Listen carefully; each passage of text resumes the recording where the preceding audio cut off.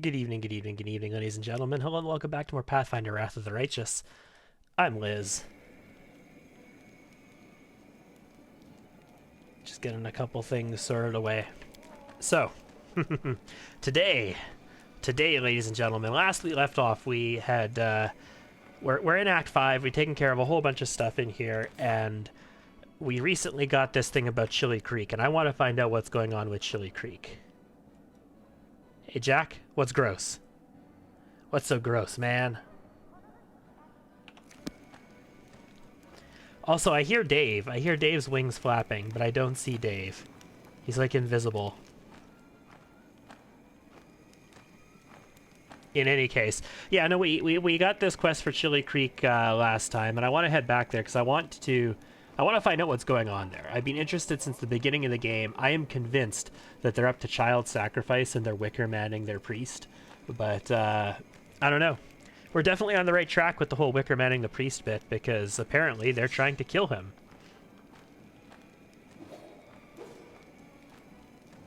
It's my signature line. What's my... I have a ton of signature lines. Okay, cool. In any case, I haven't done anything with the characters. I haven't actually started the game since the last time we played, so there's nothing new as far as housekeeping here goes. I have been sort of planning future playthrough characters, though. I'm wondering if, like, I definitely want brown fur transmuters from the beginning. And maybe, like, a shald. A shald might be nice. So, if you want access to Pounce, you could either be a Kitsune, they get access to Pounce. You could be a Barbarian or a Blood Rager. They get access to Pounce through a Rage power. But a Shald is able to give Rage powers basically to... I don't want to say it like that because it's not exactly how the mechanic works. But a Shald is able to basically... It's like a bard, except, you know, instead of bardic songs, they sort of share Rage powers with people. And that's where, like, the ability to accept Rage effect, Inspired Rage, comes from. Which means you can, I believe, you can fairly effectively give people pounces.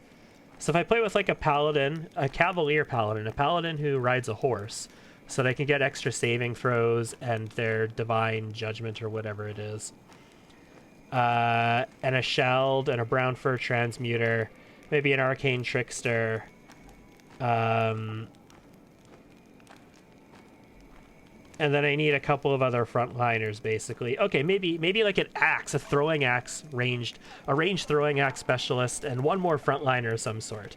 Maybe a duelist. Paladin's gonna be armored, so yeah, let's pick an unarmored, tanky type thing, like maybe a duelist. Yeah, that might be a decent party. And the Arcane Trickster can be a witch. Yes. Okay, the Arcane Trickster can be a witch into Arcane Trickster using the Salamander Ring and Stigmatized Witch, or the other one. There's two witches that allow spontaneous casting. Yes, that'd work. And because then they could use that Salamander Ring and they could get, like, Firebolts and Hellfire Rays and stuff like that from that. Not Firebolts, Scorching Rays. That'd be a cool playthrough. I like the sound of that one. Maybe not as a Lich playthrough, maybe as, like, an Azata playthrough, because then I'd be able to share teamwork feats with people. By the way, have you seen the Austin Powers in Mass Effect video? I do not believe I have seen that video. If it's an old video, I might have seen it a long time ago. If it's a recent video, I definitely have not seen it. Alright, let's get moving, shall we? We just rested, I believe. I mean, I have all my powers up to date. I guess we could check spellbooks really quick. Yeah, if Darren still has like 11 casts of all of these. Oh, the other thing I'm really missing is... So I like oracles. I'm on board with oracles here. I'm on board with the spontaneous casting of an oracle over a cleric.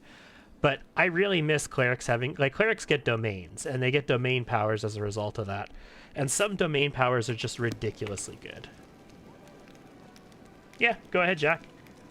I'm not going to check it out this very second, but go for it. Share it. Let's just pack up and head to Chili Creek, shall we? If there's other stuff that I need to do, I don't want to waste time doing it at the moment. Let's head over here to Chili Creek and let's see what's going on there. I am very excited to find out what's happening with them. There's a lot of places we need to go. Last time, of course, we went out to the Dragon Burial Grounds, and we picked up Dave, our new pet. We killed 2 dragons there. Both of them worth like 90-something thousand experience. So we got almost 200,000 experience from those dragons alone.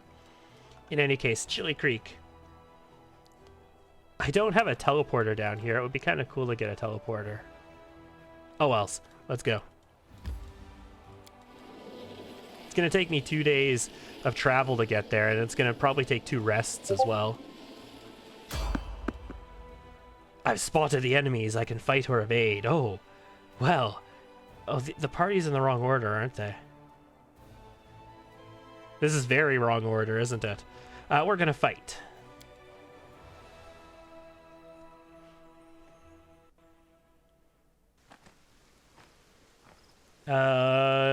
Let's just take a peek. Yeah, no, this is super duper wrong order. You should be there, and you should be there, I believe. Yeah, that's going to put Ember in the protected position. Rue is on the flank, I'm on the flank. And the 3 in armor are up front. Occultist Evoker. Rules for poker.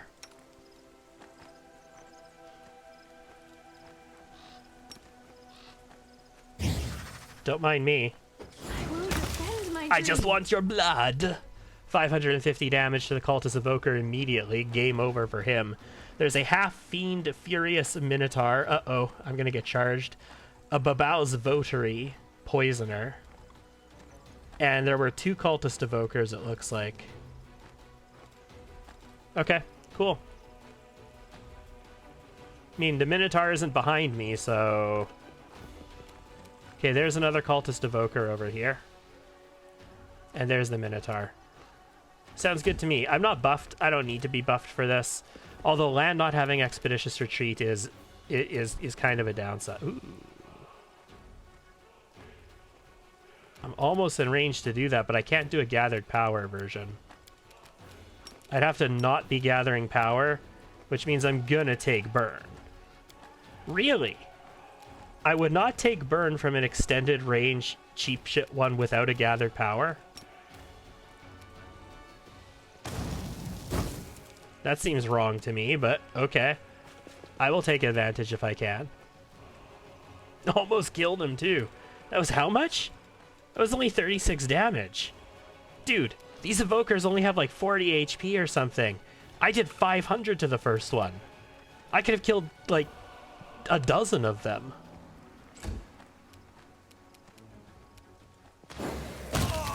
I do 240 to one that has like 5 HP left. That was nice of me. No charge. Well then let's just creep.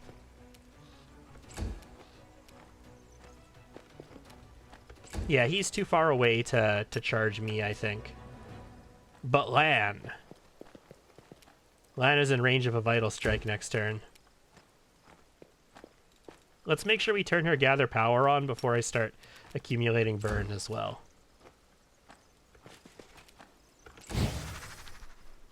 There's the Votary. Oh god. Yeah. Lan got an attack of opportunity and killed him. 273 damage. And he managed to intimidate the Minotaur. So we're against his flat-footed AC with Lan. Anybody else who has shattered defenses. But I mean, it doesn't really matter. I'm going to kill him right here. Yeah, 202 damage. He dead. He very dead. These ambushes don't feel as threatening as they were at one point. Remember when we got into, like, we did Act 1, we did Act 2, and then once we hit Act 3, and we started facing, like, the succubi hunters that had, like, the shock bows and stuff like that. And the ambushes actually felt a little... They weren't difficult by any means, but they actually had a bit of a bite to them. Like, they could hit me, I could just kill them. Like, I hit them reliably and I could wreck them. But they could hit me and they could, you know, potentially do some damage, especially at range to my farther people away. The acid-spewing tentacle rape motherfuckers were big HP sponges. The There were Calavacus and stuff like that as well, weren't there? Ooh, I've got a couple of exhausted people. I'm exhausted and Ember's exhausted. I was about to stop and rest too. I could evade this, but I'm gonna fight it. Fight!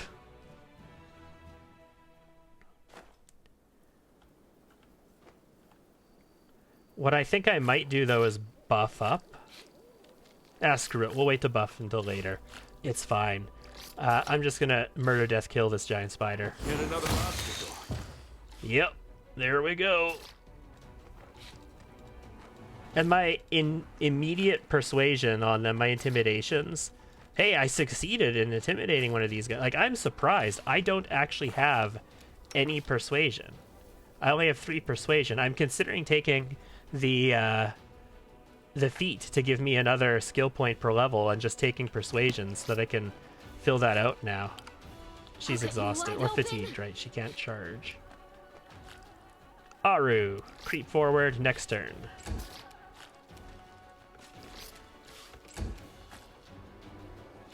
You've crossed the wrong mongrel. Yeah, I'd really like to have... It'd be nice to have a witch in the group. Surrender, or else! Just to evil eye cackle, essentially. That's their job. The spirits demand your blood. Oh, God. It'd also be nice to have, like, a paladin in the group.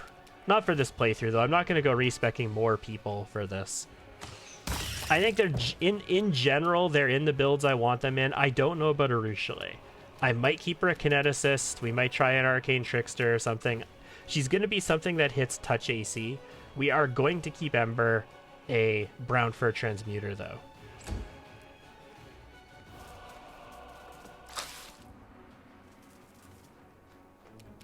But yeah, I don't know for sure what I want to do with Aru just yet.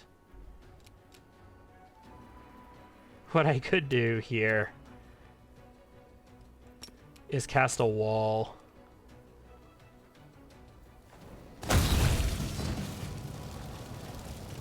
Well, she killed them both with a wall of fire, and then she intimidated them with her dazzling display as well. It's actually Cornigan Smash that did that, but no, Dreadful Carnage. It was Dreadful Carnage. Why not have 5 companions that are just copies of Lan? So 5. Okay, so the thing is, I'd have to have Lan. Ready for the worst. I would need like a divine caster for divine buffs, a cleric, or a oracle, preferably. Oracles are the most versatile, I find, but clerics have domain powers, and I would need a arcane caster that has like a brown fur transmuter with these buffs, because they make Lan. Lan is powerful as he is, but Lan would never be able to fight a boss on his own without buffs, except for Baphomet. Baphomet is designed in such a way, because he debuffs you at the beginning of the fight, that you can fight him without buffs. But like, you know, a boss that has like 60 or 80 AC, Lan, realistically, he's going to die before he gets a crit on them. So he has to have enough buffs to get his attack up significantly. But once we have that set, I mean, yeah, I could run like... I could probably run 3 or 4 people that are close to Lan, essentially. Let's have a quick rest here. No, but I'm definitely thinking, like, if I do a Cavalier Paladin, because Paladins at level 5 get to choose either the Divine Weapon Bond, or they get to choose an animal companion, a horse. They can ride a strong, intelligent horse instead. So if I get, like, a Cavalier Paladin, then I get all the saving throws for having a Paladin. And I get all the cool charge stuff. Like, I can make them my charger, and they can have all the cool charge stuff. And if I have a Sheld in the group, I can give them Pounce, so that when they charge, they, using Beast Totem, when they charge, they get to do a full round attack. So they can do a lot of damage that way. That'd be pretty cool, I think. Hey, what did I find? A holy tree. Just consumables. Never mind. Also, this Carcass of an Unknown Creature is here. I can actually check that out now. On the way out of Chili Creek, we can check out this carcass. We can get the reagents from it. Nobody is fatigued, correct? Yeah, nobody is fatigued. If that's the case, then we're just going to enter Chili Creek. We'll buff once we're inside. I guess it is possible that somebody could become fatigued while we're on the map if we don't rest, but it's fine. We're going to arrive. We're going to take a look at what the situation is. Okay, so no immediate scripted encounter. Oh, the waiting's never fun. To me, that means it's buff time.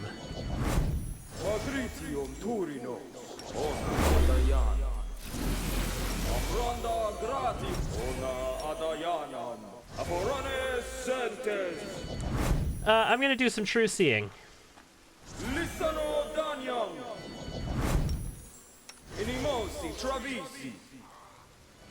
And some death words as well. Death word is like the single most important spell we have at this point. True seeing is really effing useful as well. But frankly, death word is the single most useful spell.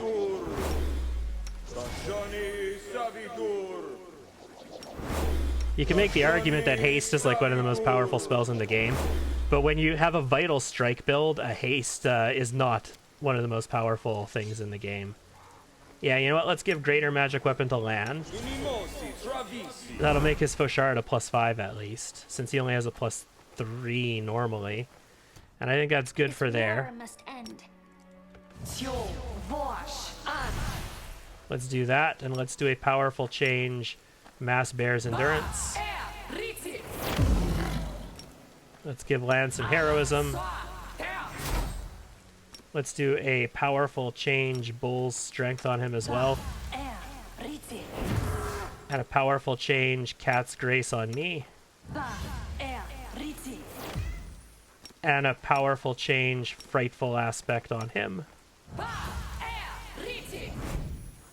And a Hurricane Bow on me. And an Expeditious Retreat on Lan. A little bit of everything going on here. And let's do a powerful change Reduce Person on Camellia today.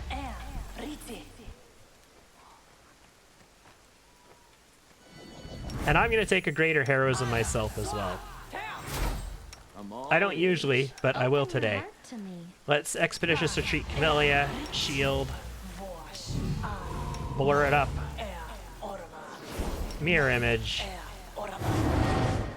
give yourself a magic weapon. Cool. All of our buffs are on. So we still have these damn dolls with ribbons in the trees.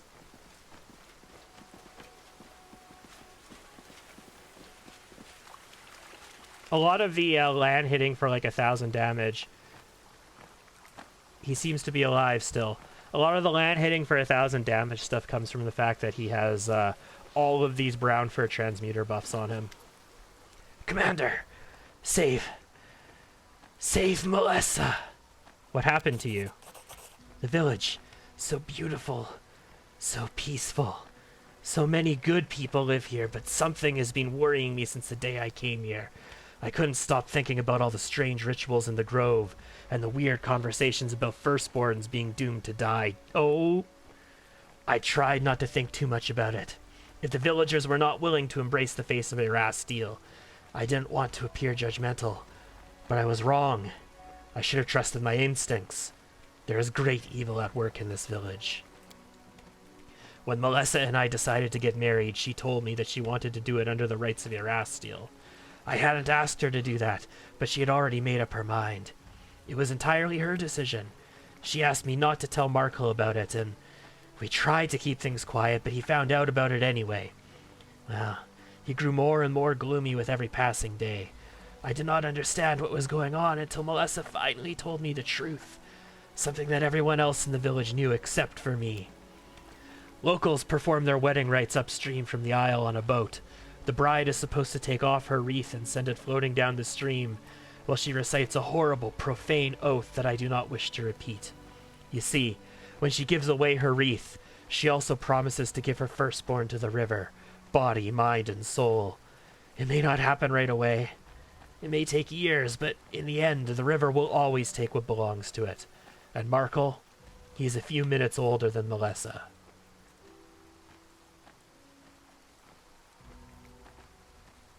shit. There's some child sacrifice going on here. Do you see? The people of Chili Creek believe that they worship the river, but these rites are not druidic in nature. They are not the rituals of the Green Faith or the cultic practices of some minor deity. No, this malevolent force, whatever it is, has a physical presence in this world. Markle has lost his mind. His parents swore to give him to this monster, and now it has deprived him of his sanity. He took Melissa to the Isle. That's probably where the monsters live, and where sacrifices to it are made. Jeez. It's not protected by the ward stones, yeah. It's protected by the powerful beings that are here. But it's not so much protection as it is abuse, in a way. Yeah. They're just trying to keep other monsters away from their hunting ground, exactly. What about the bride? Not exactly. The locals are decent people. They don't kill their children with their own hands. The wreath is a sign of obedience. The future parents agree that the river can take their firstborns whenever it wants. It has the right to take their bodies or their minds. It can summon them at any time and demand services from them. And sometimes the river exercises that right. There's more. Markle was the firstborn son, the older twin. When he did this to me, he wasn't himself anymore. I believe that the river took control of him. Whatever monster the locals worship is controlling his thoughts and actions. Why have we been standing here over him this entire time without healing him? What must I do to save her? Markle took her off to Pikefin. It's an isle in the middle of the river. You can see it from here. Indeed, if you look closely, you can see a small... Oh, this isn't him talking. You can see a small rocky isle partially obscured by river mist. Something drove him insane. The evil that has controlled the village for all these years. It lives on the isle. Take one of the boats from the village and set her free. So Markle did this to you, right? Oh, the Swarm Mythic Path. Do I get to, like, devour him if I'm the Swarm? Farewell, rest. I've got clerics. You need help. No. It is too late for... Oh my god, I have Revivify. I've got Breath of Life. I've got Resurrection. Like, it's not too late for you, dude. My god is waiting for me. All I ask is that you save my wife. My journey through this world. My journey is over. Save her.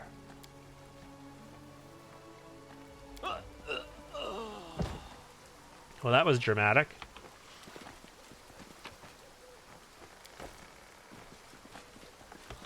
Oh boy. Ancient water elemental.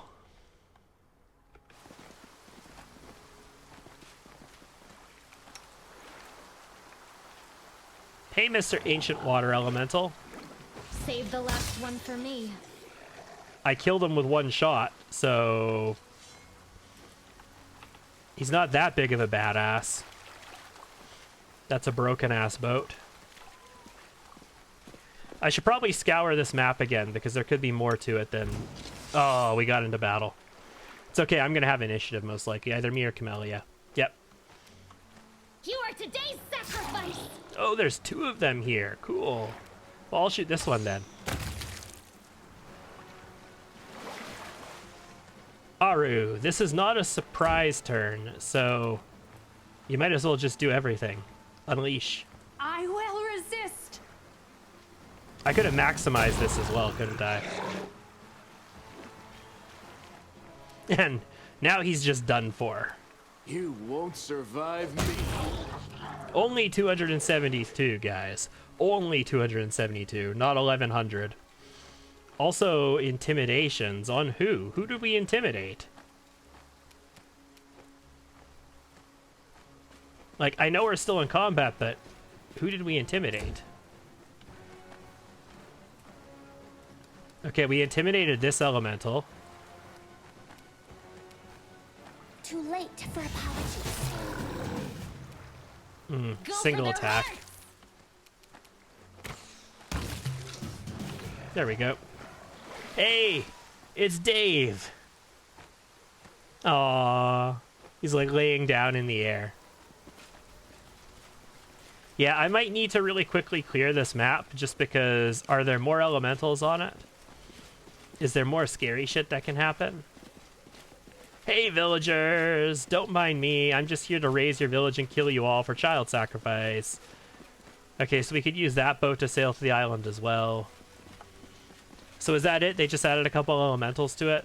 Like this is a good significant map that they could have had a lot more to do on. Like the potential was here for this to be better. There is more space up here still. This is where we found like the plagued animals and stuff the first time we were here. But there definitely was room for there to be more on this map. Oh yeah, another elemental.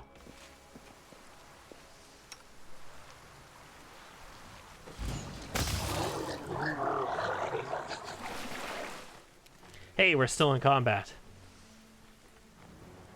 I don't know where. Let's just run. Okay, there we go. There's an air elemental. I mean, you're not going to do anything this turn, Rue. Unfortunately, this is a surprise attack round, and surprise rounds don't generally go over very well with kineticists. That was a very bad turn. 73 damage. It's just a normal attack. 2d8 plus 69, 78. Reduced to 73. Plus 31 from, this is mythic, yeah, this is mythic charge. Plus another 1 bludgeoning for something. I don't know what. I should have also gotten... Should I not also have gotten my Boots of Stampede? I had my rank in Athletics as a bonus to the damage on a successful... Oh, that was just on the regular attack. That's 17 ranks. So yeah, I guess I must have just gotten 17 damage added to it. I'll cut you wide open. Need to see those 1,000 numbers from Lan again. How much experience was that worth? That wasn't actually worth much experience. It's only like 120 experience for one of these ancient elementals. It's almost not even worth killing them, I suppose. Other than the fact that I'm, you know, liberating this township from the evil clutches of whatever the hell has summoned those elementals. So it's not druidic in nature. So we could have, like, some sort of evil druid or some sort of evil shaman doing this. Or maybe, like, bog witches or something like that. Or... The spirits demand your blood. I don't know. Ooh, I almost moved there. There's 3 elementals in initiative, though. Yeah, okay, 2 more there. They're both shaken. So Lan was, or not, that wasn't Lan, was it? How the fuck are they both shaken? What happened to shake him?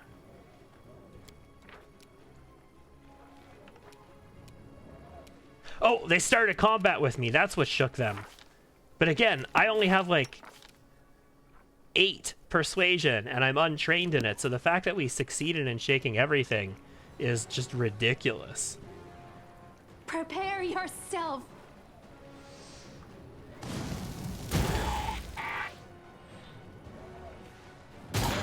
Ooh, that hurt. He's got a lot of range. Ember, back off a bit and zap him. I'll hit you. 2 damage. Well done. Out of my sight! Endure this. I guess Darren probably could have, or not Darren, Lan probably could have come this way, but it's okay. Teamwork feats for Camellia. You are today's sacrifice. And me. There we go. Yeah, that was a nasty little hit Ember took there. Ultimately not very much on her HP bar because these guys aren't that big of a threat. Just because they're ancient elementals does not make them invincible or anything. All right, let's go grab the boat and let's head out there and let's see if we can save this guy's wife. Remember the first time we came here, they were the two that were like leading the townspeople in combat against the Hydras.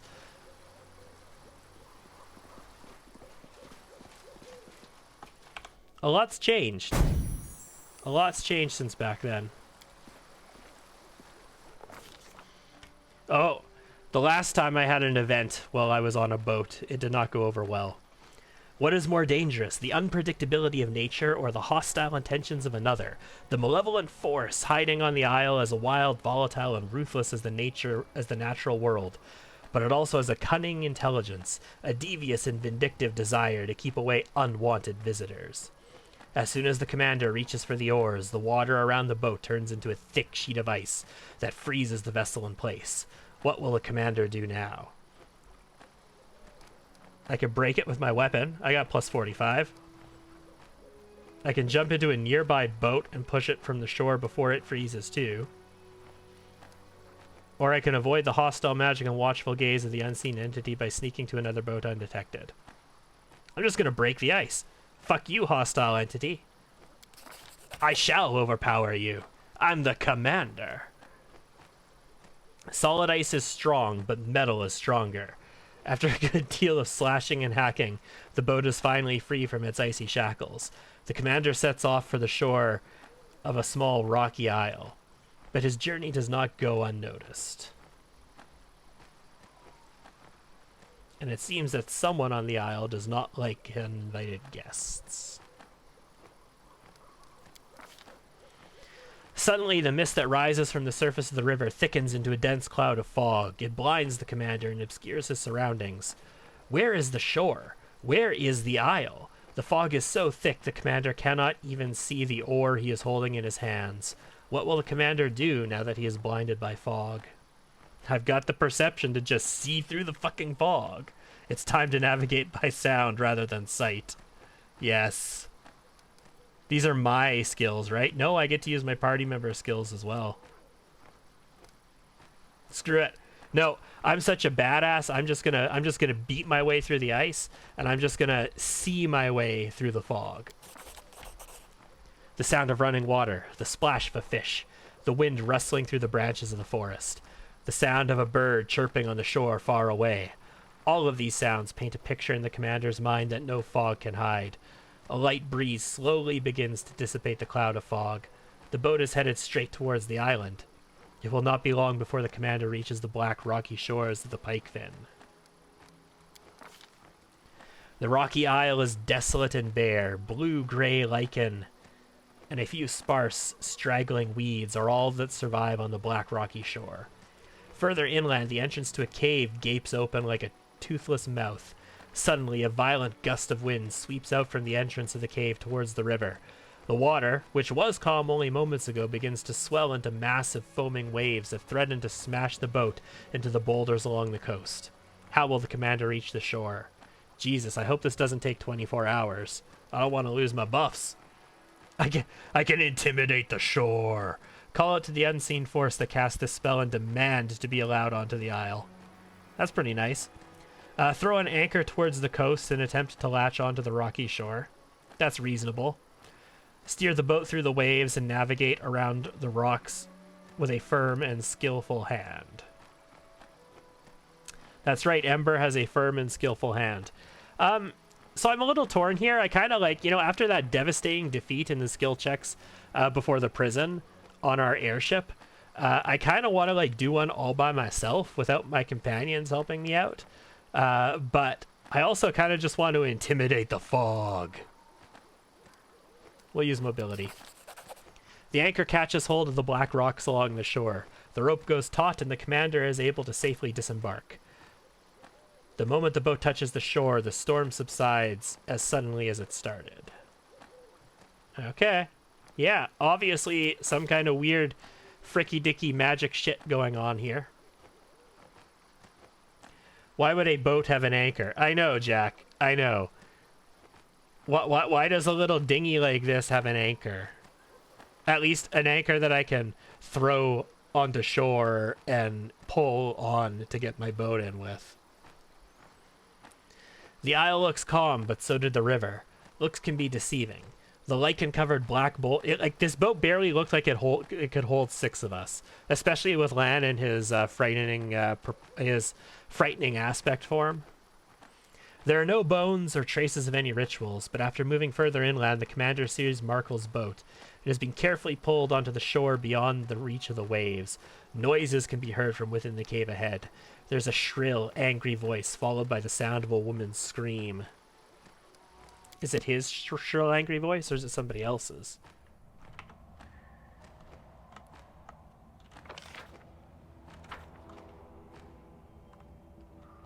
That's the water.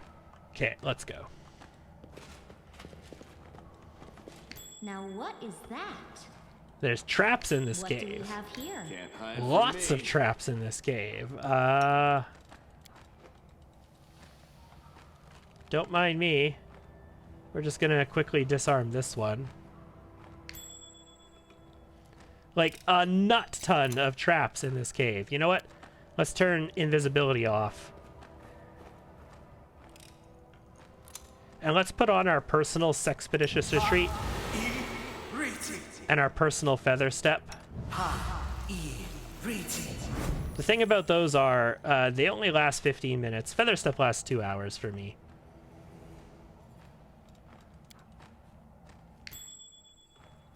It's got a trap in front of it, even.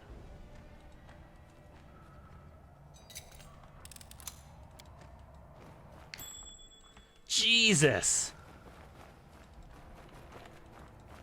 Whoever this is, they are not pulling any punches.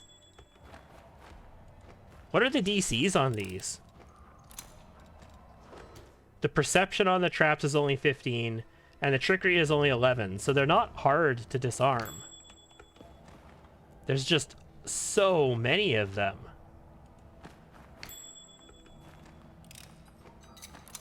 I see trap people. They're everywhere. They don't know they're traps. Although, that might not be the best way to phrase this. Because that could technically mean various other things that aren't really a problem.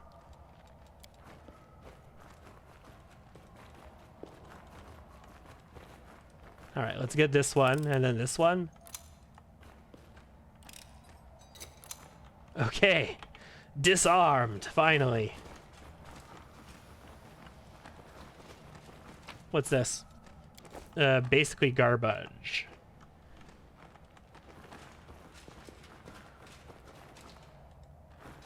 There could be more traps up here, though, so we gotta be a little bit more cautious again.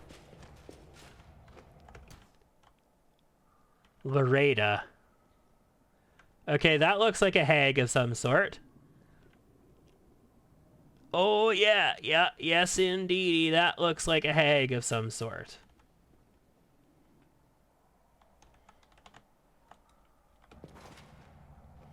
It's like a coven of hags. Okay.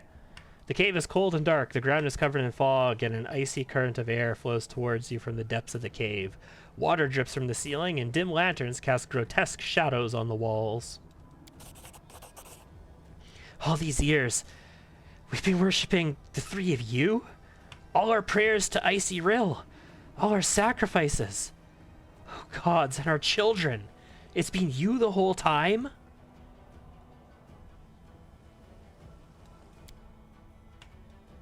And what's so wrong with us, child? We did not wish to bring any harm to you or your brother, but unfortunately you have not given us what we are owed. Deliver to the river what is rightfully hers, and both of you can leave in peace.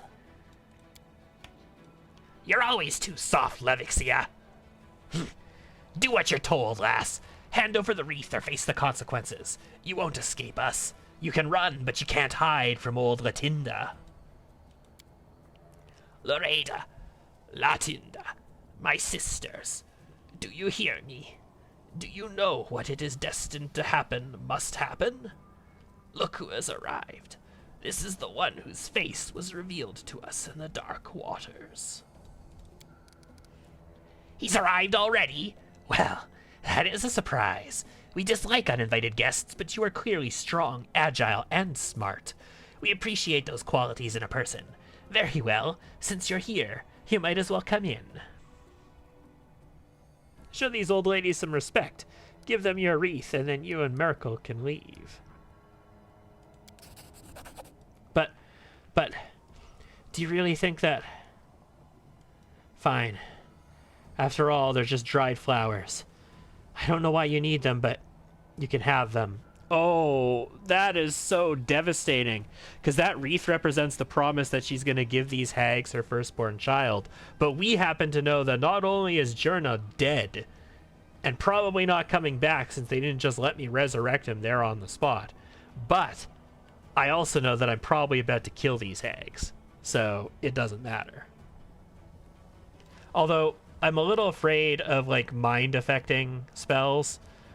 I'm not in the best position exactly to have Land's mind dominated by a hag and then 1,000 damage, greater vital strike, improved cleaving finish my entire party. This is why I need a paladin in the group, guys. That's a good girl. Very good. You see, everything worked out in the end, and thank you for talking some sense into her. Here, take this for your efforts. Its magic may be useful, and now you all should leave. Everything has been settled peacefully. Markle, you should leave too. You've served us well for now. We will not keep you.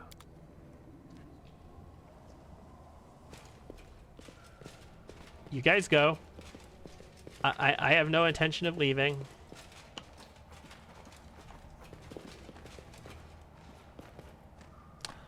No way! No way! I can't just murder death kill them? What did I get? I got an item. It was like the Hag's End or something. What the hell is this item? This. Hag's Demise. This cloth grants us wearer a +4 insight bonus on saving throws against hexes and necromancy school spells. I mean, that's not terrible.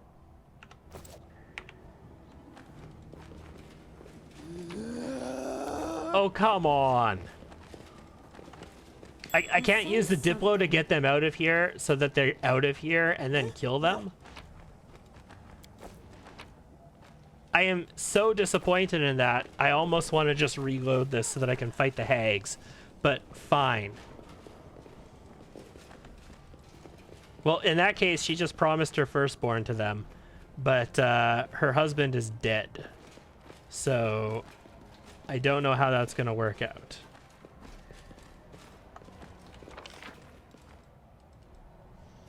I'm a little disappointed by that encounter. I'm disappointed that I can't, you know, diplomatically solve the issue and let them go and then just kill them. I kind of wanted to kill them. Also, I guess there was another set of boats there anyway. Thank you for saving us from those monsters. I didn't think I was going to survive, and Markle, I thought I'd lost him forever. Sister, forgive me, I have no excuse for my actions. Yeah, well, no, you don't. But, you know, I just want to go back and kill them. It's not your fault, I guess. Those hags were controlling your mind, weren't they? They would have never ensnared me if I had not seen such an easy target. I really did not like... Oh, no, this is Markle, okay. I really did not like Jurna. It was against your I was against your marriage, and the hags used that to control me. I don't know if I'll ever be able to really forgive you, but you're the only family I have now.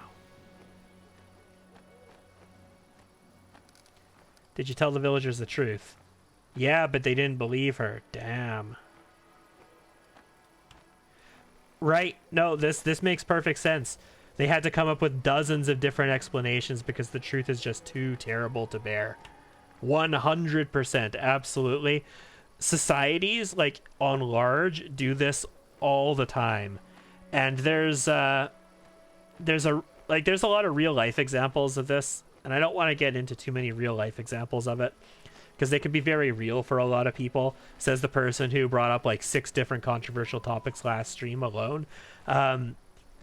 But there's a really good example in Brandon Sanderson's The Stormlight Archives, where there was this civilization in the past who committed all of these atrocities because essentially it was required of them. And I'm not gonna like tell the story exactly how it's told, but it's essentially these things that are required of them, and it's required, and then they find out eventually that the reason that they think that this was required of them has been gone for ages, and they totally didn't have to do any of these atrocious acts. And exact same situation comes from them. But yeah, civilizations do this kind of thing all the time. It's absolutely gut-wrenchingly awful. They'll keep practicing their rites. They'll continue to give their firstborns to these. I can't live among these people anymore. I'm sorry for your loss. Although if I was a swarm, I'm pretty sure I could just devour you right now. Thank you. I loved him so much. I thought we had a life ahead of us. What are you doing next? I'll bury my husband in the ground, and then I'll leave. I'll go somewhere the wind takes me. As long as it's far away from this river. I never want to see this place again. You're experienced travelers who have never been out of your village, except for that one time you came to see me at Dresden, like a year ago. All right. Since I can't devour you, I guess let's go our separate ways.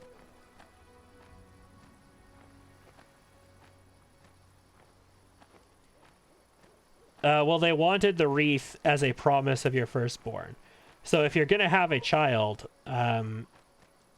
then that's a thing. But the problem is, it's supposed to be as a deal because of a marriage. And I guess you were already married. So, yeah, okay, that makes sense. So I don't know how that works in context. Because it's like a promise of a deal as a result of their marriage, but one of them is dead now. So is it her deal regardless of the situation, or was it the couple's firstborn child, or what's up with that? It's unclear. In any case, confirmed there is child sacrifice happening here, and those hags did want a Wicker Man, the priest. So intuition from the beginning of the game pays off, I suppose. Man, I'm not satisfied with that outcome. I'm okay with that outcome for like an evil playthrough, I suppose, but I'm not satisfied with that outcome. I want to destroy those hags. I want to play an Azata now and just destroy those hags. Or an angel. Sure, let's collect this. Alright, so I can teleporticus my way back to Dresden. Or down south. What's the dry crossroads? Greybor wants me to go to the dry crossroads. That's not very far away. I can maybe take care of Greybor's quest. That's a thing that could happen. What I don't really want to... This still shows up, bring Greybor here. What I don't really want to do right now is go after Nenio's quest. The Heart of the Mystery. There's the... the Extirpators Camp. Yeah, okay. That's the Ineluctable Prison. Trap for the... Oh god, that's really far away. Another closed portal. Valley of Temples. Another closed portal. The Bladesmith! Oh, that'd be nice to go after. Right next to Iz as well. Jesus. I don't want to go to Iz yet. We're going deep into the World Wound now, guys. Yeah, I don't want to go after this yet, because I don't want to spend like an hour and a half solving the puzzle just to essentially... The only real reason I'm into it right now is to pick up a Fauchard. A +5 Fauchard. So I think maybe what we'll do is we'll take a little bit of a respite, and we'll take on the Dry Crossroads and the Hell Knight Outpost for our two companions.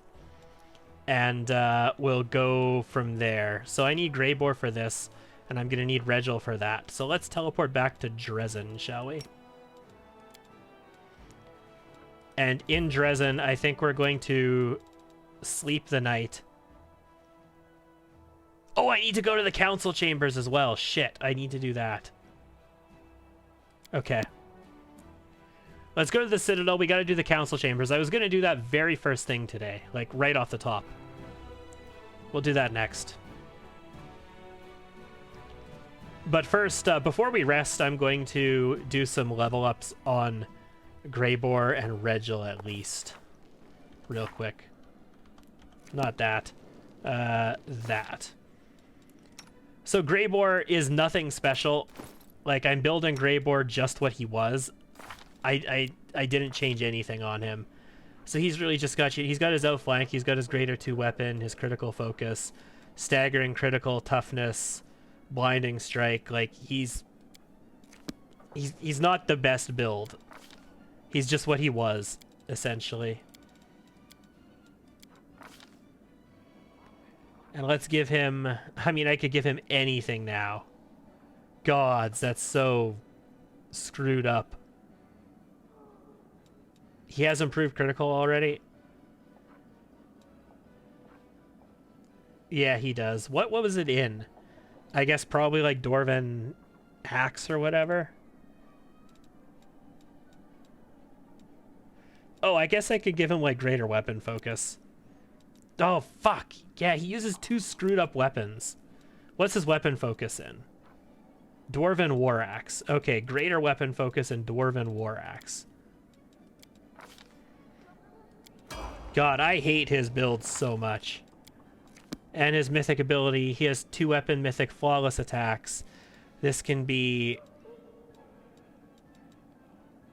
weapon focus mythic and Dwarven War Axe. That's only going to help his main hand, unfortunately. Oh god, he's got another one.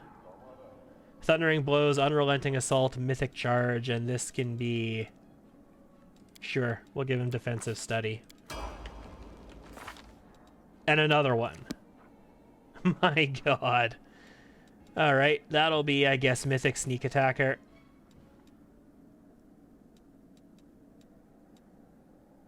Sure. And then Regil is really low level. I'm actually not even going to level Regil up right now. He's not in a position for me to level up. What the hell is his Gnome Hooked Hammer +5 still doing there?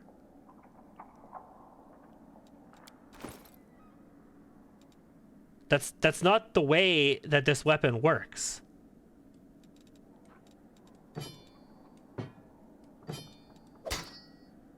Okay, so the other end of the Crushing Burden is just a Gnome Hooked Hammer +5. It's just that's stupid.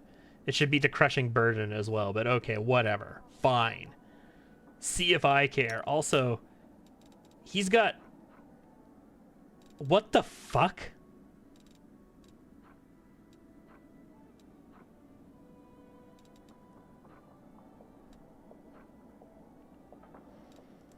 Why do I have them in my inventory as well?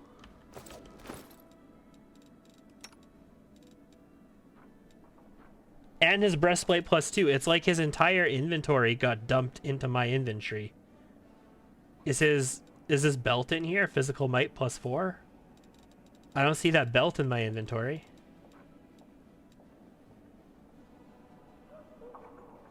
I don't see the bracers or this ring either. So maybe his entire inventory didn't get dumped into here, but it definitely looks a lot like it. Whatever. I'm not leveling up Regil. I'm going to take Regil the way he is, and I'm just going to have to not get him killed, because I don't want to waste my time leveling him up. We'll do a quick rest, and then we'll head inside, and we'll see what the council has to say. That'll also burn off our corruption, or like 1 day's rest of corruption that we had.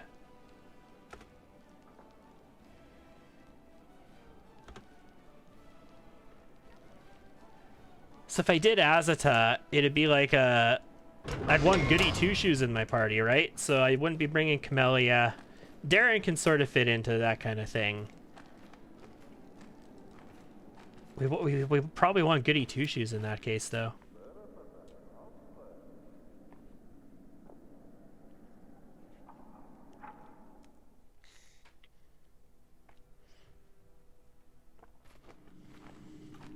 Hey.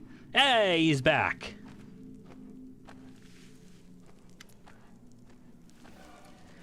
What do you think is inside this bag? His bag.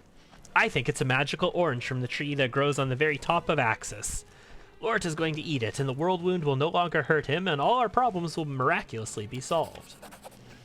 There aren't any magical orange trees in the Axis, and we know that we need a sample of another plane's essence. Perhaps he's brought us the sample we need. That would be a more logical assumption. But that's boring. Besides, I want some oranges. Chocolate oranges. I could go for a chocolate orange right now. Frrr. We know what's in the bag, but we won't tell you. Of course you won't. Why is it that you never have any answers for us? This council meeting is now in session. Yes, I am the person in charge of the council now. What are we going to do about the world wound today? What? No, you can't do that. I'm the chairperson. What do you think about Cobblehoof? What do you think's inside Cobblehoof's bag? Huh? Huh? Another bag. A smaller one. An enema syringe. Oh, God. A length of rope. An adventurer's best friend. Yeah, I'm not going to tell you. All right, that's enough. This is all very amusing, but time is of the essence. No more jests. Let us proceed to the matter at hand. Yes, we should get started. This council meeting is already in session, so let me remind you of our agenda. The last time we convened, we came to a decision about the world wound. However, we lacked the means to enact our plan. Frrr. Yes, just so. Cobblehoof, now that the council is back in session, would you like to show us what you brought us? Looks like a long, thick metal needle with a large spherical diamond at its tip.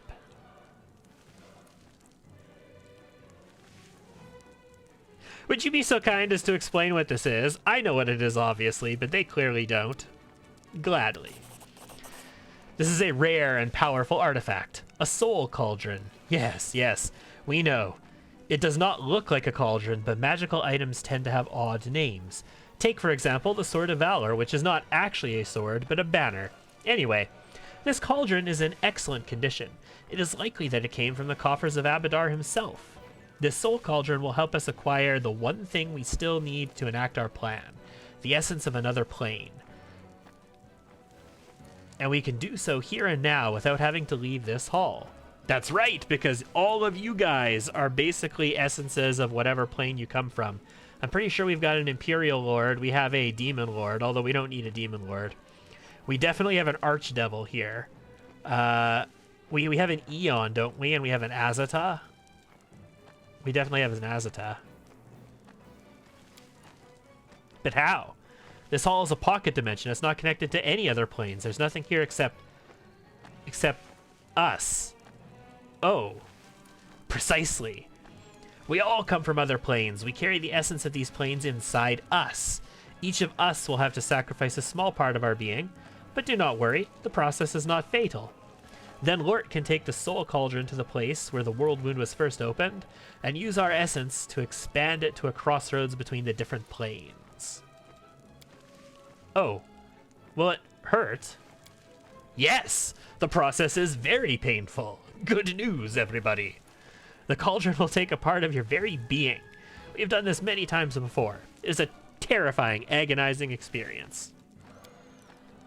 Okay, who's first? Don't be shy. It is certainly a noble cause, and obtaining this essence is crucial to achieving our goal. But who should make this sacrifice? That is a difficult question. Perhaps there is another way. I believe we should put this matter to a vote. Obviously, I need all of you, except for Sakothmanoth, because we already have a Demon Lord's essence. It's in me. No. No more votes. Besides, I've just had a great idea. And guess what? If we do things my way, none of you wimps will have to part with your essences. It so happens that our dear Lord is allowed inside the palace of my sister Nocticula. We've already got a Demon Lord's essence, Sakothmanoth. I know that you and your sister are not on the best of terms, but even if by some miracle we manage to outwit Nocticula and collect her essence, it won't do us any good. Her essence, just like yours, is from the Abyss, and the World Wound is already connected to the Abyssal Plane. Correct. But do you know who frequents Nocticula's palace? Shamira. She rules Elushanira on the Lady of Shadow's behalf. She's a soon-to-be demon lord and a fallen angel who once served a very kind goddess. But whenever you rise or fall, you cannot change your essence. If we stick her with this, we'll create a road straight to heaven. So she's an Imperial Lord. A fallen angel, but she's an Imperial Lord, is what you're saying. Okay. Alright. Cool. I'm down. Not to heaven, to Nirvana. As far as I know, Shamira used to serve the Dawnflower. But it's not a bad idea. However, that's just one plane. What about the rest of them? I do not know yet, but at least it's a start. Lort and I will head to Elushanira, and the rest of you can sit here and argue, vote, and have long discussions about who should spare a drop of their essence for a good cause. Meet me in your chambers. I'll have a present for you.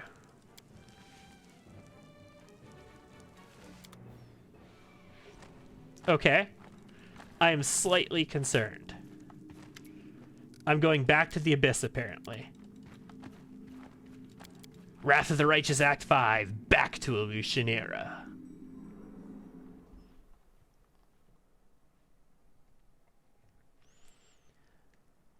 I have to admit I am slightly concerned about this. Only slightly for the moment, though.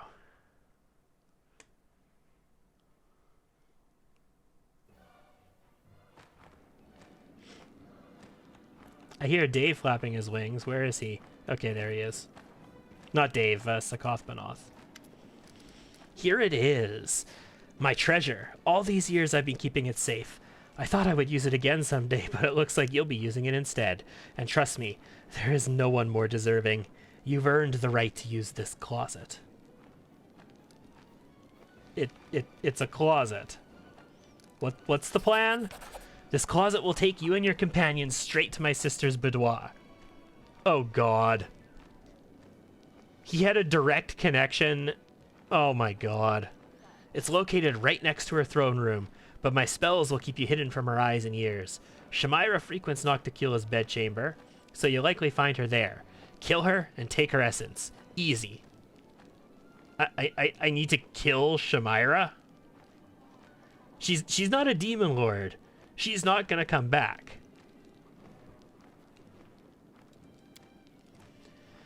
But I want you to do one more thing while you're in the palace. Do you remember the prank you played on the cultists back in the Grey Garrison? Yeah.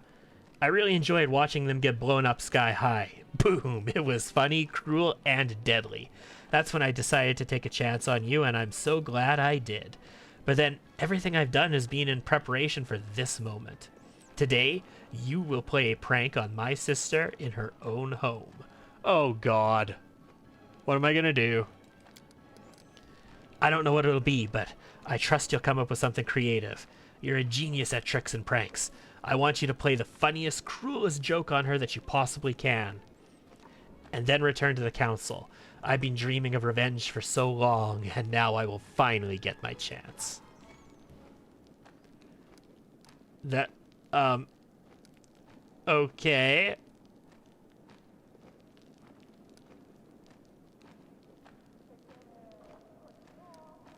Do you have an unhealthy obsession with closets? Oh yes, I most certainly do have an obsession. I love closets. They call me the Silken Sin, and where do sinful silks lurk, if not in closets? Oh, the closet. All of the powerful objects at mortals' disposals. It might be the most mysterious, the most alluring, and the most dangerous. Closets can hold clothes or skeletons. You can hide in a closet and peep through its doors, or jump out with a dagger to attack an unsuspecting victim. Closets grant you freedom. You can step inside one and exit from another. Of course, there are also people who get lost among the hangars and spend their whole life in a closet, sometimes without realizing it. Yes, I love closets dearly, and I'm not ashamed to say it. I mean, I'm not ashamed of anything, but least of all that. All right.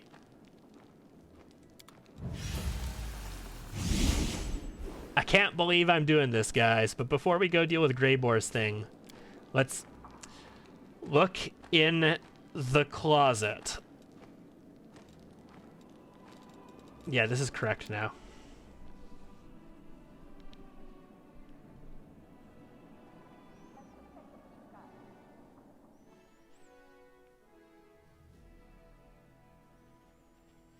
They will not expect my strike. I'm still buffed up, so that's good. Yeah, we still got, like, everything, basically, including frightful aspect or whatever.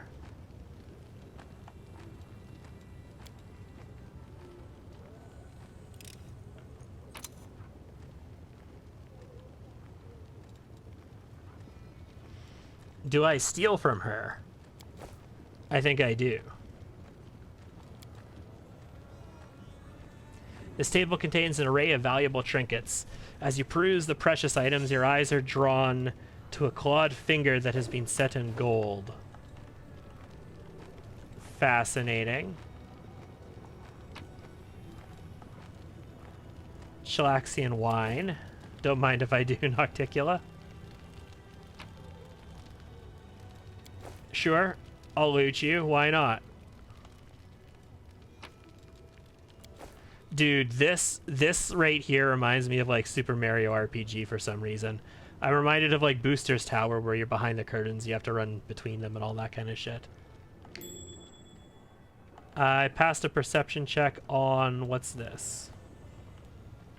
It's a head. That opened a big ass door. Okay, what's in here? More loot.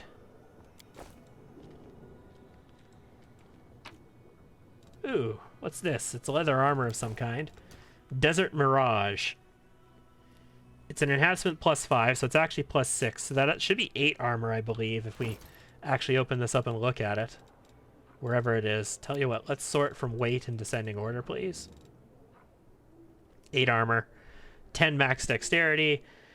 Grants its wearer +15 competence in the trickery skill check. In addition, whenever the wearer successfully passes a saving throw, they gain the displacement spell effect for 1 round. That's not bad. I like it. It's definitely the kind of thing I would wear if I needed trickery competence. And if I didn't already have armor that protects me from ranged attacks. Ooh, shit's going down.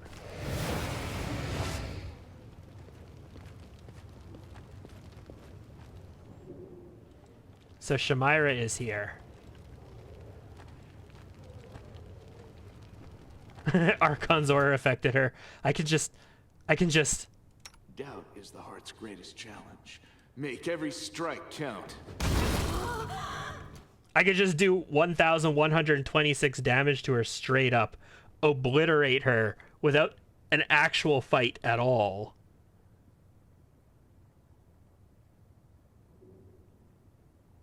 What were we against? 49 flat-footed AC, and I have +48 attack bonus. So we rolled a 51 against that. I did 1,126 damage. That's 8d8 plus 248 times 4.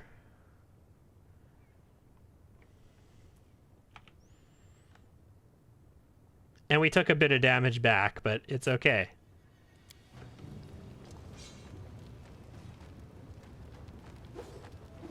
We cleaned the situation up, and we got the essence.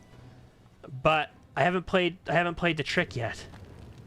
Okay, what's the trick? I need a trick.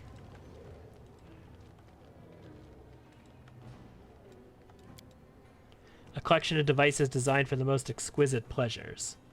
I want to see these. I mean, they look like a collection of bondage devices. Not just strictly exquisite pleasures. I mean, they can be exquisite pleasures, potentially, but not always. This mirror is being polished until it shines. In front of it are numerous jars filled with various creams, powders, and other cosmetics. A fabulous vase filled with flowers that you've never seen on Galarian. I could screw with the cosmetics. I could put, like, lye in the cosmetics or something.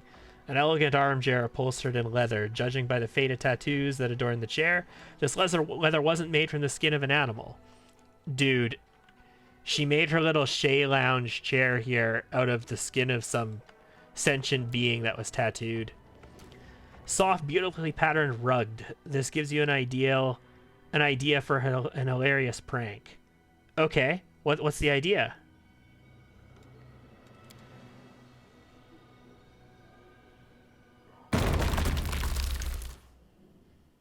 That's just the first joke? Okay. So you've, like, unicorned up her room, apparently. Cool. An enormous bed, perfect for entertaining multiple guests at once. I was gonna say, this bed is clearly not for her and, like, a guest. This bed is clearly for orgies. This is an orgy bed. This is 100% an orgy bed. This is an 8-poster bed that has, like, 4 things in the middle to hold things up even further. This is an orgy bed. Hey, another prank. The wardrobe is filled with multiple different items of clothing, but all of the garments are black and none of them are larger than the handkerchief. These clothes give you an idea for a magnificent prank.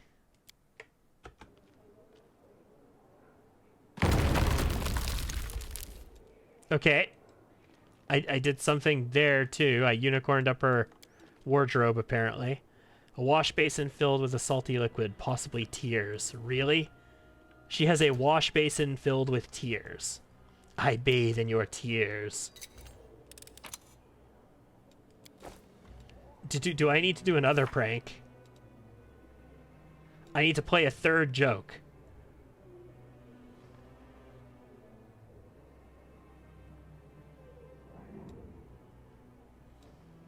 Okay. What's the third joke gonna be? None of these things gave me an idea for a prank.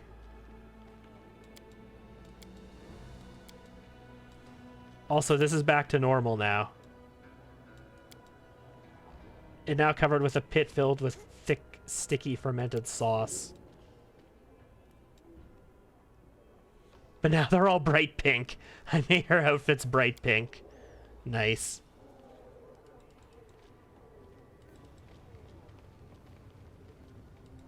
Was this something I could do? No, that was in the other room again. And there was nothing in here. Was there something out here that I could prank that I just never looked at, or maybe I couldn't do it at the time?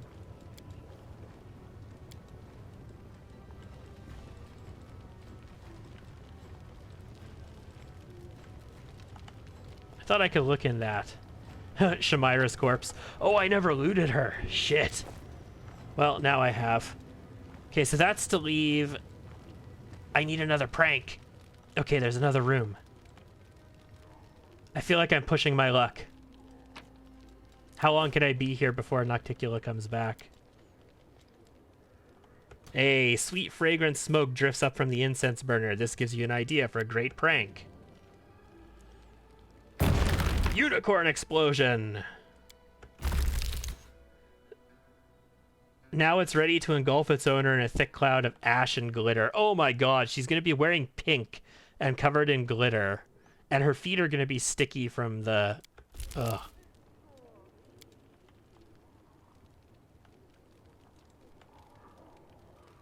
Anytime that you have the word candelabrum used, I love the concept of a candelabra.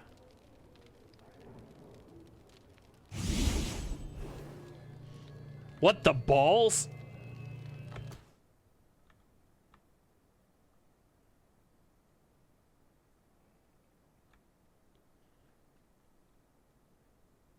I'm a little concerned. Where the hell does this portal go?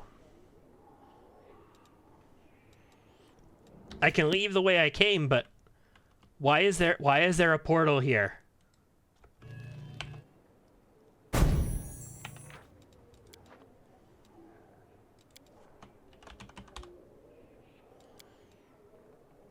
I must experiment. Oh shit. What is that? Who's there? Who's there? Is that you, brother? Have you decided to visit my palace? How very bold. Well, there's no need for you to hide. Show yourself. Leave quietly. Can I go back? I can totally go back. Can I rat on... Is that there so that I can rat on him?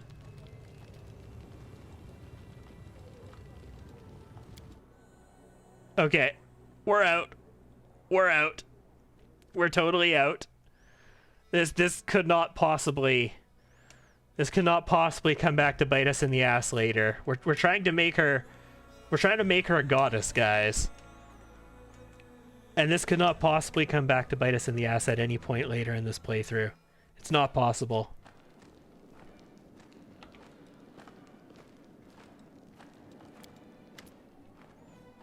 Well, do you have it?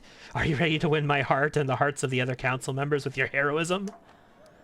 Yeah, I got it. I never doubted you for a second. Oh, this will be a riot.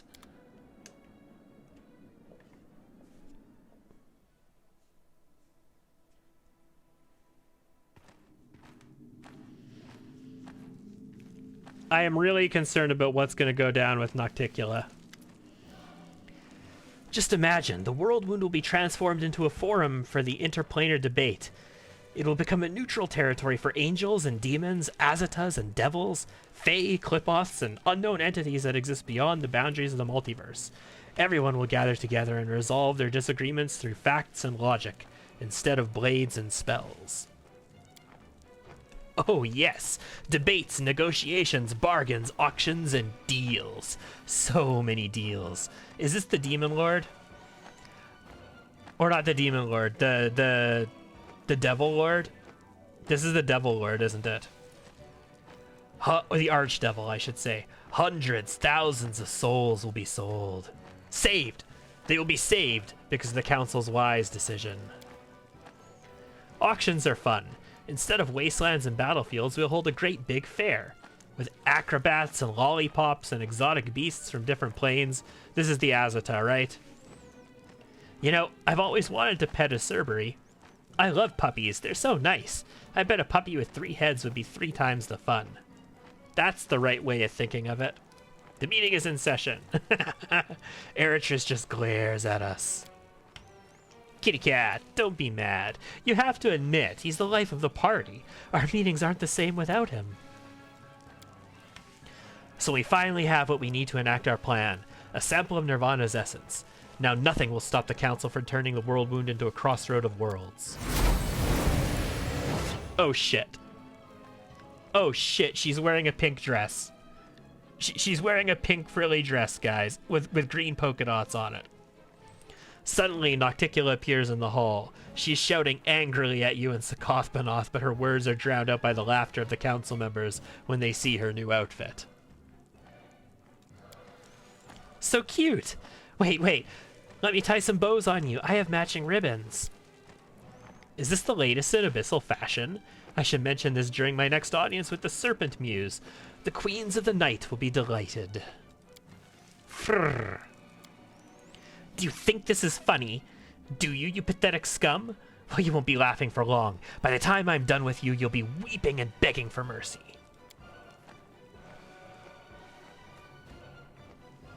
Oh, God. Oh, God! Well, I got a mythic rank.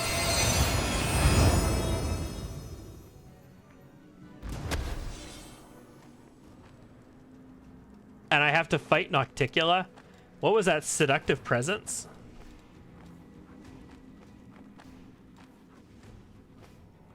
So a number of my people failed saving throws.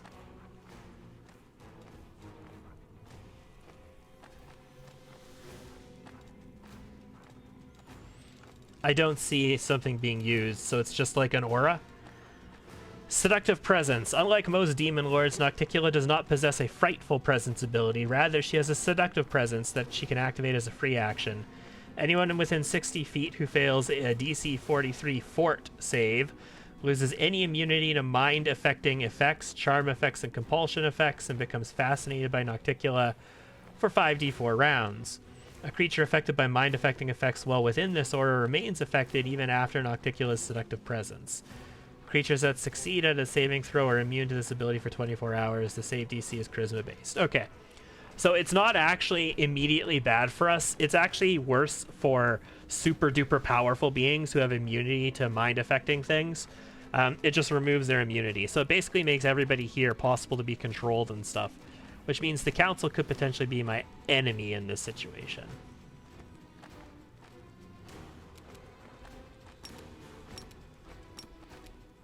Sounds legit. Let's turn Arcane Strike on. Let's turn these guys off. And let's, no charge, just a regular attack. Go for their hearts! Versus 20. Sounds good. Oh!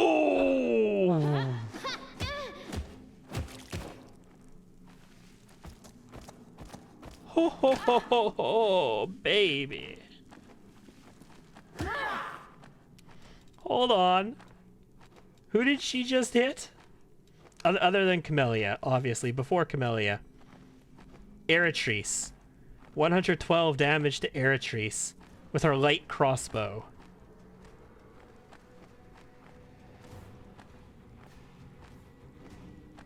That's a critical. And then another critical.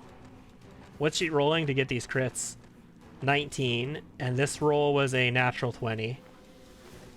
And this was 54 damage on a 14, so she doesn't crit on 11. Then 105 damage on a 10. She rolled a 10. Oh, no, no, no. Natural 20. And she rolled a 10 for the confirmation. Holy crap, she did some big damage quickly to her. I don't know if she's actually dead or not, but okay. What are we up against here? 55 AC, 35 flat-footed. Flat-footed AC is a lot better. Does she have true seeing? She has echolocation. Okay, so I don't think greater invisibility is going to help me here. She also has foresight. Oh, that's gross.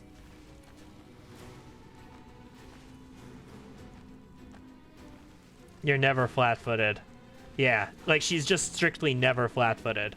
Unless I have something that forcibly attacks her flat-footed AC. Her touch AC is actually higher than her flat-footed AC. Because nobody can touch Nocticula. Or rather, she likes being touched. She's prepared to be touched and still deal with people.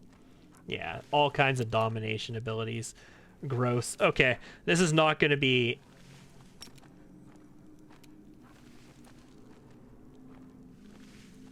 I can take 5 and do this good. Then I can shoot her still. Versus 19, that's something. Hey! That's not going to help with echolocation, but sure. Oh, I should shoot her with a Midnight Bolt. She is a Demon Lord after all. Yes, I should definitely shoot her with a Midnight Bolt.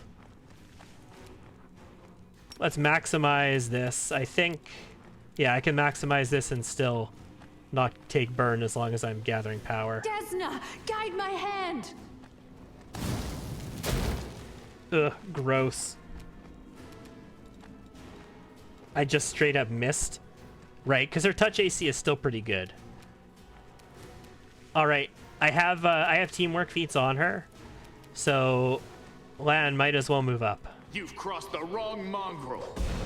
Oh, he needs a 5. Rolled a 4. Very close, but not good enough. Unfortunately, Darren was not able to act that turn, which means Camellia is in rough shape here. Okay, what I could do, if I can get a crit with Camellia, using like True Strike, for example,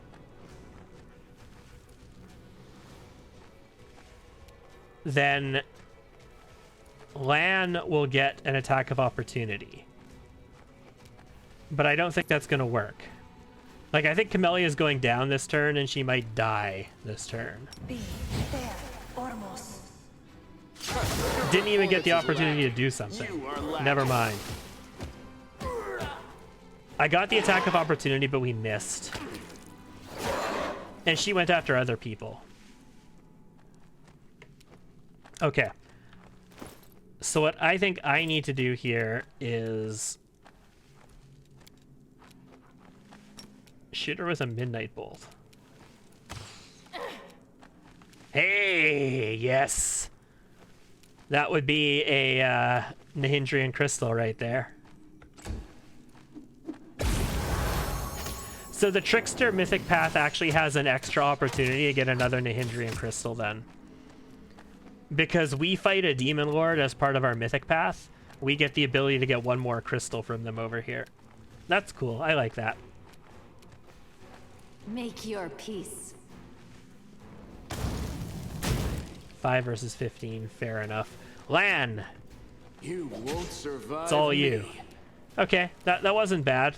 That's a significant portion of damage on her. I think we've got this. It's just, oh boy, oh boy. I'll cut you wide open. Is this a mock fight? There we go. We got an attack of opportunity to finish her off. Friends, you saved me. If you hadn't intervened, she would have killed me, or dragged me off to her lair to torture me for eternity. I'm so very grateful to you all. And most of all to you, Lord. We could not have defeated her without your help. We might as well admit it. Today, the commander has saved us all. I mean, I also kind of set you up for this situation, but sure. That's true. Thank you. You're the best. The council would like to express its gratitude for everything you have done. The first person who got wiped out, I'd like to say. Frrr. Always glad to help. Oh god. We wish to offer the commander our essence as a reward, and we believe the other members of the council will agree to offer theirs as well. We should hand them over right now without delay. All those in favor? All opposed? The motion passes unanimously.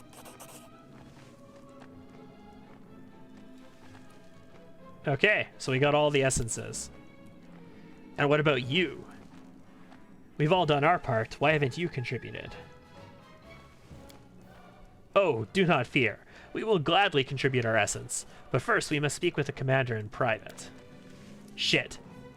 That's not ominous at all. Well, we have reached the end, or rather the end of the prologue. Oh, shit. It all depends on your perspective. May we?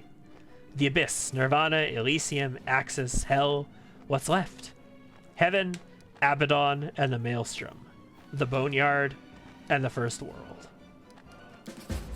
Yes, it would be nice to have a complete set, but it is not necessary. Each of the council members will be have given you their essence, as we will too, if you so desire. But first, you must understand the consequences of your decision.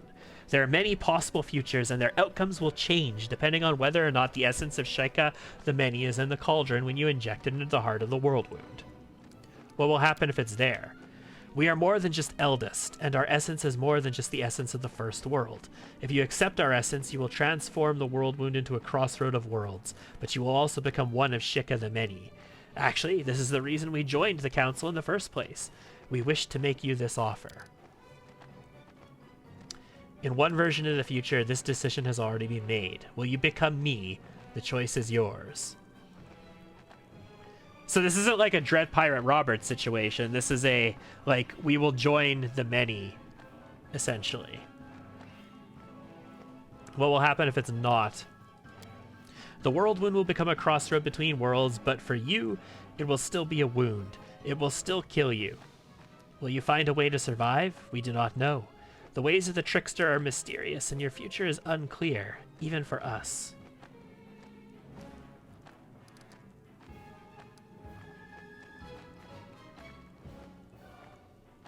What will happen in the other futures? Different things. The future branches out in many directions.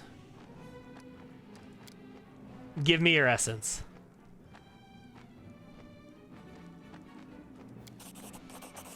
We shall be waiting for you. Alright.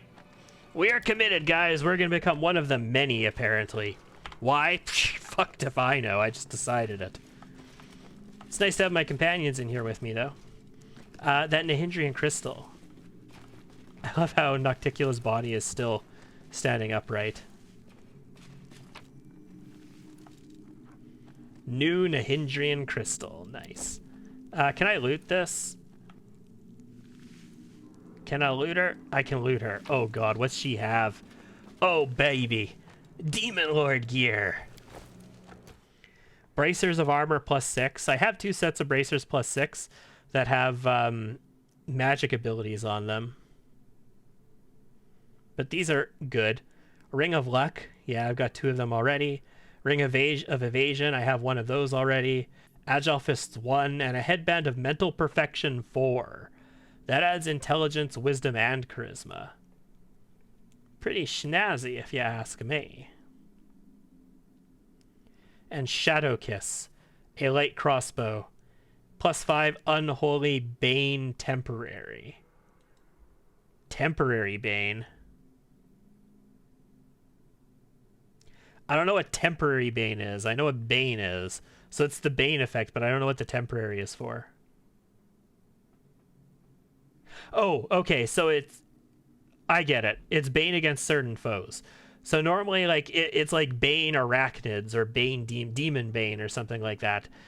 The type is set into it, but Bane temporary is whatever I happen to shoot it against. It gets the bonus against. So it's like Bane against whatever I happen to be using it on? Is that the case? If that is the case, that's nuts. Just nuts.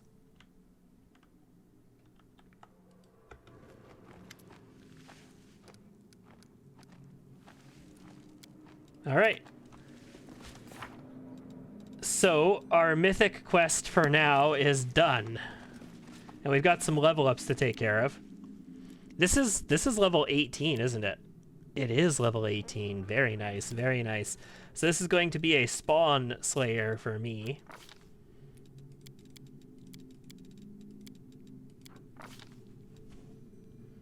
I get gain leverage. So I don't actually have to pick a feat at that level. I also get a mythic ability. This isn't a... No, this is a mythic feat level, isn't it?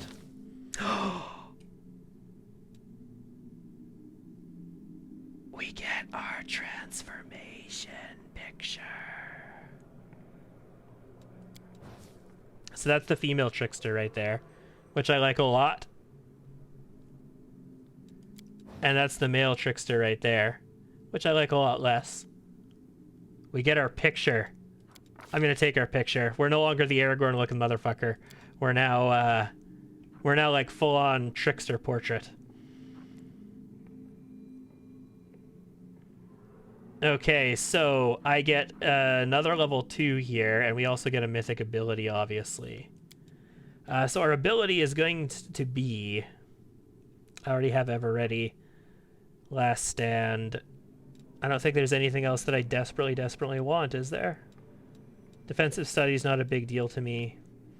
I guess I could get Exposed Vulnerability, but I mean, I'm never going to shoot something 3 times. If I hit something 3 times, it better effing be dead. Because that's like, that's like 500 damage each shot. Magic Nullification, interesting. Ranging shots, I guess, isn't the worst thing in the world. It's not really great, though. Sure, I'll take ranging shots. If I happen to miss something a bunch of times, eventually I'll hit it. And then I get another rank 2 ability.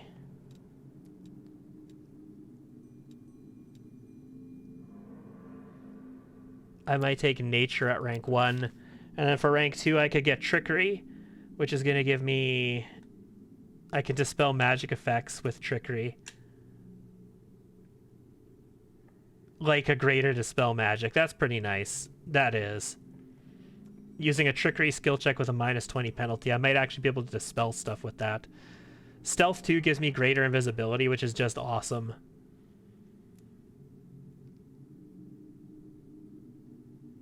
When I hunt, I get some gold, potions, and scrolls and other valuables. I think I'm just going to go for the more powerful effect on new items that I pick up. Then I get, what are my spells now? I get Summon Wild Hunt, so I get to summon the entire Wild Hunt. I get Summon Hog of Desolation. Summon a Ray of Halberds. And Trick Fate. What's Trick Fate? When the Fate gives your friends a challenge, you respond with a special die. For 3 rounds, the target ally always rolls 20 on all D20 rolls. Well, fuck me, guys. Hey, I'm fighting a ridiculously crazy boss here, Lan. Ping. 3 rounds of D20s with all of your rolls. Okay. I think we have officially arrived now, guys. Camellia.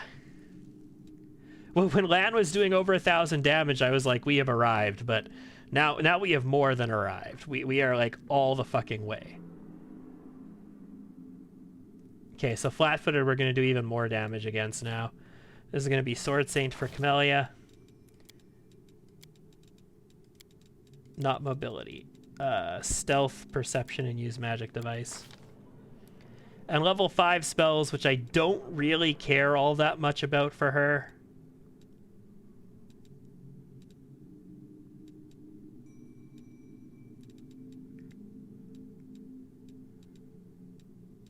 Yeah, I'm not in love with any of the level 5 spells for a Sword Saint. I guess I could get like acidic spray just to say I have it. But I mean, with that logic, I could just take Cloud Kill, and I'm never going to hit anything with these anyway, so... Fine. Elemental Body and Beast Shape. Yay. I'm never going to prepare those. I would rather have a meta magic and upgrade one of her other spells to this level than actually use them. And her mythic ability here, this is her final mythic ability. She's already got Last Stand. Hey, she was never at a threat against Nocticula anyway. She could have gotten killed and she wouldn't have died. We can get Abundant Arcane Pool. Always a Chance is totally useless to us now because a 1 is a natural 20 for us. So... Oh, this is Ever Ready. Yeah, no, this is... Sorry, this is just Ever Ready. Straight up. Yep.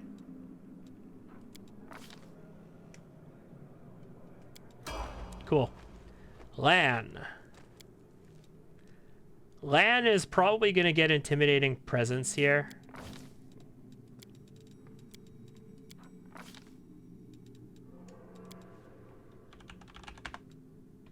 Intimidating Prowess, rather. So that he can really intimidate the shit out of people when he hits them. Just in case it's not good enough that he just kills them.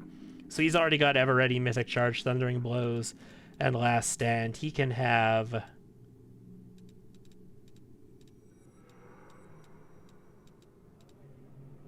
Leading Strike, maybe? Unrelenting Assault is kind of good for him as well. Is he under the effect of a polymorph effect? Whenever I become the target of a polymorph effect, all the physical ability scores adjustments are modified by +4. You know what? Since nothing else is that crazy here, I want to know if Frightful Aspect is a polymorph effect. Because if it is, Master Shapeshifter should get him to be really fucking powerful. If not, this is a completely useless point that could better have been spent in, like, literally anything.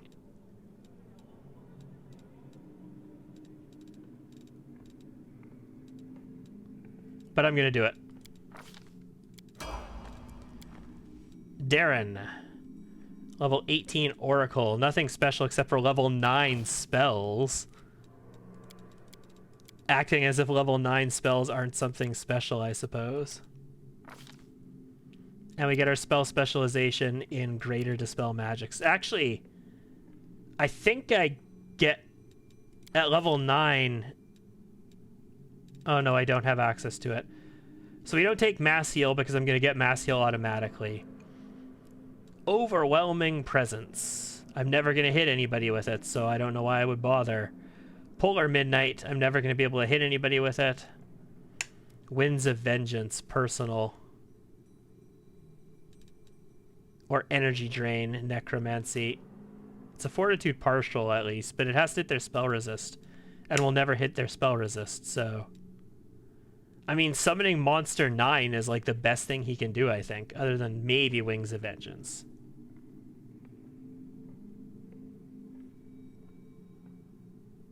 You have total concealment against range attacks, gases, and most gaseous breath weapons cannot pass through the winds. In addition, they hit you with a melee attack, you can shape your winds. Fortitude saving throw or take bludgeoning damage. I mean, I'll take it so that I have it, I suppose. No, I won't. Oh god, I'm gonna have to. The only thing I want at this level is mass heal, and I'm already gonna get it, so yeah, we'll do this. Winds of Vengeance it is, his mythic ability. Enduring, greater, enduring, boundless, abundant, improved, greater, so he has all of the abundant castings already. So for him, this is... You know what I could do? Oh no, I can't take a domain on him, can I? No. Only the player character, the Trickster, can take domains. I have to actually have access to a domain to take a domain on him. I'm like, if I could have taken a domain, I could have taken some of those domain abilities. That would have been nice to have. Because they base it off a mythic rank, I think.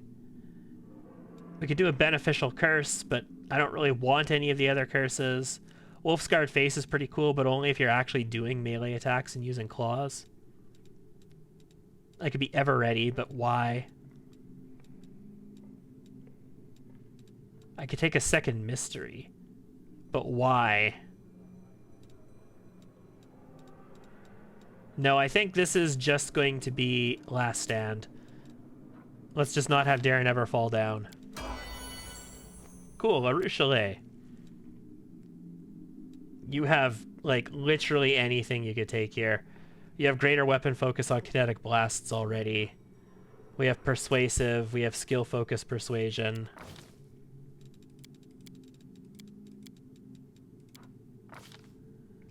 Alright, so we get dazzling infusion, detonation, entangling infusion. What do I want for my last infusion? I don't think it actually matters what my last infusion here is, honestly.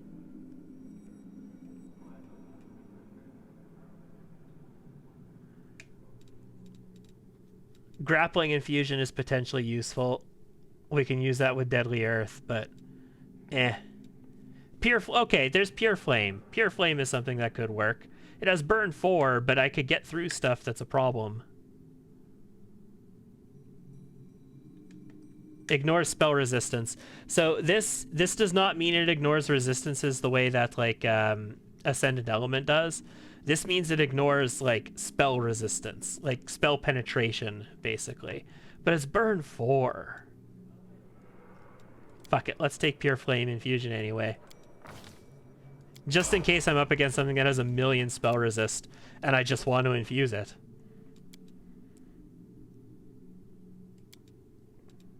So is this just Last Stand as well?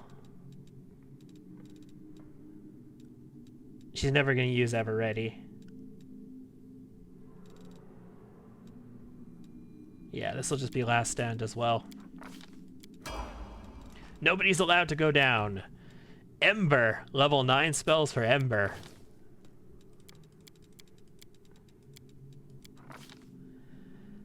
Alright. So she already has Power Word Kill, Secret of Serenity, Summon Monster 9, and Tsunami. And now she can have Clashing Rocks, Dominate Monster, Fiery Body. Every time you normally take damage from fire, you're instead healed. Immune to blindness, critical hits, ability score, damage, disease, electricity, poison, and stunning. Acid resistance 30. You take 150% as much damage from cold as normal. 6 enhancement bonus to dexterity score. Unarmed attack deals an additional 3d6 points of fire damage. And you're considered armed when making unarmed attacks. Cool. Foresight is really good. Heroic Invocation, right? So Heroic Invocation is greater heroism for the party. Using Words of Ancient Power, you bestow heroic powers on all creatures subject to this spell. They gain a +4 morale bonus on attack and damage rolls, 2d8 +4 temporary hit points, and become immune to both fear and charm effects for the spell's duration. Mind Blank is also really strong. It's target personal, but it affects all party members, and it lasts for 4 hours.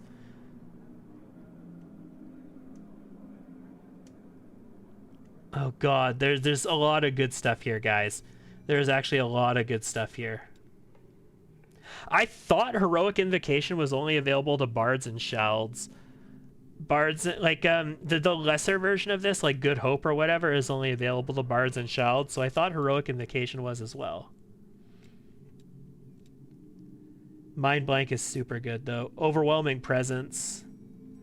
Not as going to be as useful here. Shape Change.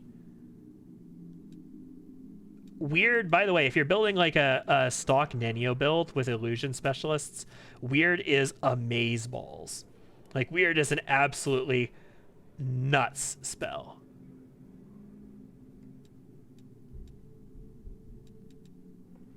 And we're down to level 8s now. Oh god, there is so much good stuff here. I think I'm taking Heroic Invocation and Mind Blank, honestly. But I also kind of would like Fiery Bot, but I know I'm not going to be able to cast all of these. So I'm going to take Heroic Invocation and Mind Blank is what I'm going to do.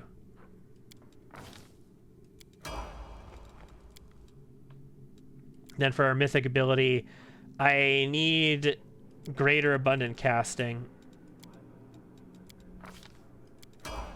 Done. Sweet. Let's look at some spell slots real quick. Elemental Body 2.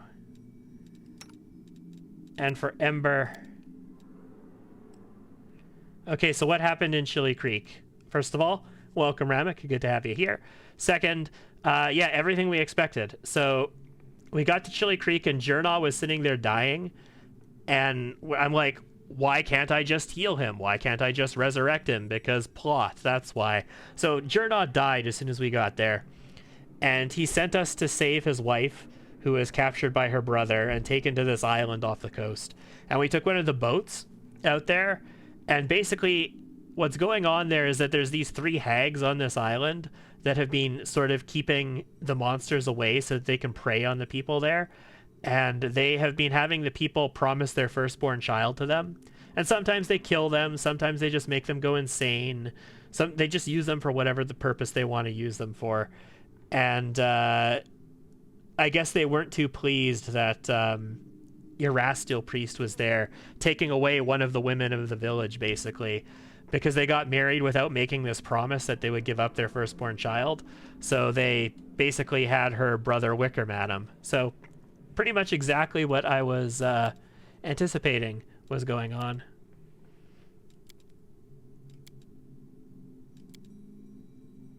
So I just get 1 level 9 spell slot, and that's all we get access to here. Okay, well, I'm going to take Heroic Invocation, I think. And if that's the case, then I don't have to take Heroism at level 6. I could take, like, literally anything else. Like, I could take Owl's Wisdom. Let's take Mass Owl's Wisdom. So I've got another buff I can cast on people. And we took care of our Mythic quest. We just got a level up and a Mythic level up. Holy shit, that was a lot of experience. I was like at this in 17 and it pushed me all the way through level 18. How much experience was killing Nocticula worth? Also, she's not dead.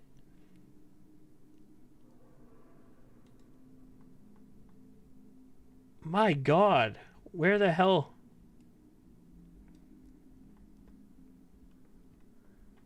It's so much. Okay, here we go.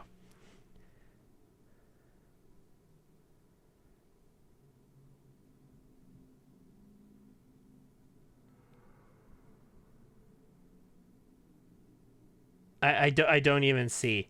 I got like 4,000 here, but I clearly got like a bajillion experience. It must have been like 300,000 experience. Okay. So, the other stuff that happened, Ramek, we took care of our Mythic quest, which is why we're in here. We played a trick on Nocticula. Sakothbanoth sent us to her palace, and we, like, replaced her, like, clothing with, like, pink frilly dresses and stuff, and we did a whole bunch of pranks around her room, and we killed Shamira and absorbed her essence. That was the important thing. Then we came back here, and Nocticula followed us, and she was pissed that, you know, she has to wear these pink frilly dresses and shit. And she, like, she unleashed hell on the council, basically, and us, with the help of the council, took her out. This is not her final death. This is just one death. So Nocticula is still around. But, yeah. Hopefully we're still in her good graces. Hopefully she is not too pissed off with us in the long run. But, as a result of that, we also got our Mythic level up. So we're now Mythic rank 9. And with Mythic rank 9, we got our transformation.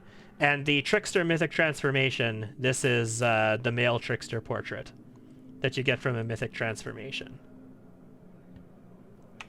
So our portrait has changed because we underwent the transformation. Like, if you become a demon, you, like, literally become a demon, and you get a new portrait with a demon on it. Or a devil, you literally become a devil, so on and so forth. We also, like, God, that level up, it must have been worth, like, 300,000 XP.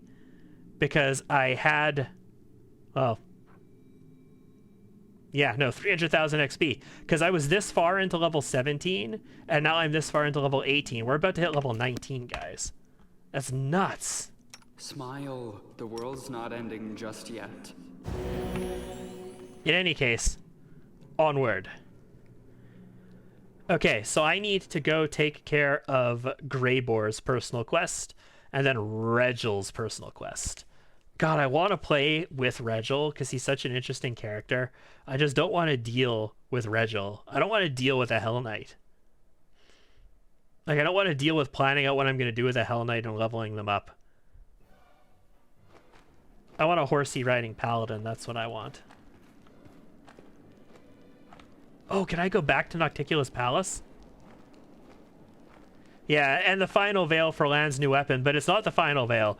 I actually have to go to the place that I need to go to get the pieces for the final veil, and then the final veil, and probably spend an hour there putting all the pieces together. That's the reason why I didn't really do it so far today, because it's going to take a whole bunch of time just to do all that junk. No, Greyboar first. I want to get these personal quests out of the way. I don't want them sitting around anymore. Oh god, he leveled up again too.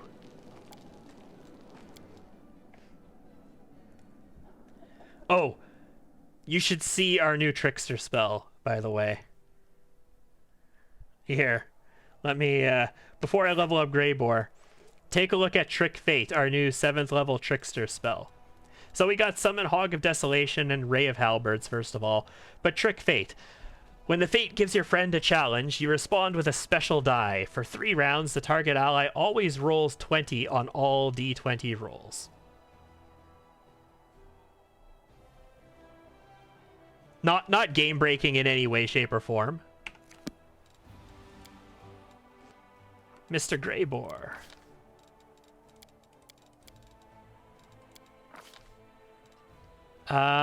Let's give you Dispelling Attack, just so you have something to say you have it, and we'll give you Last Stand here so you can run up and you can beat the shit out of somebody and not die. Sweet, awesome. Let's go to the Dry Crossroads. Yeah, I know. Goodbye enemies on map, right? Okay, how the fuck do I get there though? Up here maybe, or over here?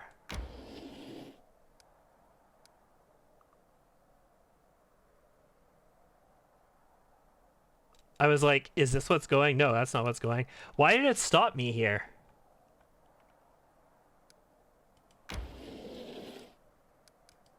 This is how I get there. Okay, we're gonna rest here. I know I don't really need to rest. Yeah, Greyboar is good enough to be on watch. But I want Trick Fate, just in case something bad happens. I want to have access to my new spell, guys. The world must be cleansed. Yes, it must. Starting with my immediate vicinity. Are we talking about Lan? Oh, she never said anything. She's just brooding to herself, apparently. Oh, there's a demon army on the move. Oh, version 1.1, this is so good. It actually has an indicator where moving demon armies are now. There's one all the way down here. Holy shit, that's over 1,000 cultists. Well, shit, guys, shit. In any case, Dry Crossroads, let's go. I don't have buffs on. This is true. I rested and I don't have my buffs anymore, but I This pain think is excruciating. she has no HP. She has 1 I'll watch HP. your back. Why does she have 1 HP?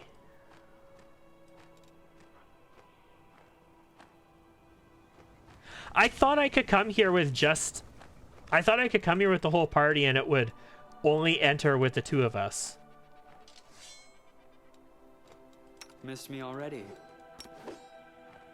I just rested. I don't know why Camellia was at 1 HP. Had 20 wisdom damage restored.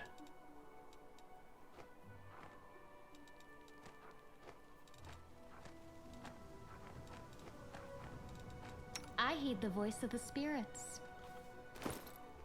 What the hell happened to her when she was, like, starting with my immediate vicinity? She had 20 wisdom damage. She only has 12 wisdom, so she died due to wisdom loss. And then she was at 1 HP. She had her wisdom restored. And I got a scroll. Okay, the scroll of inflict light wounds is because of my trickster feat that I just got. I don't know why she took damage there, though. Okay, I gotta come here with just Greybore, but I thought it allows me to just come with him. Demon army approaching, whatever. I guess I'm gonna have to send the party home, guys. 19 hours, whatever, fine.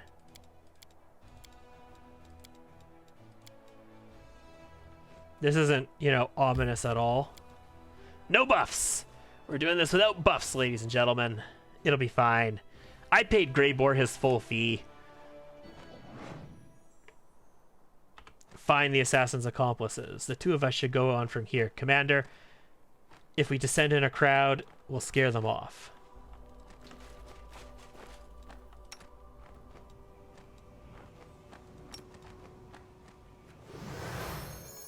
Going in stealth, though.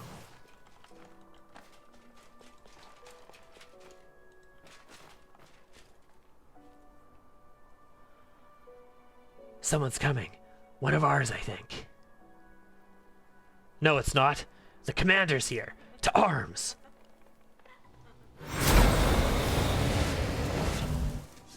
I'll make you pay. Horzala, what are you doing here? Oh, were you expecting someone else? Well then, you should have hired someone more competent. That pathetic fool didn't stand a chance. You're right. I need the services of a professional. If you kill this mortal, I'll grant you a place in my guild. To the abyss with you. I keep my word. Yeah, because we paid him his full fee when he wanted the fee. If you pay him his half fee, I think he can betray you here. And if you don't pay him, like if you try and not pay him at all or whatever, I'm pretty sure he just does betray you here. Why do you want me dead? Father will see how wrong he was about me. He'll reward me with his favor when I present him with your head. I'll be the greatest of Baphomet's daughters once more, and that half-mortal upstart Vorlesh will crawl on her knees before me. I'll rout the armies of the Lady in Shadow, then I'll cut down Daskari's lackeys and take his army for myself. And once that's done, it'll be your turn, Crusaders. I'll make you kneel before the Lord of Beasts. Oh, so it's daddy issues. That's what it is. Okay, I understand. It's very brave of you to appear in person. I applaud your courage. I wanted to personally witness your demise. Do you think I'm scared of you? You have no idea how powerful I am. Hepzibah was nothing compared to me, and now my father has freed me from those accursed seals. I am no longer bound. I am Baphomet's daughter, the strongest of his offspring. I have reclaimed my rightful place, and now I will destroy you. Yaws, why are you here? It's not like you had any choice in the matter. This halfwit belongs to me, and so does his guild. After you killed Hepzibah, Baphomet gave me back my power. I was restored my rightful place, and Yaws, who once considered himself my master, became my property. Okay. I'm sorry, but the bounty on your head was just too tempting. I couldn't resist. Why don't we kill her together? I never bet on the losing side. Dude! You are the dumbest person I've ever seen. I never bet on the losing side, and then immediately proceeds to bet on the losing side. Greybor, what are our chances of survival? The assassin sent to kill you wasn't particularly competent. A mere amateur. I doubt Horzala's other henchmen are much more impressive. We'll strangle them like kittens, Commander. Yes. I mean, you fucked up Baphomet pretty good. What chance does she have? I mean, Lan fucked up Baphomet pretty good. My character is also capable of fucking up big, heavy things, though. I can crit for 500 and something damage myself. Might not be 1100 like Lan, but I can crit for like 500 and something damage. And Greybor has Last Stand, so he's not going to die even if he dies for 2 extra rounds. That's 12 extra seconds of fighting after he's fucking dead. So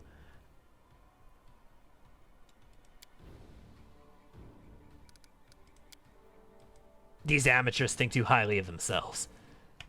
It's time for them to see a real professional at work. Sweet dreams, everyone. Might be a little bit different if Greybor had betrayed us, but he didn't, so... Okay, so, situation. Yaws. Yaws is fine. I can kill Yaws. I can very kill Yaws. Horzala, on the other hand... Okay, no, that's extremely killable. My only concern is if she has, like, displacement on her right now. Does she have displacement on? She has Shadow Veil.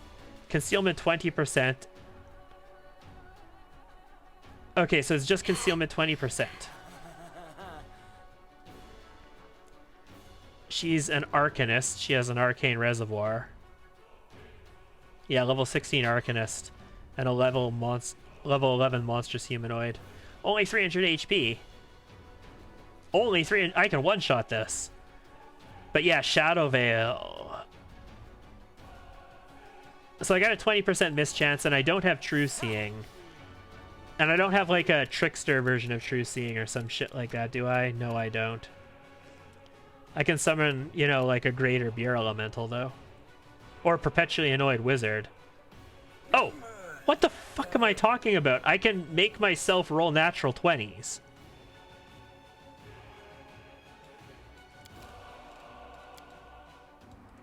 It's gonna cost me my standard action to do that, though. Oh, but... That still won't get through displacement, so never mind. Never mind. We just study her and shoot her is what we do. Yeah, there we go. Gross. Gross. Hey, Greybor.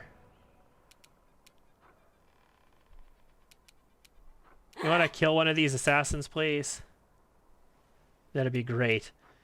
Blind and critical, yeah, have blind and critical on. You can use power attack, that's fine. Study as a swift action and kill them. Simply business. Yeah, that was a kill.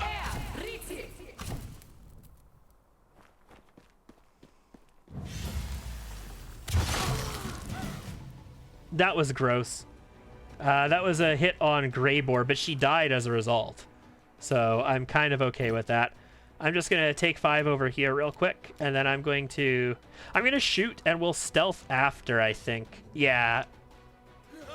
It's only a 4 AC difference. I'm going to shoot, then we'll stealth after, so that I'm invisible coming out of this. Never mind. 500 damage. She's dead. Who's the losing side now, Yaws? Hopefully not us. It's your time. Oh, I should have studied him. Fucking concealment. Fucking greater invisibility. Yeah, I don't have any true seeing type thing, so... What am I gonna do against greater invisibility? Just shoot him until I hit him? Shoot me until you hit me. Oh, there we go. It was no problem. Hashtag killable, exactly, Ramek. This isn't how it was supposed to end. Why? Why are you so damn strong, mortal? And you, Shorty, you foul little worm. You've ruined everything. Now why would you say such a horrible thing, Horzla?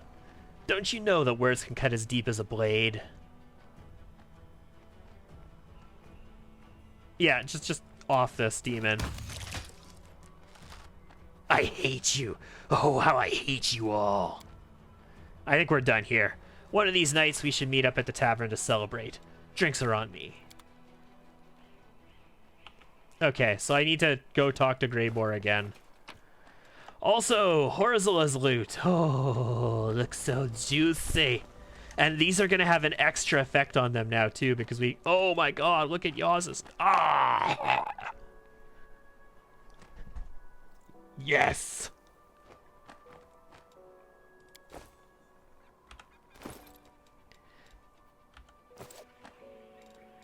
Okay.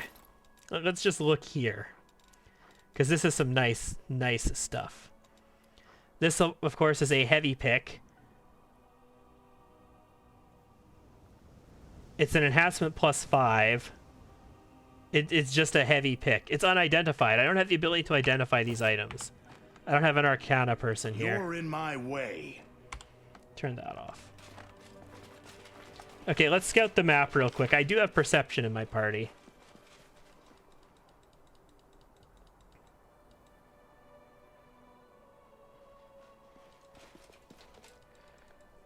Yeah, once we identify these, they're going to get the +1 for being a trickster, but they're also going to get that extra minor magical property for being a trickster now as well.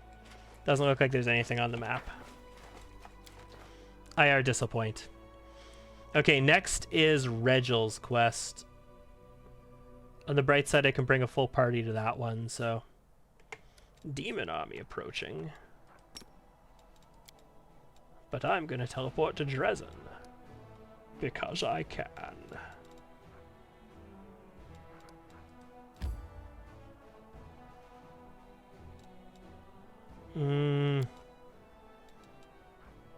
Alright, let's go talk to Greybor now.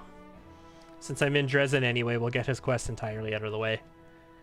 I can recruit troops as well. This army is going to be on us soonish, so having troops recruited will be good. Also, I do need to recall my army. It's way out in the west, isn't it? Like, I teleported my army to the west, didn't I? It would kind of suck for them to come and actually siege something because my army is away. Greybor! Are you in your usual spot? Yeah, you are. Is that the commander who entered the lair of assassins unafraid, wreaking havoc and personally murdering everyone in sight? Why, yes, I think it is him. Well, beer is on me today, just like I promised. Don't talk yourself down, Greybor. You personally murdered one of those guys. You did a real good job of it, too. I think you only took 2 swings to kill it, and you had 7 swings available.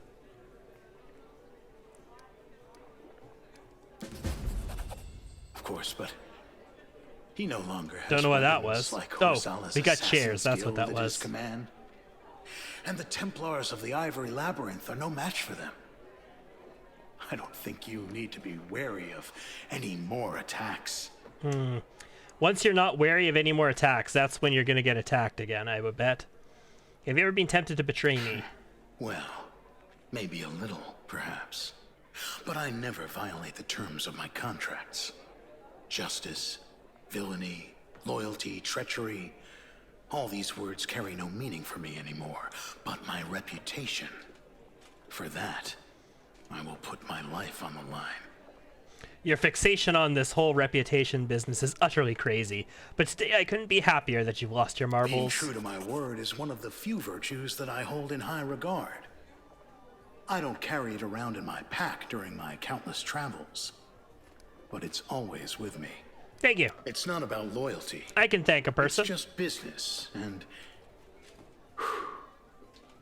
But perhaps you are right about that. I like you. I rarely say that to people, and almost never to my employers. But here we are. I can thank a person, and I can especially thank a person for essentially doing their job. I find it really irritating when people try and come up with the bullshit excuse to justify the fact that they're not a fucking terrible person.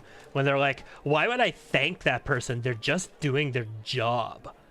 I don't need to thank them. They're just doing what they're getting paid for. Like, that is, like, number, like, maybe 16, but, like, right up there in signs of fucking terrible person. I enjoy traveling with you, and I would have felt regret if you had died. Apparently our adventures together have made me overly sentimental. Okay, cool. I'm glad we had this talk. Commander, you know, I've always thought that I was a loner by nature. I don't like people. Check out my I don't give a electricity. damn about them. They don't give a damn about me. And that's how it's always been since I met you. But you are an exception to all the rules. It is completely wrong for a hired blade to have any kind of personal affection for a client. But I do. Whatever lies ahead, I will never regret going on that dragon hunting mission with you. Well, maybe you're not a hired blade anymore. Maybe you're a retainer.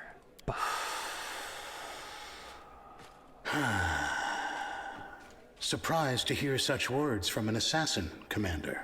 I have nothing else to say. In that case, let this story become a good memory of how we cheated death itself. I don't think we really cheated death. I think we were always in the advantaged position there. I think it might have been a little bit dicier if, you know, we were a wimpy little piece of shit character who couldn't do anything. But since we weren't, I think we were in a pretty good position the entire time. I don't think we need to rest. I have all of my spell slots available on all my characters. So I think we're just going to move out again. We'll take care of Regel's bullshit. Ho ha ha. Maybe we'll talk to Camellia first real quick, though. We'll just see what her situation is. Be like, are we actually broken up right now, Camellia? Are you gonna come come back to us once you understand how your feelings really work? You know what? No, maybe we shouldn't. That sounds like the bothering a person kind of thing. You know what? We're gonna leave her alone. We're gonna leave her alone and let her come back to us. Oh, absolutely, Ramek. 100%.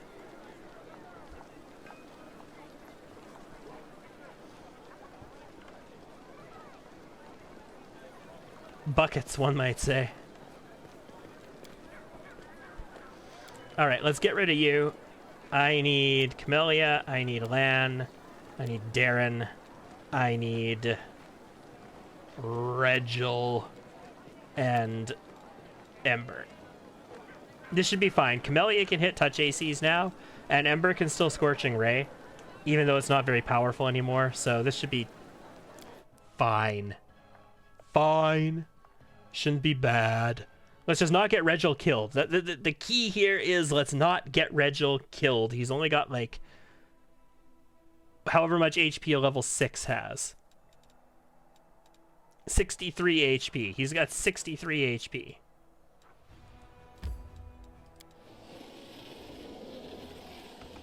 Before we go too far, though, let me check out the recruit pool. These are Hedge Knights. I need some Hedge Knights. I don't care about these Calavacus. I need Marksmen, I need Hedge Knights, and I need Shield Bearers. I don't care about Church Guards, do I? I have another space in my army, right? This one. I have 2 more spaces in my army, and I've got Lager Beer Elementals in it, too. Okay, so I have 2 spaces in the army. I could get the Church Guards in it if I really want them. But definitely Hedge Knights. Okay.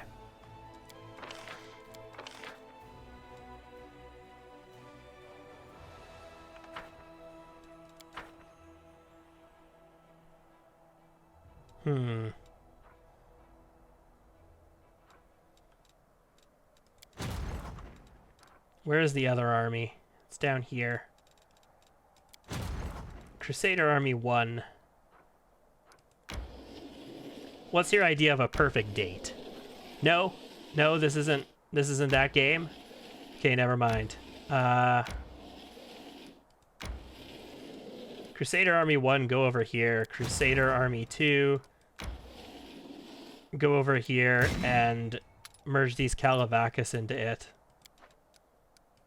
And then come back and recruit a bunch of Hedge Knights, a bunch of Marksmen,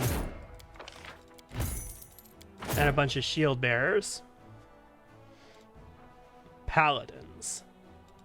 What are these? Sorcerers. Cool. And Slingers. Alright, and I can add something else to this army as well. I guess I'm making Church Guards, so I'll add Church Guards at least. Oh, that's got to go in a separate army. Never mind. And let's have you move down, and we're going to merge you up. Shit, no. The army's not down there. Never mind. Never mind.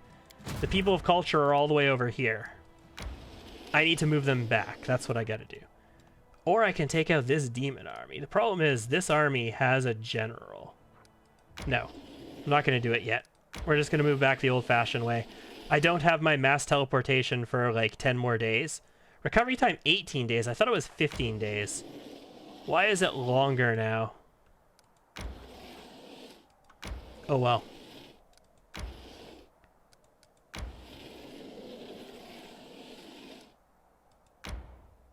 All right.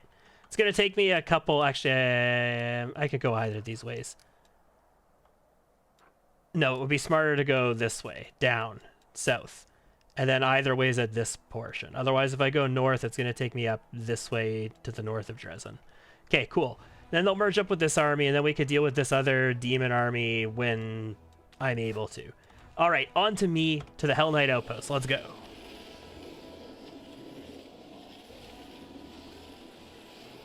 Okay, Ember's fatigued. That's fine. No, I'm not going to enter. I'm going to rest here on the map. Oh, gross. Okay, so yes, protective rituals, camouflage, that's cool. Who's on Night Watch? That's going to be Camellia, and I've got nobody else capable of doing that. Who else is capable of camouflage? Camellia. Alchemy. Ember, you're going to take care of that. So the Night Watch is going to be Regil on the second shift with Lan assisting. And this is going to go... I mean, all they need is to roll a 5. They can do it. It's a DC of 10. It's not that hard. But also, I don't think I need a watch because my camouflage is so good. I've never been attacked at night. And I don't think I need a watch if I don't actually get attacked. So this will be fine. What could possibly go wrong? If I were to bisect you right there, where your human and lizard halves meet, it would look quite ridiculous. And probably it'd be quite enjoyable. And each half would grow into a whole new land, and the two of them would give you a double beating. That's mongrel magic for you. Now, is Camellia going to take like 20 wisdom damage when I enter the map? Because if she does, I'm pissed at whatever's causing that. Here we go.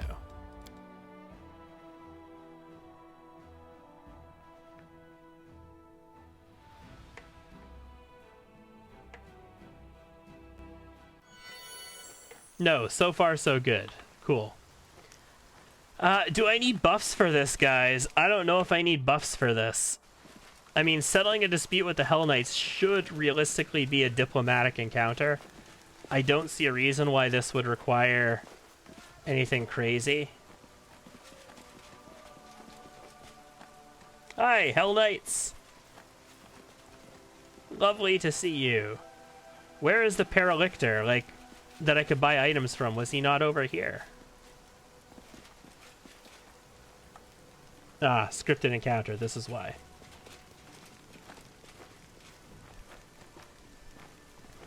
Is diplomatic immunity.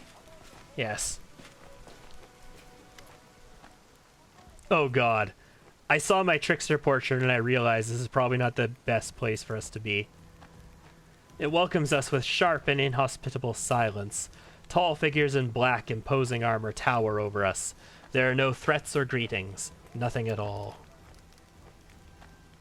You all know why we are gathered here. Today, the Order's emissaries will hear the results of my investigation into the actions of the individual known as the Commander of the Fifth Crusade, as well as decide the fate of said individual. Oh, Regil, if the fate of said individual isn't, we are going to continue to provide assistance. If the fate of said individual involves any of you turning yellow or red to me, the fate of you is what you're going to decide today. Fine, I will hear what you have to say. I will state the facts as they are known to me.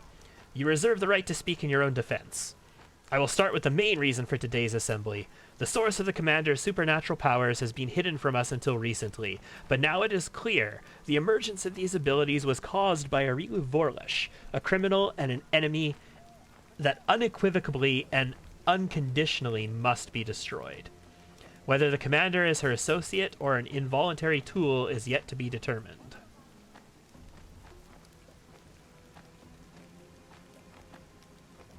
Is this my personal Diplo? No, I can use my party for it. Cool. Wonder if I could use Regil's skills for this. I am neither. Arilu has no means of controlling me, and any scholar of magic can attest to that. Your openness, your appeal to expert opinion, and your rational approach do you credit, Commander. They will be taken into account. Let us continue. Aside from the source of the power, there is also the matter of its application. I will be blunt. The current crusade is a circus, which exists solely for its leader's amusement. He cannot care less about closing the world wound. I don't have the ability to use a skill check to dismiss this one. Whatever my power is, I only use it to oppose the world wound and to benefit the crusade.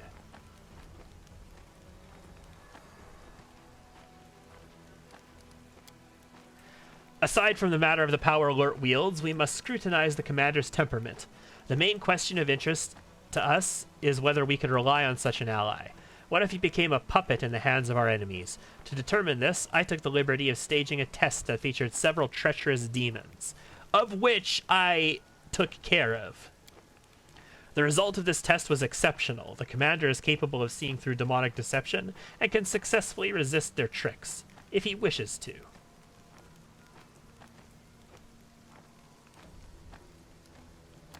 I will say nothing to that. Enough. We have seen and heard enough. The verdict is clear. I mean, this has all been good stuff, so...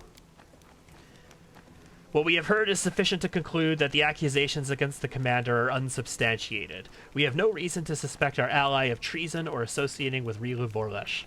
From now on, the orders are prepared to provide all possible assistance to the Fifth Crusade.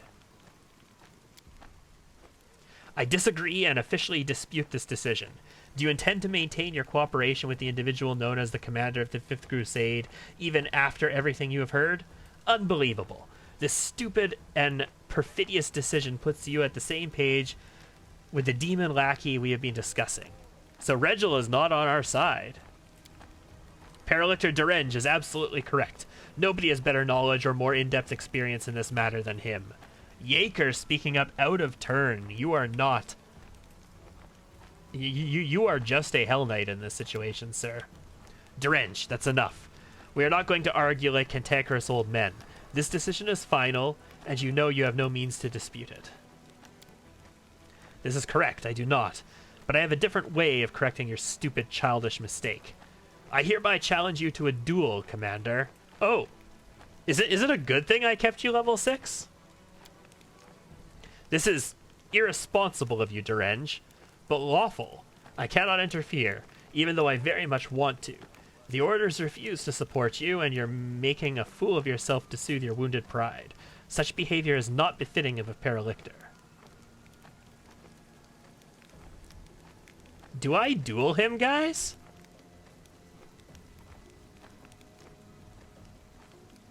Okay. Sure.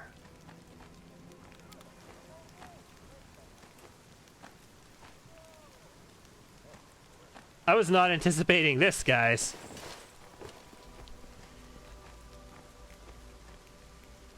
May justice be done.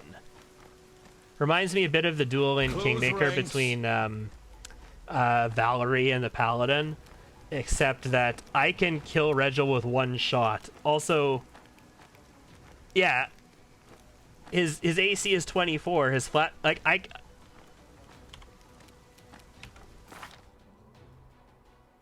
gonna one-shot kill this guy. Like, I have not leveled him up. It's not like they give him a special ability or something. He is the level that I had him at. Like, he has literally no chance here. The end.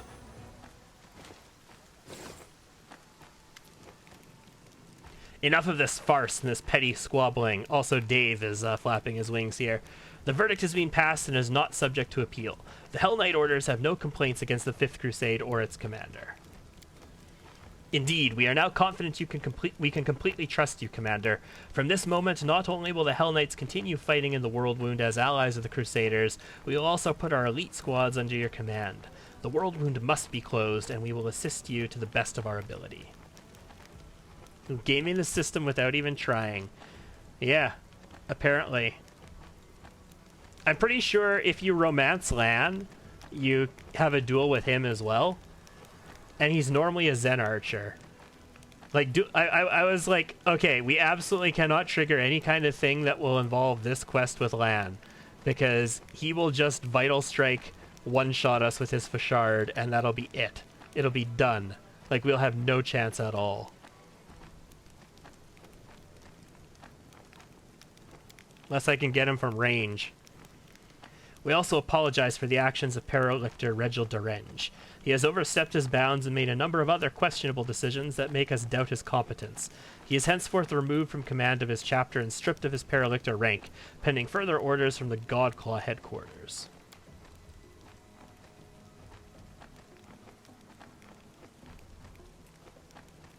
I hope there will be no further misunderstandings between us.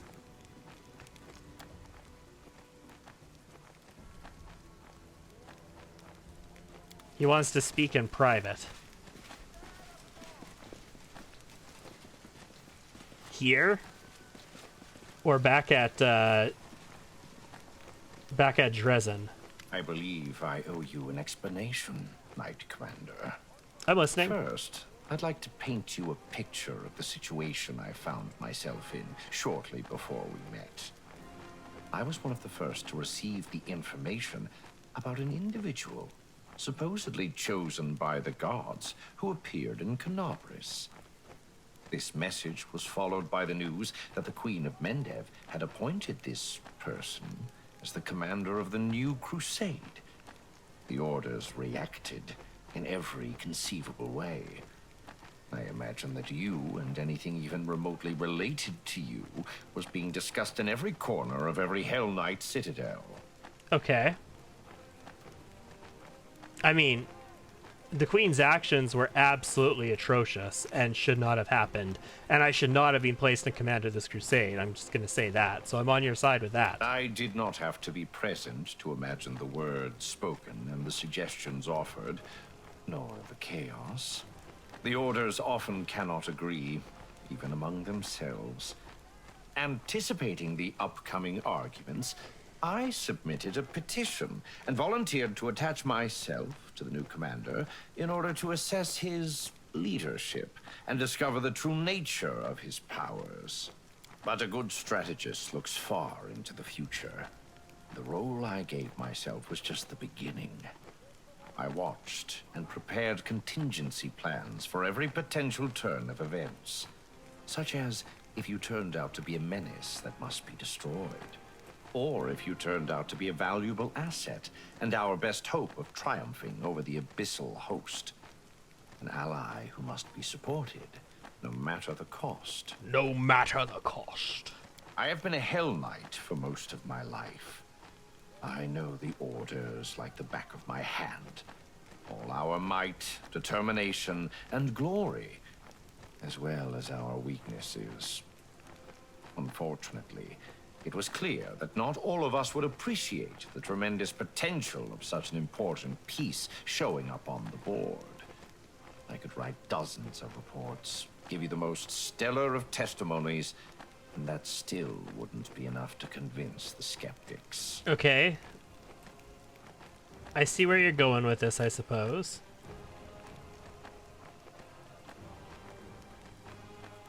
What would you put in these reports? I believe you are our best chance of healing the world wound once and for all. But there is more. I see you not as a tool or a game piece, but as an ally. And a commander with great leadership potential. Which is why it is so important to remove the division between you and the Orders. Go on. Only a military tribunal would be able to resolve the issues between the Crusade commander and the Hell Knights. As formal a hearing as possible, to assure the Orders they had considered the case and had the chance to pronounce a verdict. The occasion also called for a sacrifice. A symbolic victim who would reinforce the impression of a successful trial and a unanimous decision. Nothing bolsters the reputation of the accused like the public humiliation of their accuser. I was the obvious choice for the role. So it's not just good enough that the tribunal came to a conclusion and dictated that conclusion, and there was no like resistance to it. Like everybody was on board with it, and it was a firmly stated fact. Right? That wasn't good enough. You had to raise shit. You had to raise an objection so people would hear the objection, and the authority of the tribunal could be enforced over top of that objection. I don't know if I agree that this had to happen this way, Reggie. So I organized this tribunal and did my best to ensure that the Paralictors arrived at the only correct decision, given the circumstances. Of course, this meant that my reputation would be destroyed, and I would be stripped of my rank. But that's inconsequential. Such losses are acceptable. I make no great fuss about the bleaching, but I do realize the full scope of its effects. The Fifth Crusade is quite possibly my last campaign. The pressures of time pushed people to extreme measures, and I am no exception. My aim was more than simply to prevent the Hell Knights from rallying against you. I wanted to strengthen your alliance, to give you a powerful army, a strong asset in the confrontation with the Abyssal Host. My gambit was successful. I am satisfied. I can banish him, or I can attack him. I mean, am I honestly gonna attack a level 6? Am I gonna banish a level 6 into the depths of the world wound? No. Thank you, I appreciate your sacrifice. Your gratitude is unnecessary. Now that we are entirely clear, let us return to the main objective. I still hope to see the matter of the world wound resolved once and for all. Damn right. Okay. Good, we took care of that. Do they have new items here? What do the chapters have for sale in this act? Improved protection. Mobility skill checks. Not right now, but for a duelist, that'd be kind of cool. Or I think a cavalier, like somebody who rides a horse. I think one of the feats that you can take allows you to make a mobility check if your mount is attacked. Like if your mount gets hit, you can roll a mobility check to try and negate the hit. It might be athletics, though. I might be stupid. Half plate of synergy. An additional DR1, don't care. Yeah, these are old. These were here last time we were here as well.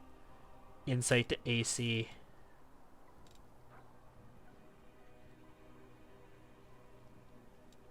Battleforge Warhammer. Those cool +2 full plates that they had. The Hell Knight helmet that has no benefit other than being Hell Knight looking. Hole Maker. Okay, this is new, isn't it?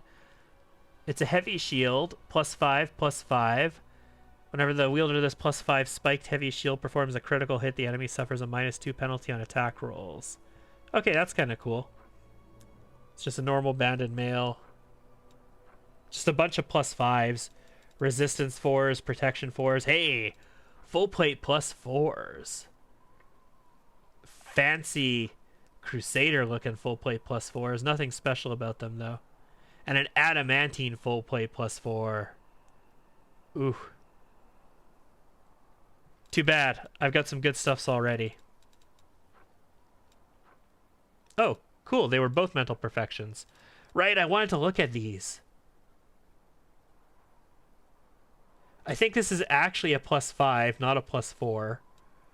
This is actually a +7. These guys I think are actually +5s to all mental scores. Check your items now that you have a party and identify item. Yeah, that's what I'm looking at.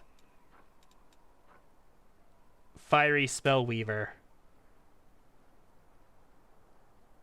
Okay, +4 to overcome spell resistance. +15 competence on used magic devices. Grants its wielder aware a +1 bonus to caster level.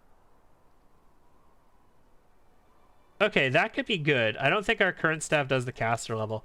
It does have the +4 for spell resistance, though. What else did I pick up? I already saw that. This pick, right? Heavy pick +5, which is actually +6 with Verminbane. Like, everything I pick up is supposed to have an extra minor enchantment on it now, too. And I'm like, where the hell does it say it? Like, this should have an extra minor enchantment on it. This definitely should. I think I got these from Nocticula as well, right?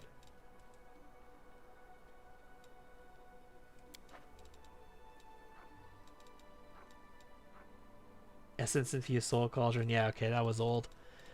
In any case, that's everything that was here. Ghost Touch Quarters. Yeah, okay. There's nothing I want from them.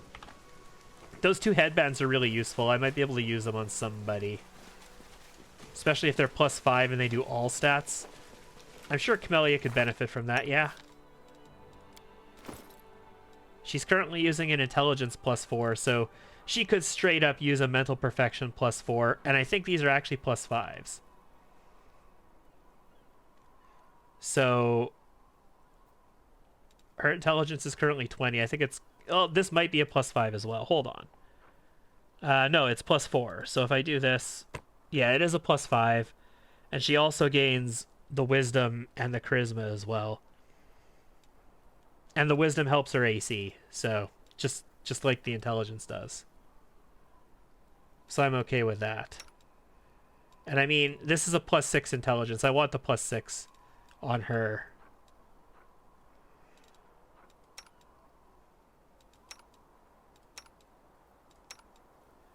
And I've got +6 wisdom. Yeah, the wisdom gives me saving throws.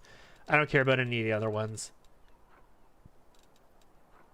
That's a physical flow 4. I could have a physical perfection 4. Somebody else has physical perfection, though. She has physical form 4, so she could get the constitution as well. Why not? I'm just going to put Bear's endurance on, so it doesn't really matter all that much to me, but still, why not? Anyway, I'll look at the rest of my items later. For now, let's decide what the next objective is going to be, guys. I do need to go take care of Final Veil, but there's other stuff I need to do as well. Companion quest, Last Resort, land. Okay, we could take care of Savamelik's stuff. Bring Darren to the place marked by the Inquisitor. That's really far away. Also the Bladesmith. And then Nenio's stuff. Okay. So we take care of Lan and Finian. And maybe Darren after that. Why is my charisma -2? Because we took a profane gift. When we were in the Abyss, we took a profane gift from Nocticula that gave us a bonus to our strength and our dexterity. So I have a +6 profane bonus to strength, and I have a +4 profane bonus to dexterity. And I took an unclean profane gift that gave me a +2 bonus to constitution and a -4 penalty to charisma from that sludge sewage demon thing in the prison. Because I helped her out, then I seduced her. We waifu'd this sludge demon in the prison. Like, we straight on waifu'd her too. Like, we had the scene fade to black while we did things with her. Oh god. Awful just remembering the situation.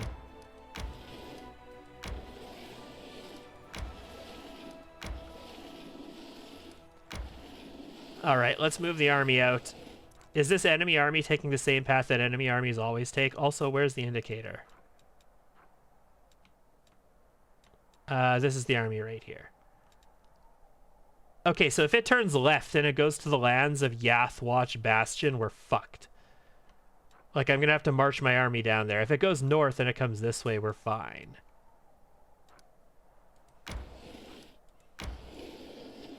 Okay, let's merge these forces.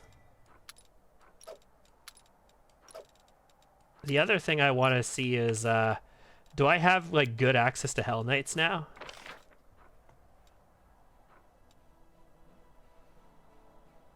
Well, they're not available to recruit from here.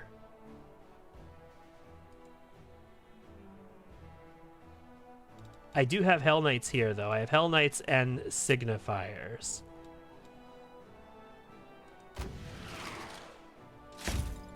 And they're not immediately available in the mercenary pool. It's just not enough forces to be really that useful to me. Oh, but you know what I can do with them? I can call to arms them. So what I could do is I could just have this Hell Knight force stay over here for a little bit, and I'll call to arms them a couple times, and we'll boost them up so that I've got a bunch of Hell Knights, and then they can join my forces, I suppose. Okay. Well, this army is going to move down to Stone Maze Outpost, I think. And since I've got a crap ton of money, let's do some upgrades to some of this stuff, guys. Because I want some teleportation circles and some cool things.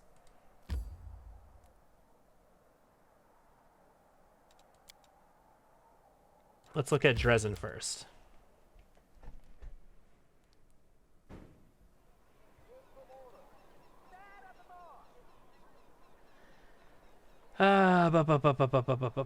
Build.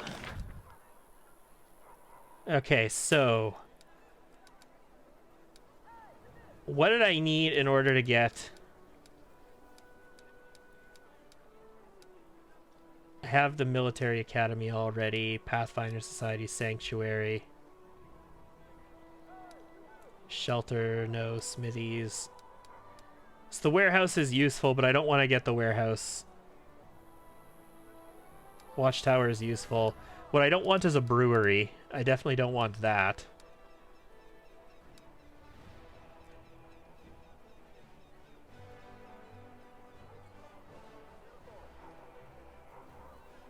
Reduces the cost of recruiting mercenary units by 5%.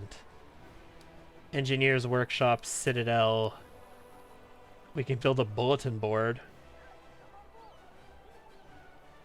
Bonus to morale. You thought that said whorehouse, not warehouse at first. That would be interesting. That would be interesting if we could build a whorehouse. That's definitely a Trickster path thing, I would say, Ramek. Minus 2% chance to the skip action due to negative. That's good. That's actually really good. I'm going to build a bulletin board.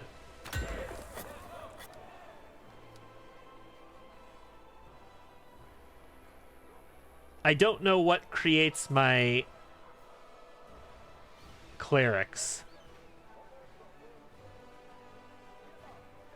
Plus 10 bonus to energy for all generals. Fuck it, let's do it. This is an adjacency bonus thing, and I'm not going to get any adjacency bonus. I could have gotten one with the stables, but I screwed that, so...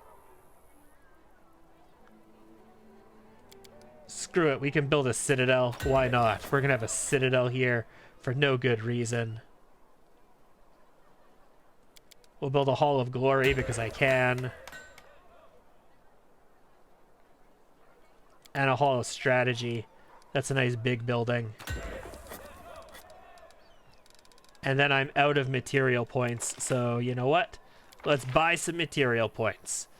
I want to spend some money today, guys.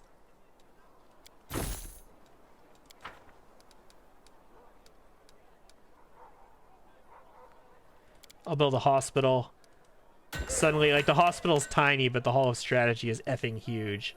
Main Hall of Champions, there we go. Allows recruitment and provides weekly recruitment growth for hardened veterans, Knights of Ozem, Arcanists, Dragon Slayers, Blood Ragers, and Honor Guards, if available. So that's hardened veterans, is what I would get from the main Hall of Champions.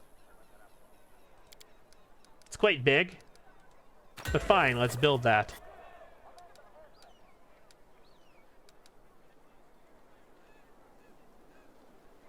Okay, good enough upgrades for Dresden. I didn't actually want to upgrade Dresden really at all, and I just spent a crap ton of stuff on Dresden.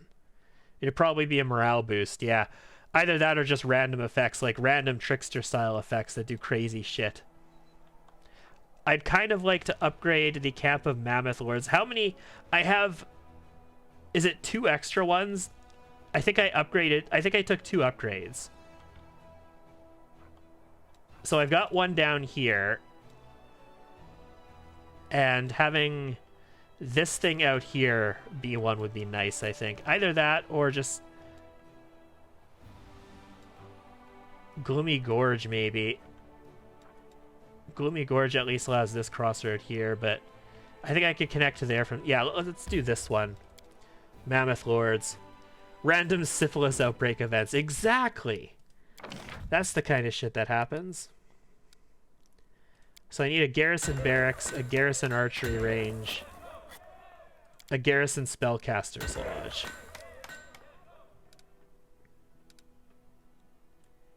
That's good enough for now. Once they're built, I can upgrade this place, and then I can get a magic circle here. I need garrison spellcasters lodges. That's what I need. So let's take a look at some of my other towns here.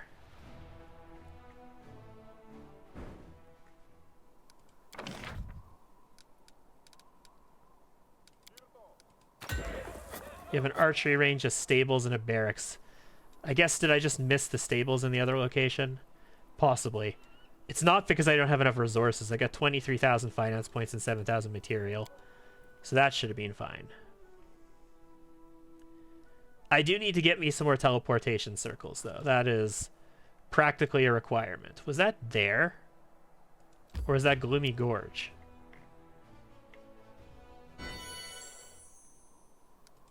Yeah, it was not Gloomy Gorge. Okay.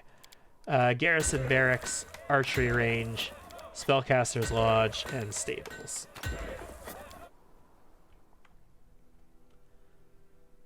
The Crusade is going to kick itself into high gear.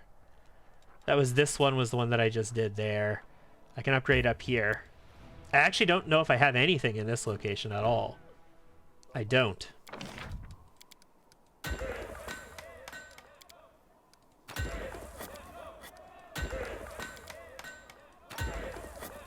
Sweet.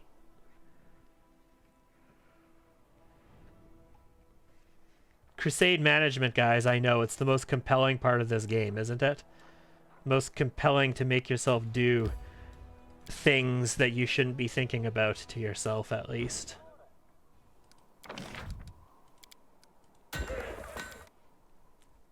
Be nice if you could arrow over to the next settlement like in Civ.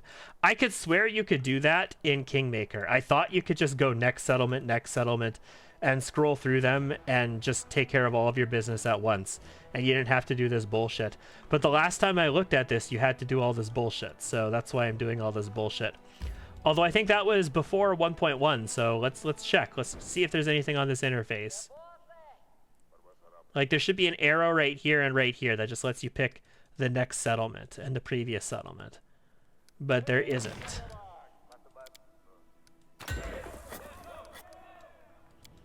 So I'll do this the annoying way, I suppose. Yeah, I've got so many ideas for builds and specs that I want to use for another playthrough. I don't want to go respecking my people a bunch more in this one, though. Like I say, maybe Arushale gets respec again, possibly, but I don't know for sure. But that's it. Like, I don't want to be respecing any more people unless I'm just tightening their builds up. For the most part, the builds that I have here are builds that I want to stick with. It's very strong. It'll work out. You know what? That's good enough. I'll be here upgrading for days if I keep worrying at it. Okay, hold on. I've got a teleportation to here. Maybe it would be nice to have a teleportation over here as well. And then one up over here. Okay. Then if that's the case, I want this outpost here. I want Treasonholm to be the next level. What's it going to take to do that? It already has shit here, so I should just be able to upgrade this. What did I have to do to upgrade this again?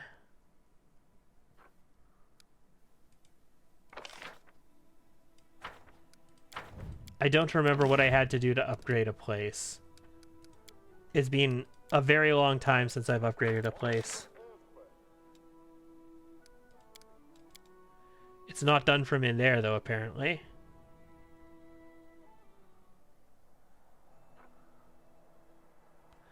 Not Gloomy Gorge. Treasonholm. I finished 2 extra upgrade projects so that I could upgrade 2 extra things. Okay, so in Dresden there was work orders. And I completed 2 work orders to upgrade places. And you complete the work order, and then it gives you the ability to upgrade something. And then you have to actually upgrade the place. But do I have to do the upgrade from a work order in Dresden as well? I don't know. I'll have to look into it.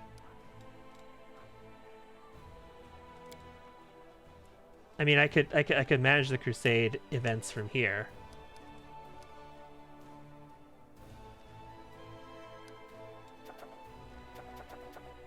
So it's... I've actually done them all, so... Yeah, the outpost, whatever upgrade thing. I've done them all. I have them sitting... Like, I finished them before we... Ooh, nice. I finished them before we went to Illusionera, so that I'd have access to them when I needed them. But I haven't actually upgraded any more settlements yet. Unknown. I can study the unusual crystals. I mean, I have a logistics person, so I might as well issue that. We'll have people working on that. And Dead Man's Club. Soldiers who lost their comrades along with their will to live have found the so-called Dead Man's Club. They leave Dresden to die in battle as heroes and deal as much damage to the enemy as they can in the process. Is this what Captain What's-His-Face went off to do? Lose Crusade morale. I can encourage it, and I lose recruits. I can use the dead men in a trap for the demons. Well, that sucks. And I can let Ember talk to the warriors. Yes. I don't need a morale increase. But fine. Ember can talk to the warriors. Done. Dead Man's Club taken care of.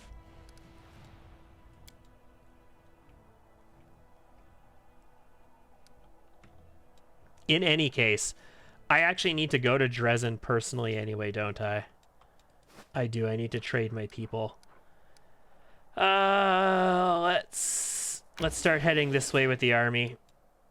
And my party will teleport to Dresden. And then we'll... Oh, God. I don't want to teleport to Dresden because I want to take a teleport to here. I think, right? The Bladesmith workshop is way over here. It's going to take a lot of backtracking to get up there, but it's still shorter than coming from Dresden.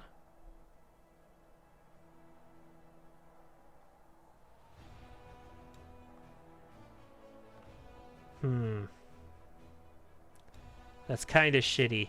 I also don't know exactly how to get here. Like, maybe it's not connected from a path here. Maybe I actually have to come from a path over here to get even into it. In which case, yeah, let's just go to Dresden, and then we'll teleport to the lands of Yath Watch Bastion. speaking of, let's get a shelter here as well, I think. If I can. Apothecary Arsenal, Brewery, Bulletin Board, Citadel.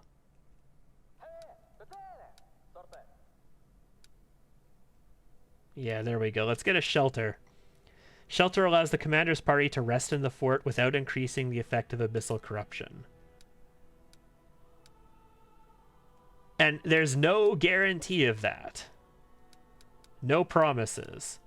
Because it never used to work.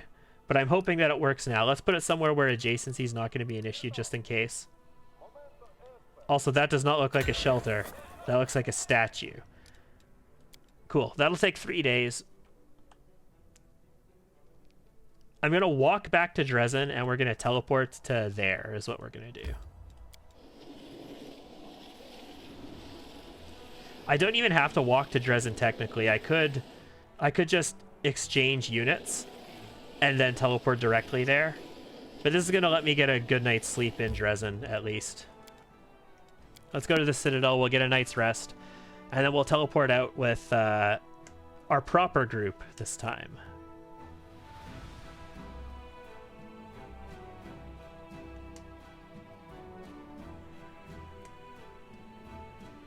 Where was Savamelik's lair? Maybe we go there first, actually. I don't know. I'll see when I see the map. Night's rest first. That's the most important thing. Looking online, it seems that the upgrade is bugged. The shelter upgrade was bugged. I guarantee it was bugged prior to 1.1. Have you ever seen a real devil? What did he look like? But 1.1 fixed like a million bugs, so I don't know.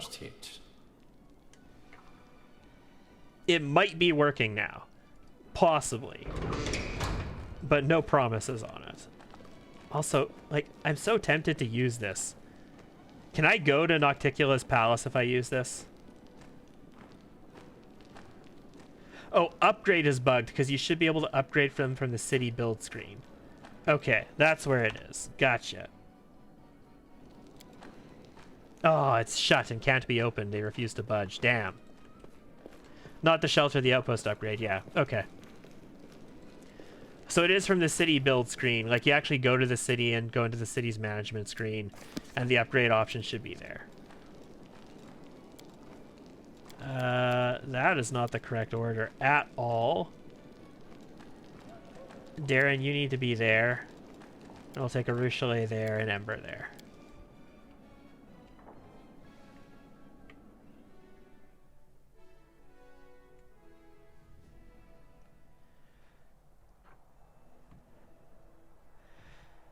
Okay, teleport to Lands of Yathwatch.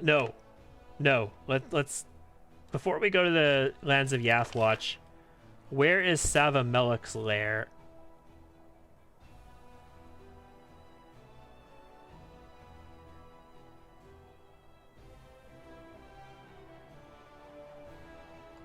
It was a lot closer, wasn't it? For some reason, I thought Savamelik's lair was a lot closer than...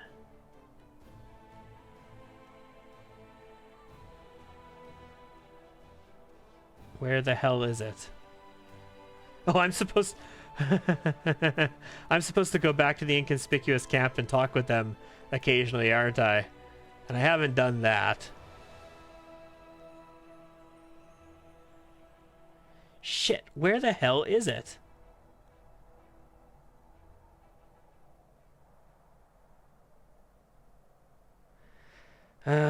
Opening the big map means going into Crusade management again, which I could do. It's not that big of a deal. Alright, what do we see? Bladesmith, Closed Portal, Ineluctable Prison, Valley... Was it the Valley of Temples? Is that where I need to go? I think it's the Valley of Temples. I'm pretty sure it's the Valley of Temples.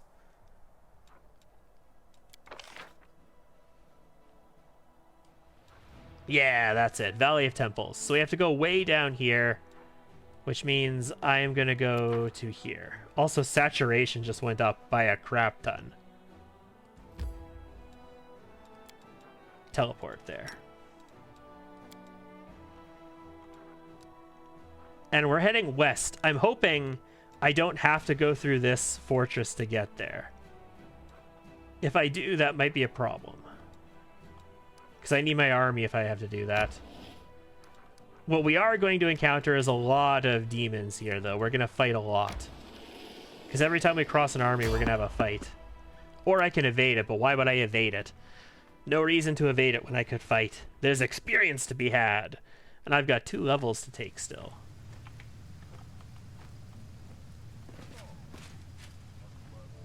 Nabasu Votary and a Shadow Demon Votary. I won't let you hurt my friends. Yeah, those Shadow Demon Votaries, they can be a real bitch if you don't one-shot them. Also, that didn't put us in combat. Did we find trouble? No, they did. Minotaurs. Half-fiend, furious Minotaurs. Heartbeat quickens. Am I in combat? I'm not. I will see your demise. That just feels unfair, guys. That just feels unfair.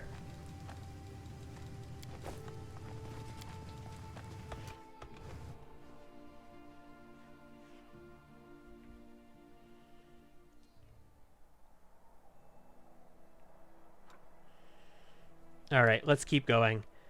I'm hoping we don't get blocked by a fortress. That looks like a loop around back up this way. I need to send my army out here to destroy some of these enemy armies. I'm going to have another encounter right away. Laughing Caves. I get the feeling that this has to do with one of the Heart of the Mystery quests.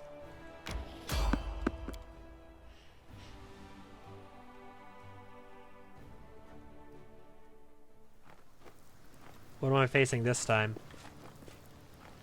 Hello? A Shadow Demon Votary. Did we step on their toes as well? Nope, 571 damage, plus an extra 156 damage from Deadeye.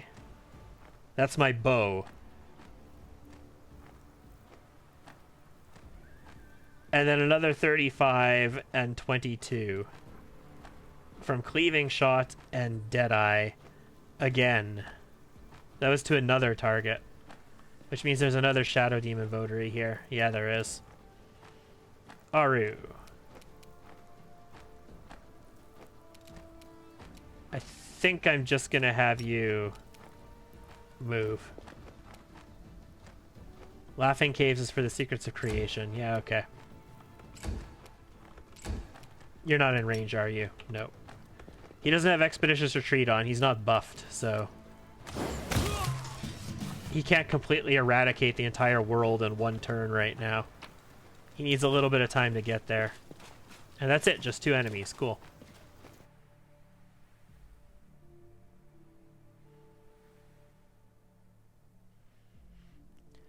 Something makes me want to play Kingmaker again as well. I played Kingmaker this last year, but I kind of want to play again. I played a solo run. It'd be nice to play another group run. Ooh, this is going to go to Laughing Caves in the Citadel for sure. Oh, that goes to that fortress for sure. I already fought you. Oh, we bypassed it. Cool. Valley of Temples? I discovered Final Veil. Okay, so that's where we're going to get our faux shard from eventually.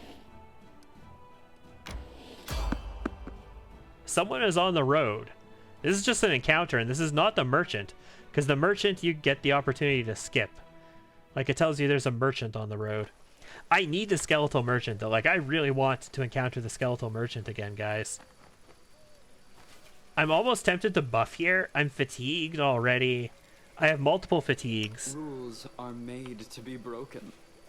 I'm tempted to buff here, guys. Because this is not just a... Oh, it's a ghost! Okay, cool. No, this is fine. Hey, Ghost. Good to see you again. Ask me the questions. I will answer. My third question is about great keepers of knowledge and givers of power. I will show you their symbols, and you must tell me their names.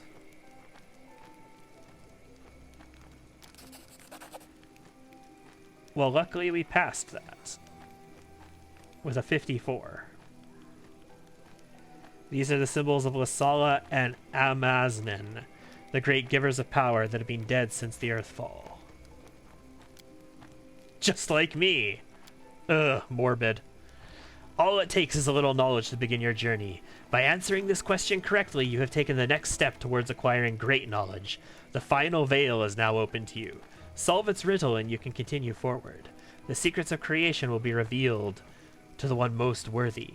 Do not give up your search.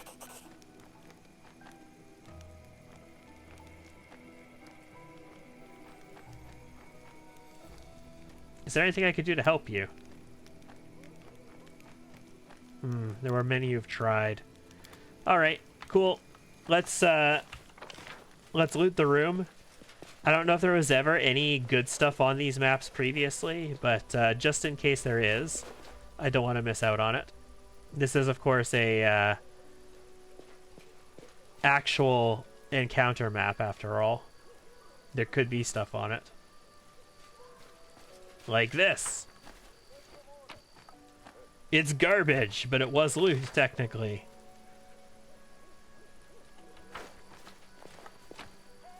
That's a little bit better. A dinosaur bone is awesome.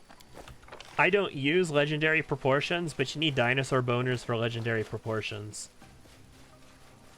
You can't make your proportions legendary unless you can tap into the mojo of a dinosaur boner.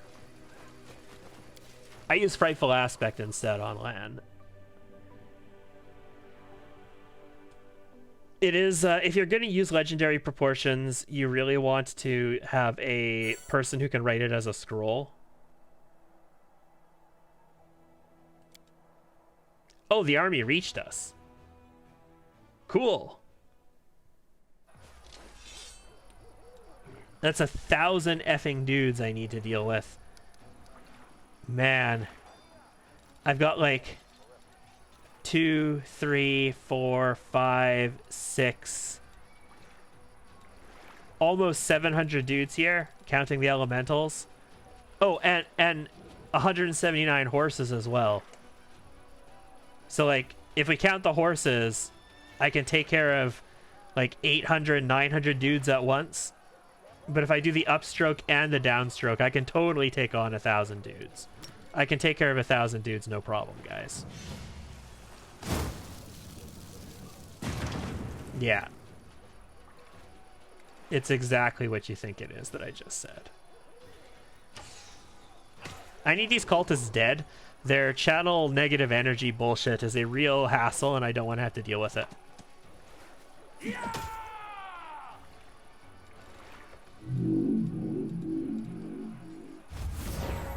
Morale? My elemental's got a morale bonus?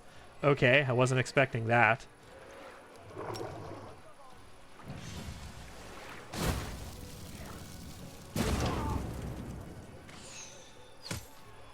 Yeah, this army's dead. This army is as dead as it gets.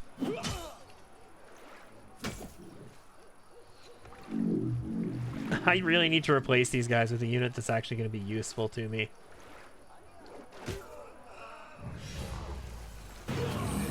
And now they have so few cultists that they can't actually really affect me much with that anymore.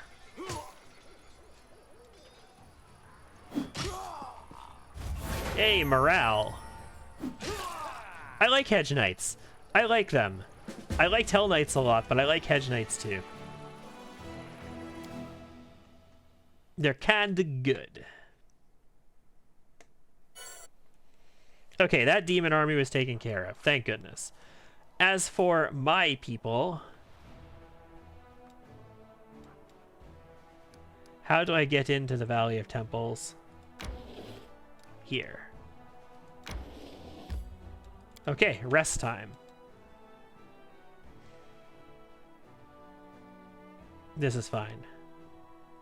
Yeah. Arushale is back. I can use her for keeping night watch. This is good. Let's go.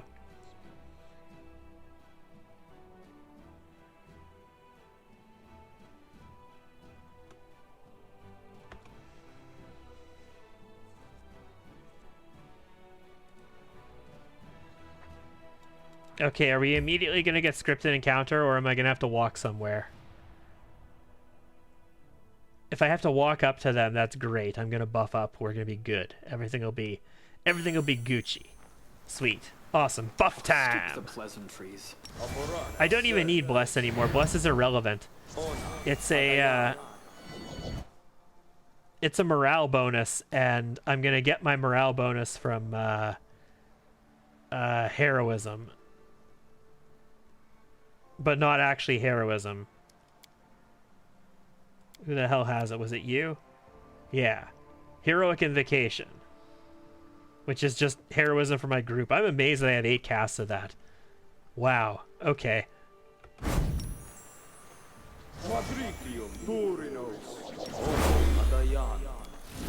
What did Savamelech use? I'm going to protect from fire in any case. Fire is always pretty safe. I'm never going to hit anything with Archon's Aura now that I think about it. So I don't know why I have it, but it's fine. Sure. I've got 155 dust on me. I like that UI change. It never used to tell you how much you had on you before, and now it does. That's useful.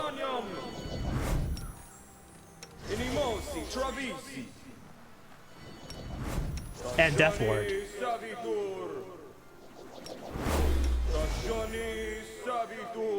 I find it very annoying that the most useful buff is also the one that takes forever to cast on people, because I have to cast it on everybody individually.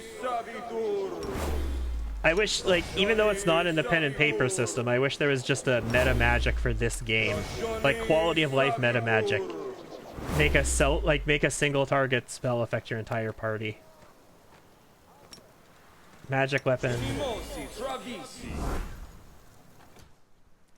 Okay. Now, let's go ahead and Heroic Invocation the whole party as well. You're a good person.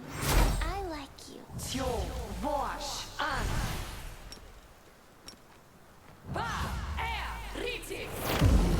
We'll take care of that. You know what? Everybody, you can have Owl's Wisdom as well. Why not?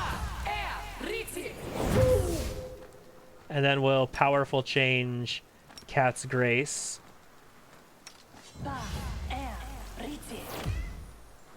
And I think Lan already has enough on Bull Strength. I don't think I need it.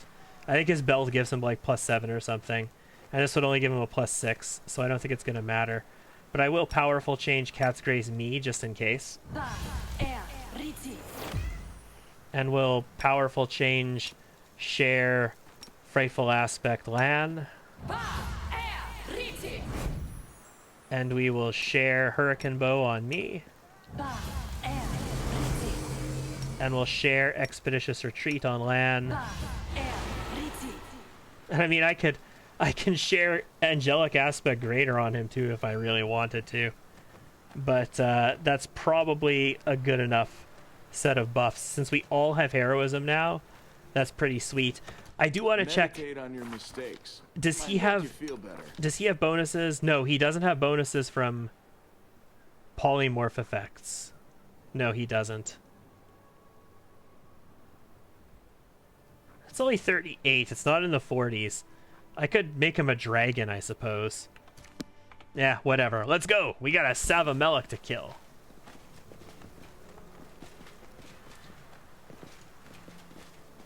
No, what is that? That was a mobility check, but the game is making me go over here, apparently.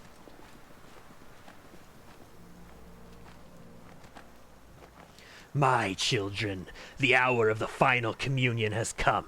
Accept your fate. Grrr.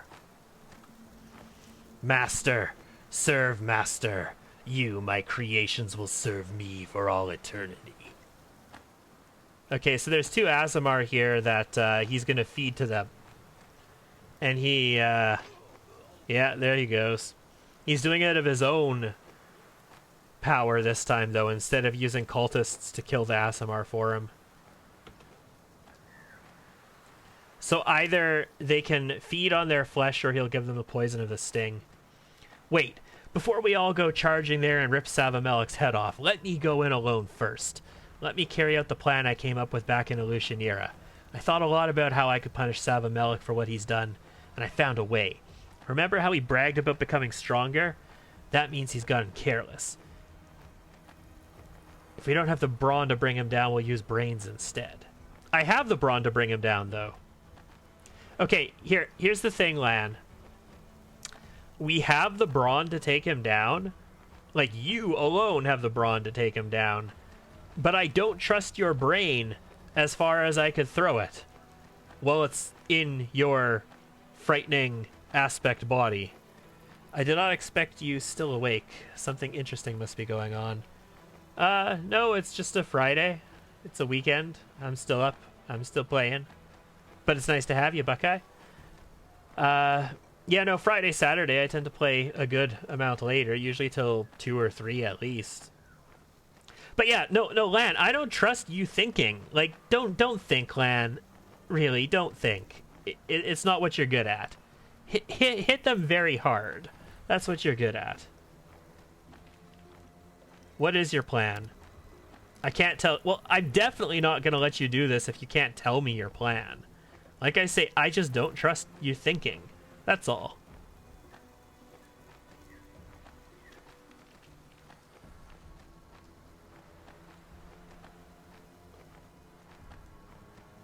No. Going in there on your own is too dangerous. Oh, so you're worried about me? I'm touched. Am I blushing? It's a shame you don't trust me. Guess I haven't earned it. No, just about thinking, Lan. I totally trust you to cleave him in two with one hit. It's just when you have to use your brain.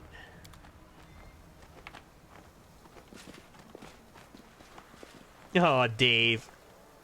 Dave is still flying for us. What the hell is that? Okay. There was a check over here. Mobility. That's to jump over to get up to here. Why would I want to go over there? How the hell do I just get down there?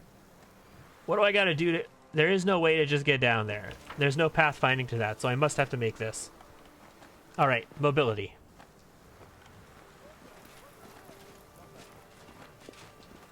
There's a way out. I can run. Tail tucked between our legs. Now, here we go. Here we go. This is it. Oh, Jesus. Oh, Jesus. Let's have some Well, we're in battle. Robust, corrupted mongrel guards, and skirmishers and brutes. Go for the skirmisher. The spirits demand your blood. Camellia is not buffed. She's not self-buffed. Okay, no, I need to do that. I need to take care of that. Jesus. It's a lot more mongrels than I thought would be here.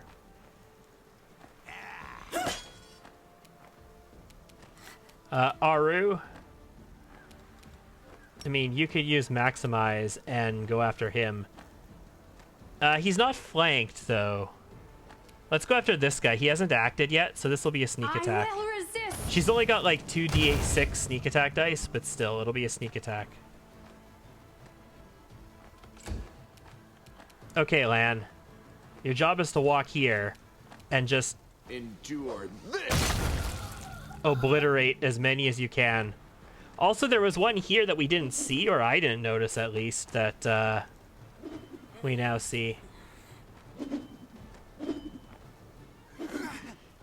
Fell cleave.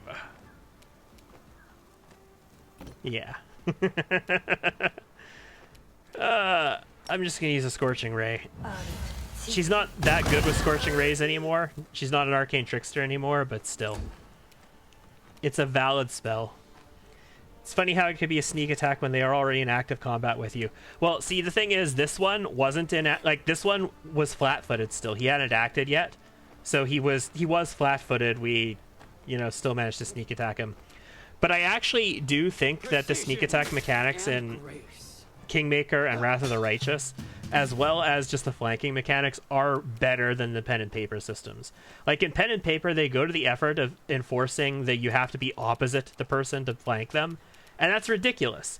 if you have two people right in front of a person and they're both threatening them, unless there's some special exceptional circumstances, like they're a Hecatonkrian, they've got 99 hands or something, or like, you know, they have abilities that prevent them from being in trouble when they've got a lot of people around them, like improved uncanny dodge, like that person should be at a disadvantage, even if the two people are standing next to each other.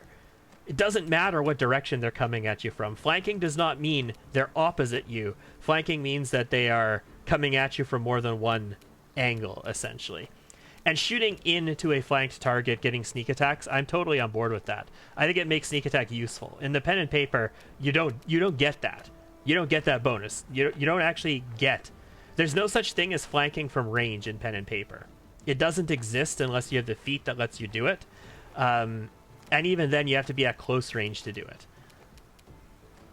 So I am a big fan of the changes they made here. I think they're good. I think the game benefits a lot from it. You are today's sacrifice!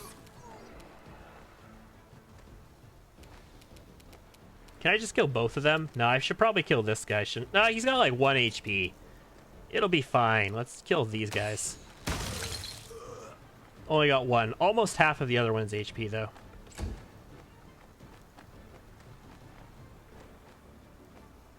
God, the mongrels just keep coming here. I just want to buff Camellia. Let me buff Camellia. This guy's running away. I mean, I'm in like all these guys are active, so let's just shoot him. Yeah. Prepare yourself. A maximized gather power, like blue flame blast. Totally unnecessary. Completely unnecessary. Oh shit, he looted. Well, he just wasted his action. Make every strike count. He could have killed both of them. What I really want to know is if cleaving finish has been fixed, and I don't think it has been. I think it's still hitting targets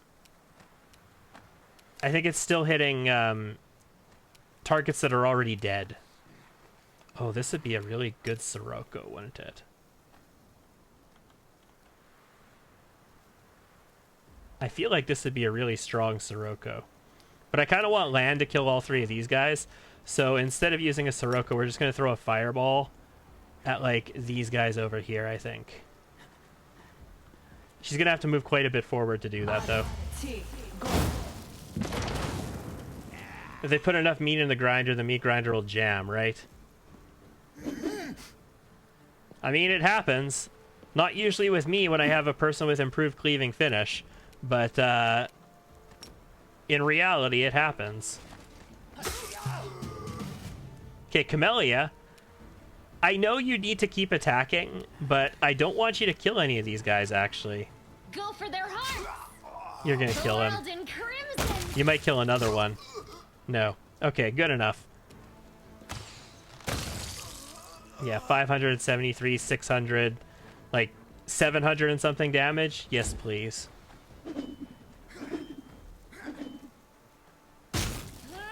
Damn it! Okay, yeah, you come closer. Yeah, there we go. Aru. I guess kill this guy. Using like 150 damage blast plus in order to just kill random dudes. Okay, this is what I wanted to test out.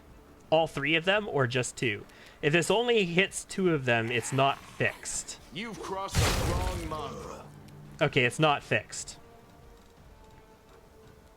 We did 1,212 damage. And then I used Cleaving Finish. And I hit and killed him as well. And I didn't use Cleaving Finish again. It should have said I used Cleaving Finish again. Oh, I did. There we go. This was the first kill, 1,203. Then I used Cleaving Finish and I hit the Robust Corrupted again. So Brute and Skirmisher, and there's a guard. So first I hit the Brute, then I hit the Skirmisher, and then I hit the Brute again. The Brute who was already dead, I hit again.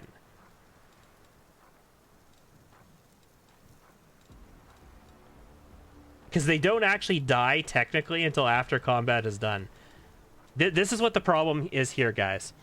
Like, the they die thing doesn't happen until after the combat is done.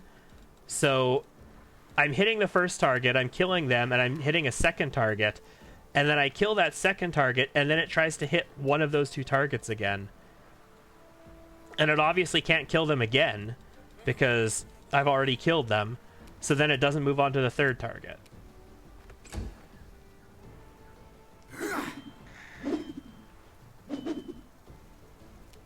That effectively makes improved cleaving finish useless. Because it only ever gets me the effective normal cleaving finish. Like, they need to fix that. You won't stop us. Like, I'm going to end up playing another big, heavy, two-handed build like this in the future with cleaving finish. At some point, just to experience the game in a working state where cleaving finish actually functions. You know, assuming they ever actually patch it.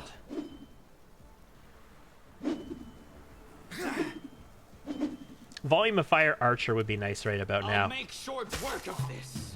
The other thing that would be nice is just, you know... I'll cut you wide open.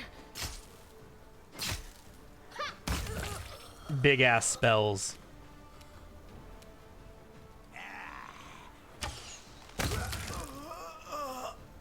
It does sound like a relatively easy fix. It could be accomplished in a number of ways, like...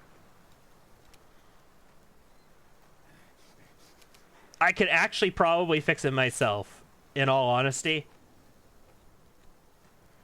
This is a Unity game, and it is extremely moddable. I could probably actually fix it myself. But that is effort that I don't want to go to at the moment.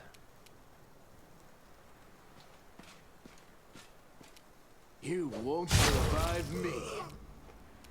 Yeah, let's just kill both of them, because they... Surrender or else. Inconsequential. Out of my sight. Darren can't ever hit anything. It's okay, Darren. It's not your fault. It's just entirely your fault. Here, have some teamwork feats on you. Oh, doesn't matter. Alright, Camellia. You can trust me. I know I can, but I need you buffed.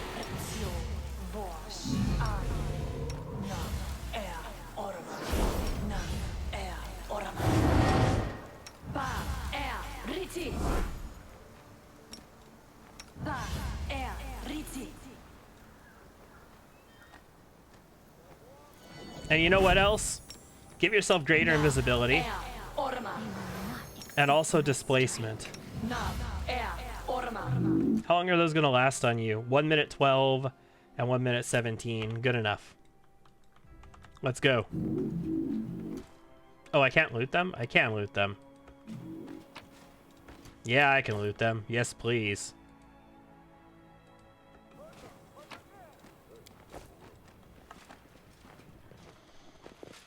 Alright, Mr. Demon Bro. It's been a while since I first saw you.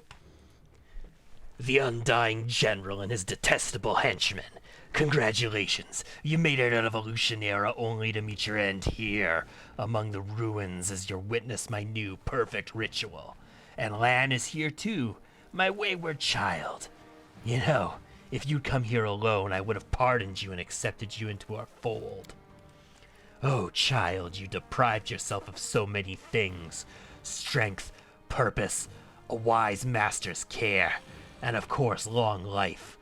For I free the mongrels that accept my favor to the dark and mortifying curse.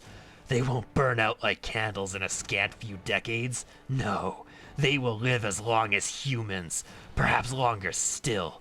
You could have had a life like that, but appears the commander's leash is too short. You're saying your leash would have felt better? In case you haven't heard, there's this little thing called respect.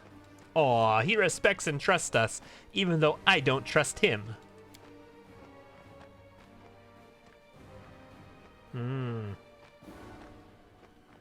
Saul reached Red Dresden and told me everything. Do you regret letting him go? He proved hardier than I thought. The power of my blood shines through in old wrecks like him. which means that healthy, strong mongrels that go through the ritual will be unstoppable.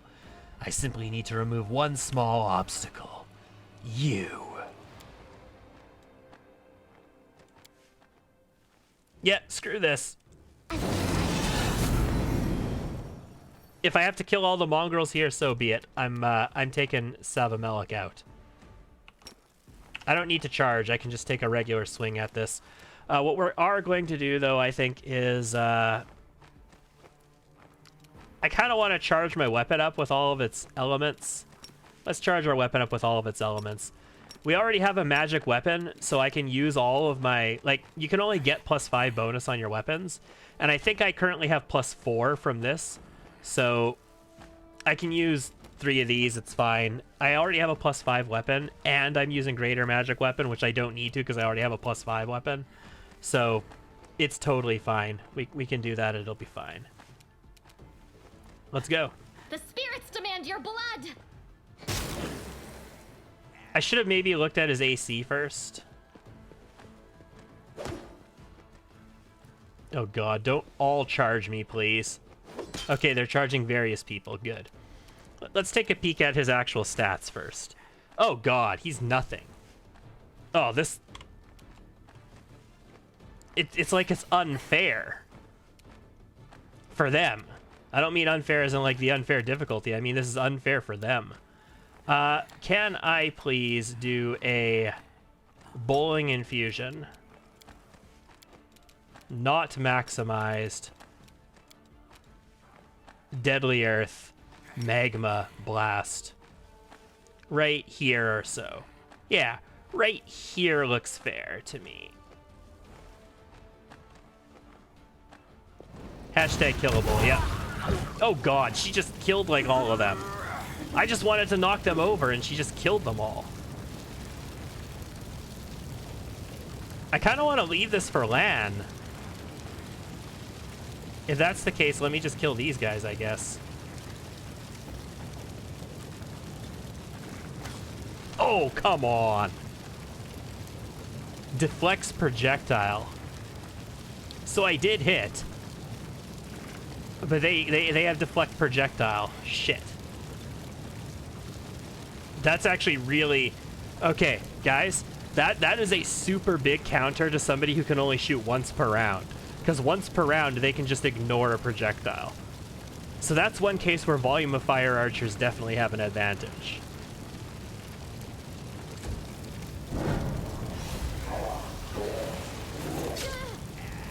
Oh! I mean, that technically hurt, but it wasn't that bad.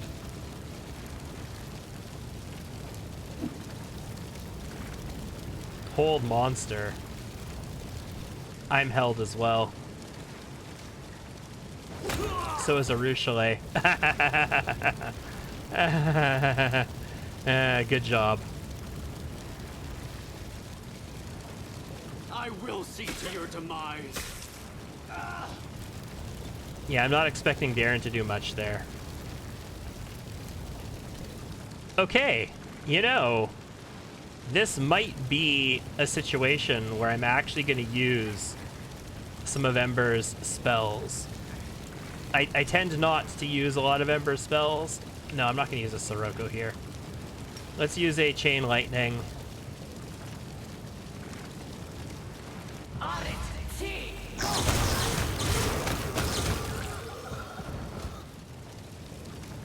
Yeah, that was effective. I would say that was at least moderately effective. At least moderately effective, yes. That's how I would rate that spell usage. Okay, since apparently Camellia is not going to get any help from anybody else, let's just go for maxi damage on her. And let's just try and end this with her alone. She has greater invisibility, so there's a good chance she could potentially get sneak attacks here. I could use True Strike, but I don't think I need to. I could also... You know what? Fuck it. I've got Arcane Pool points. Let's use Dimension Strike. Against his touch AC. What's his touch AC? Show me your touch AC. 16. Yeah, these are guaranteed hits. Unless we... No, even if we roll a 1, they're guaranteed, because 1s are criticals for us now. You are today's sacrifice.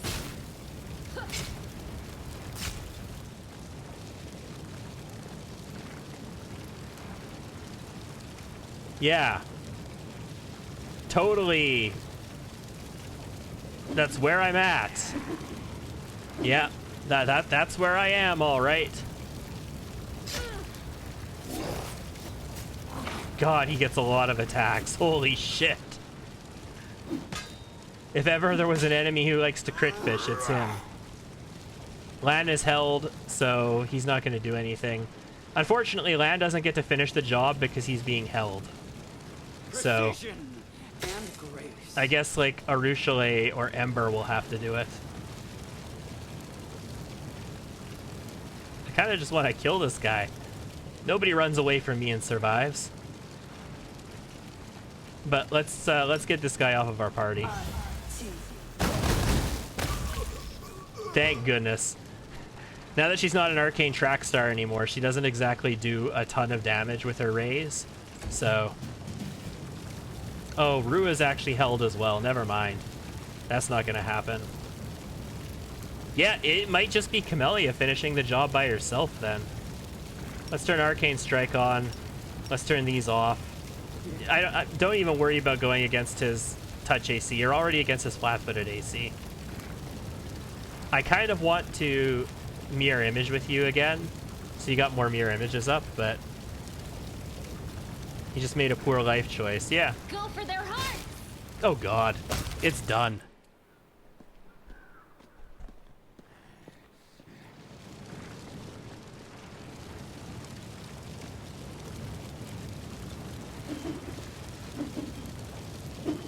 Yeah, good luck with that.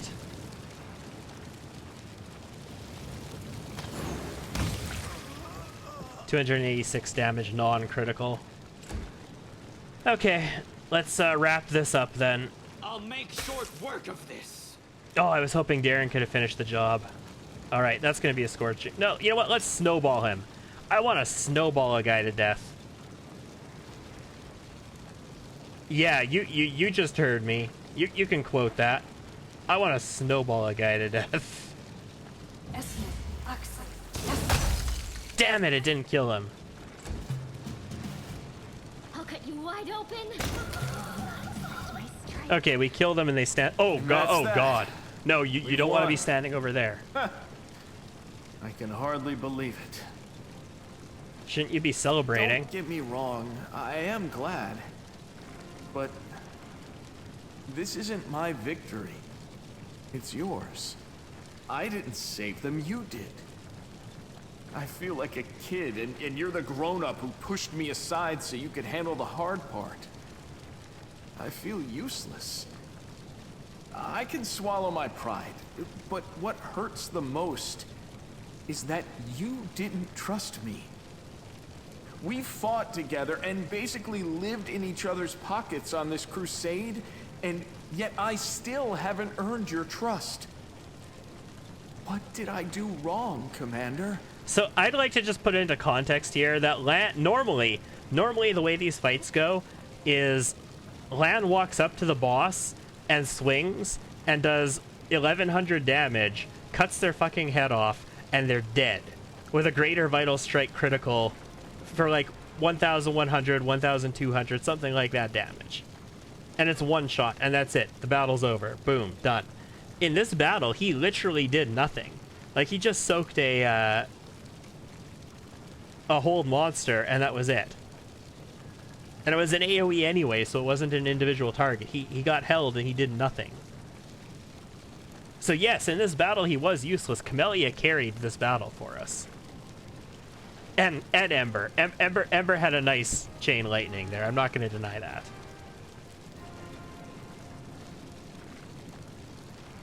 I just didn't want you to die. What if I wanted to die? It's not your choice to make, Lan. Then what? Forget it. That was a stupid question. Nobody died today save the ones who were supposed to.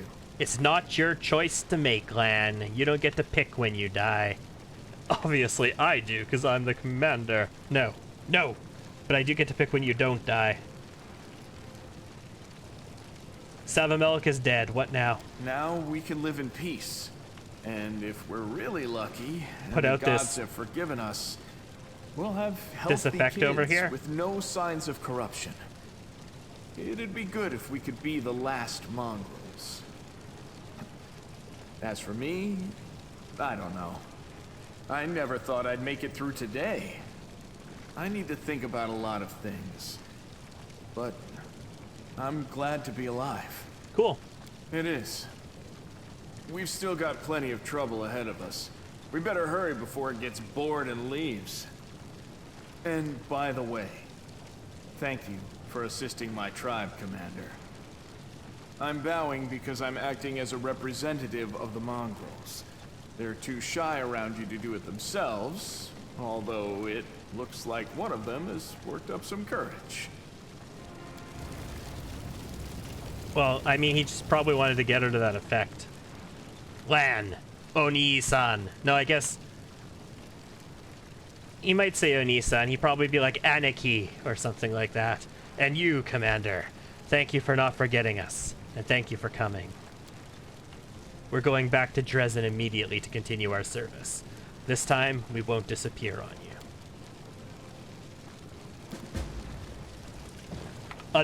We got 2 level ups today, guys. God, that Trickster quest was ridiculous as far as... Please, allow me.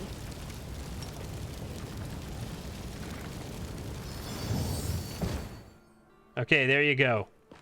Wallard and a robust, corrupted mongrel guard. You're free of the effect. Let's do some lootin' scootin'. Ooh, that's a nice looking kukri, ladies and gentlemen. Oh, my kukri playthrough person is coming out. I mean, I understand it's Act 5, but what is this? Astringent pacifier. It is a +5 kukri, caustic, sacrificial, finesse wielding. Well, finesse wielding is just normal. When it lands a killing blow, all enemies in 15 foot must pass a will 32. That's respectable. Or become panicked for 3 rounds. That is very respectable. It also grants a +15 competence on persuasion made to intimidate. Oh, ho, ho, ho. This is an amazing, like, dazzling display, shatter defenses, kukri. Dreadful carnage. Cornigan Smash. Well, maybe not Cornigan Smash, because you have to power attack to use Cornigan Smash, I believe. Attacks with this weapon get +5 enhancement bonus on both attack and damage rolls. Caustic 2d6 acid. Sacrificial against a helpless foe. The bonus is +2 better than its actual bonus, which is +7, which technically should not work, because +5 is as good as it should get. But I think this actually does go in excess of it, just like Bane goes in excess of it as well. That's nice. And what's in these? A dueling sword? There was another pile of loot over here. Just garbage. Cool.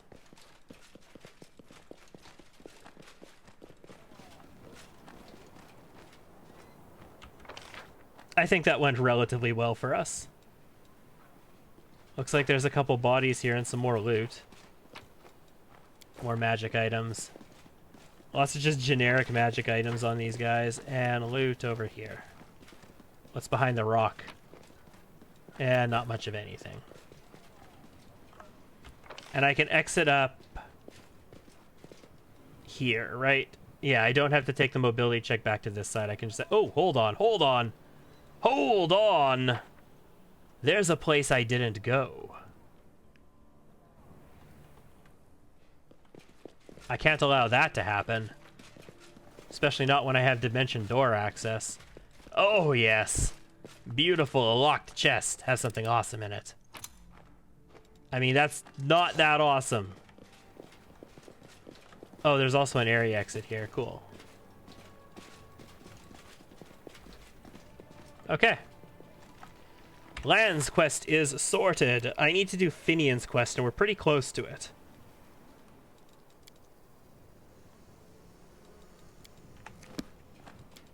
All right, let's take a look at this.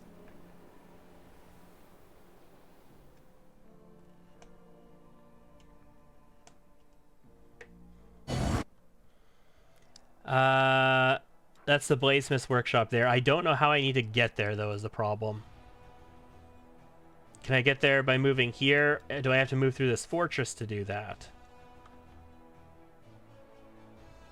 Also, if the final veil is here, the final veil's location for its witchmabuggers must be close to it, right?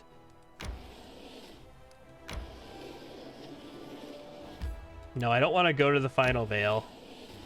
I want to find its, Holy shit, I didn't fight this army. That's rare. Where the hell is its location for thingamabobbers? Tablets.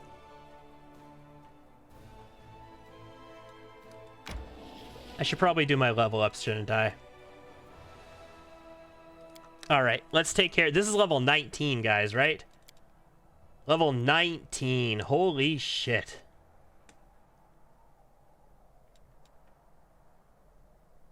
That means I'm still going to get one more Slayer talent. Do I need any other regular feats, really?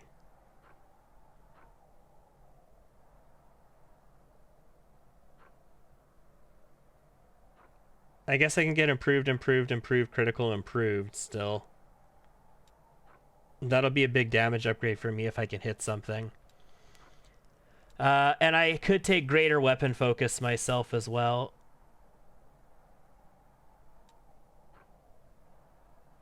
Because we are a trickster, we have access to any feat. So here's the thing. I could take... none of those I can get as a Slayer talent. I have to take all of those as this. So if I want the Persuasion, I have to take it here.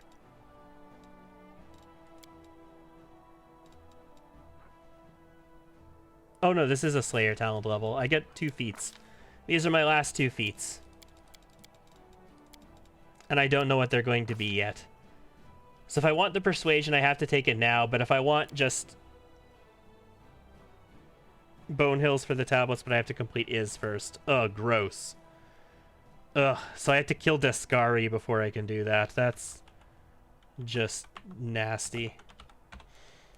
So improved, critical, improved will get me the extra damage multiplier. Greater weapon focus gets me +1 chance to hit, maybe +2 if I take the mythic.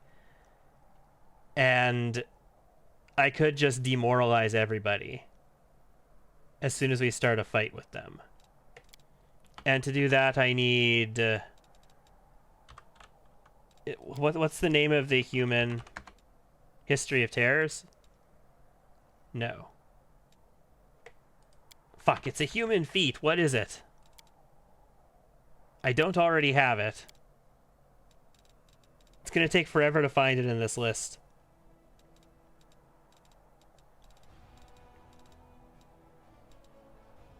Not breadth of experience.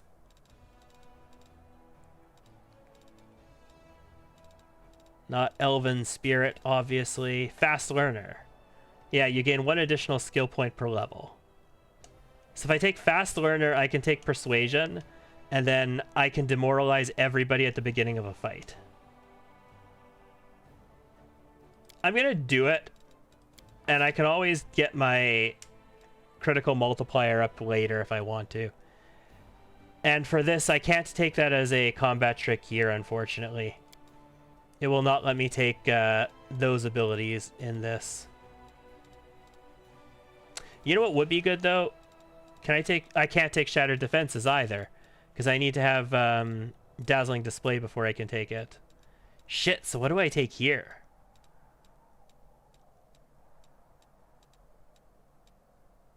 Do I just do a saving throw thing here? Ooh, I'm out of feats to take, guys. I am out of feats. I could take, like, blind and critical, I suppose. In that case, I'd probably just take blinding strike to do it.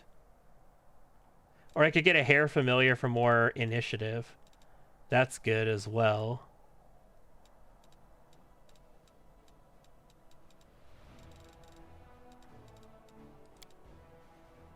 There's nothing left in those for me. Yeah, oh god, this is rough.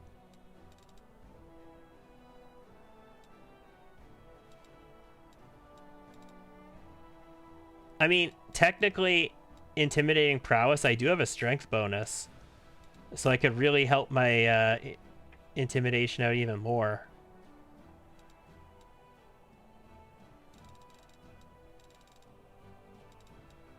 I think I'll just take Blinding Strike, I suppose, then. I just want to be able to intimidate the shit out of... That means I have to alter this, though, doesn't it?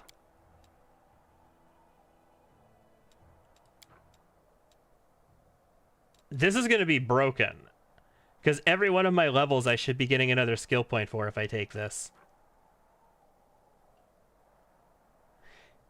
Whatever. We'll see how it works. If I have to respec, I have to respec.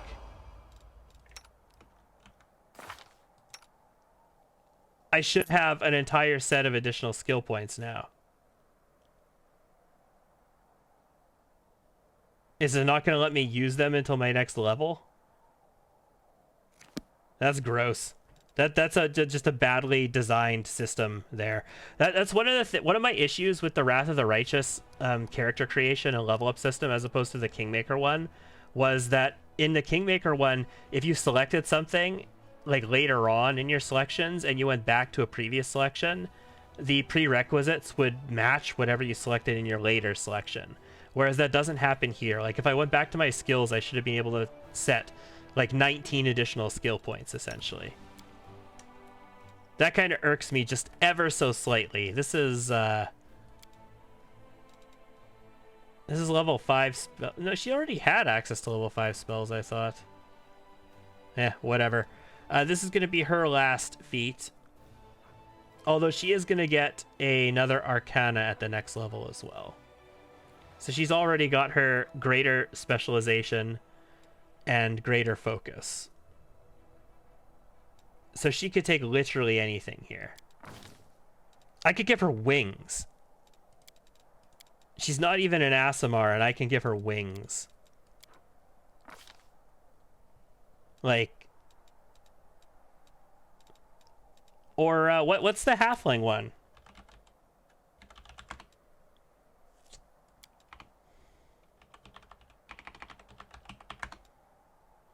What's the name of the halfling one? It's like... Is it Cautious Fighting? Is that it? Cautious Fighter. When fighting defensively, your dodge bonus to AC increases by 2. As opposed to... Wings. Grants a +3 dodge bonus to AC against melee attacks and an immunity to ground-based effects such as difficult terrain.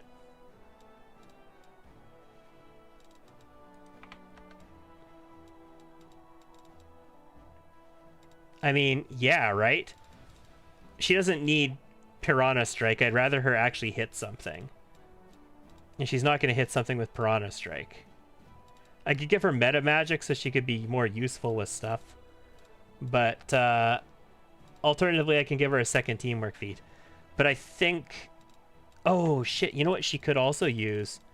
Now that everybody else is intimidating things, I could just give her Shattered Defenses. So she hits their flat-footed AC normally. God, there's so much possibility here. Being able to take any feat is kind of ridiculous. Let's give her wings. I think my Camellia deserves wings, don't you? Even though she broke up with us, she'll be back. She'll be back. You can have some Cloud Kill and some...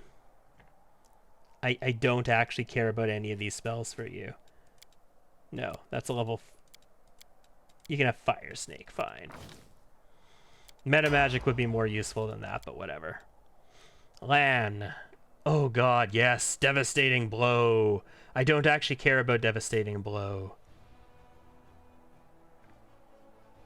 It's a guaranteed critical threat if it hits. But I already have, like, practically guaranteed critical threats. I threaded on an 11+. What I really want is Weapon Mastery. Automatically confirm all critical threats and have our damage multiplier increased by 1. Oh god, he's going to do so much damage at level 20. He is going to be absolutely bonkers nuts at level 20. Okay. So he got Intimidating Prowess last time. I could get him just Dazzling Display now, so I could just trigger this whenever I want. I don't actually have to hit them. But what else would be really good for him?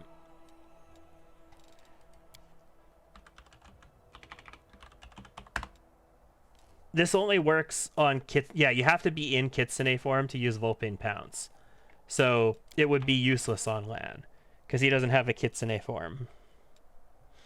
Otherwise, that would be potentially very useful for him.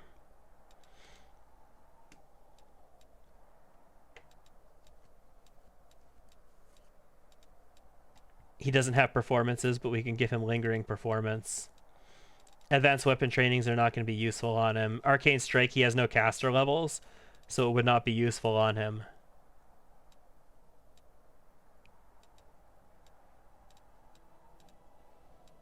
The crane things. I could give him Critical Focus to give him an extra type of critical thing, but I don't really think that's going to matter. Also, I gave him... Okay, no, Critical Focus I don't need, because once he hits level 20, he's going to auto-confirm criticals. So Critical Focus at level 20 is essentially a wasted thing to us, other than what its prerequisites for.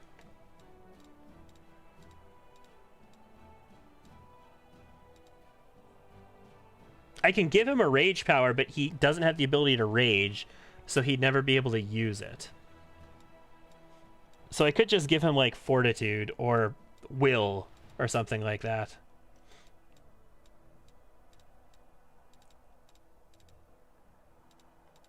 A Kitsune magical tail. Yes, that's what he needs.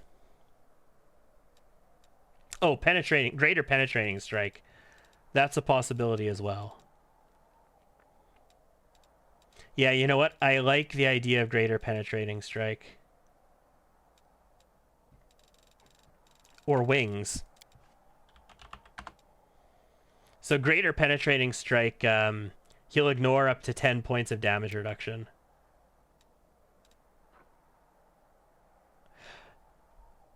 On second thought, like, he does fucking 1200 damage. I don't think 10 points of damage reduction really matters much to him anymore. I don't think that's that big of a deal to him.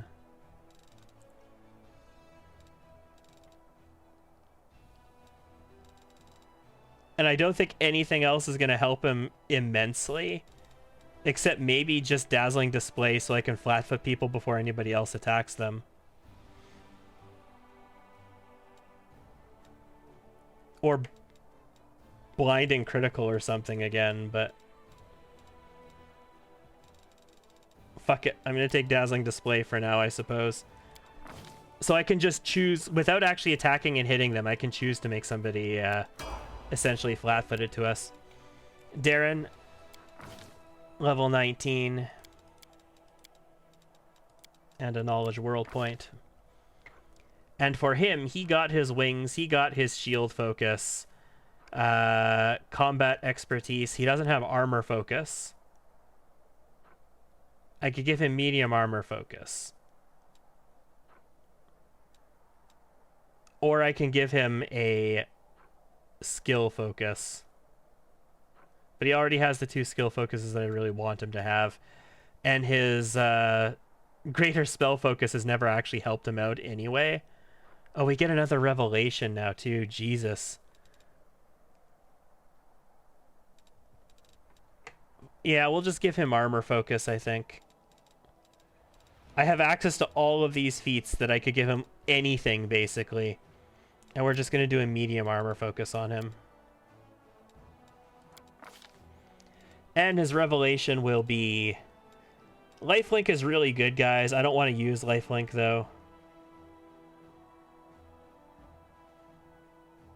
Whenever your healing spells heal the target up to the maximum, any excess will persist for 1 round. Yeah, we'll do Spirit Boost. And our spell specialization is going to stay greater Dispel Magic. All right, level 8 spell.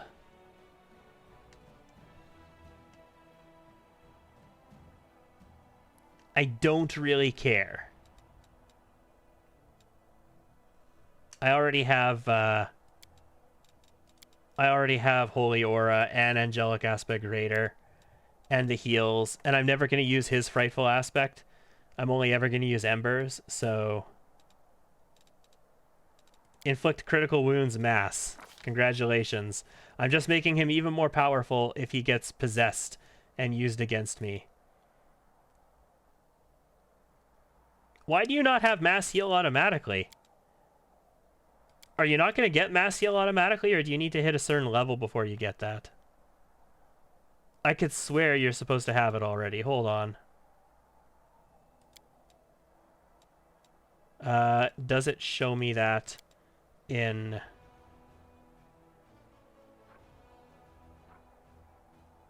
It's not this one, is it? It is. Yeah. Mass heal. I get mass heal as part of my life.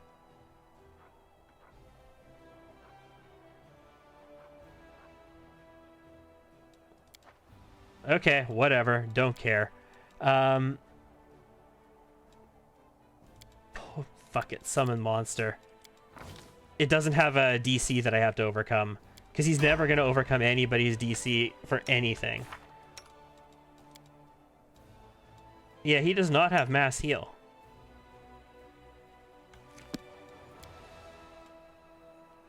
And Rue.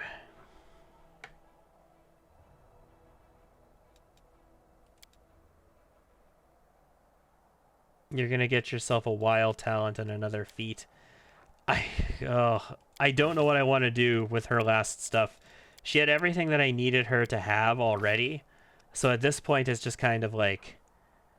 She's got greater weapon focus in her kinetic blasts already. She has her persuasion focuses, so she can demoralize shit all she needs to. She has her trip stuff and her Fury's Fall, right? Yeah. So if I hit them with an Earth Blast, I'm going to trip the shit out of them. I guess the thing to help combat maneuvers, right? What is it, like agile maneuvers? You add your dexterity bonus to your base attack bonus and size bonus instead of your strength bonus. Sure. That's about the only thing that's really going to be that useful there. And I don't think I need anything else in here either.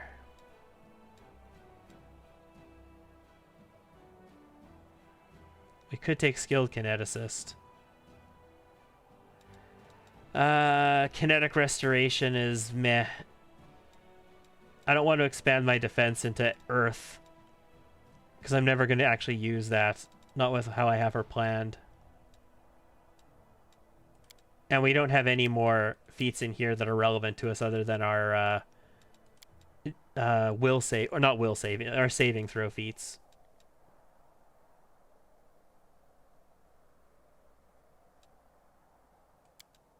Sure, be a skilled kineticist for no reason whatsoever. And Ember. This is an arcane exploit that I don't need. And your last feat. And what's your feat going to be? We already have our penetrations. I have skill focus, arcana. I have evocation, greater evocation, electricity, greater electricity. I've got my meta magic maximize and my completely normal spell. I could take one more meta magic. This is probably meta magic for Ember, I imagine. Although she has access to everything now. So it could be literally anything.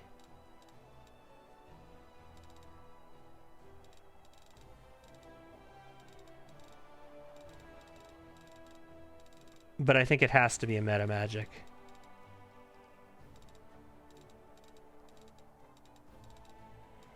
And in that case, what's going to be the most useful to me? Bolster to do AoE damage. Empower. Yeah, Empower is pretty nice. Extend, heighten. I could get her extend, and then I could extend like greater invisibility.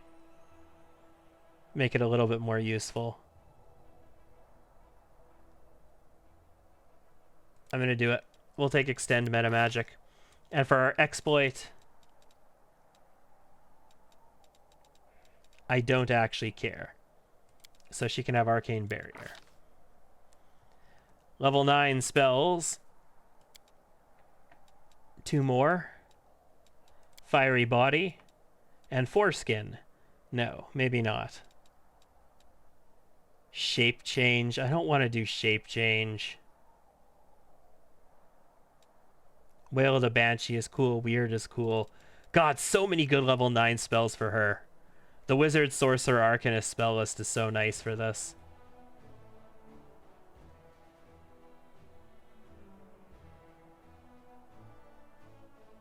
Foreskin. Fine. Done. And that's going to give me some spell slot changes. For another greater invisibility on you, and absolutely nothing that I care about on you, so fine, have another elemental body, I guess. And for you,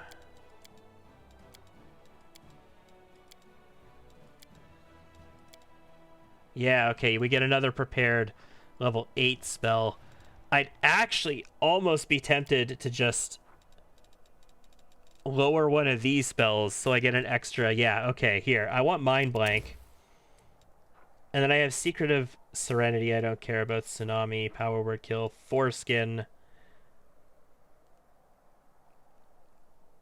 Yeah, and that's a single target one. So what if I lower that to level 8? Because at level 8, all I'm reasonably going to use is Frightful Aspect.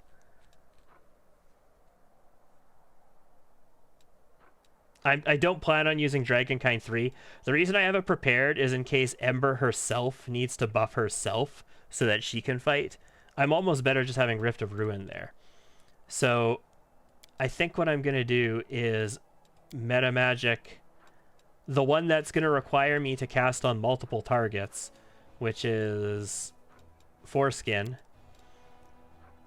And we will give it Totally Normal Spell, or a Completely Normal Spell. And we're going to write it at level 8. And then I'm going to prepare Foreskin at level 8.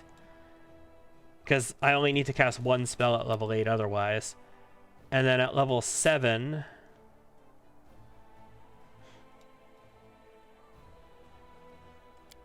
Six,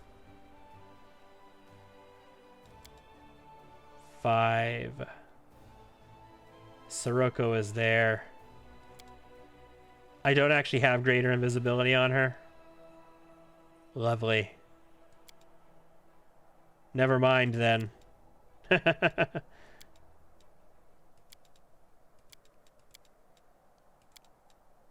I was going to extend it and put it in a higher level spell slot. But I don't have it, so I guess that's it. That's everything. Okay, cool. That's sorted. Let's make our way to the Bladesmith workshop, I think. If I can figure out how to get there.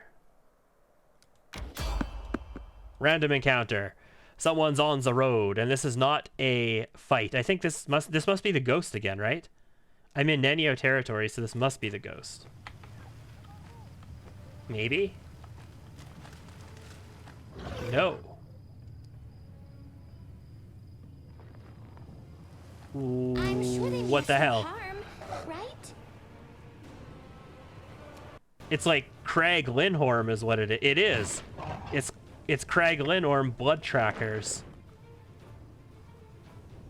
In Kingmaker, you fight one of these guys in a cave, and it's kind of nasty. Also, they have regeneration, don't they? Damage reduction 15, exception cold iron. They're gargantuan, so I should get some nice bonuses against them. 49 AC is not that bad. It's definitely hashtag killable. 16 touch AC is extremely killable. Do they not have regeneration? They have outflank. That's going to be nasty. They have true seeing. That's even worse. Yeah, regeneration 10, cold iron.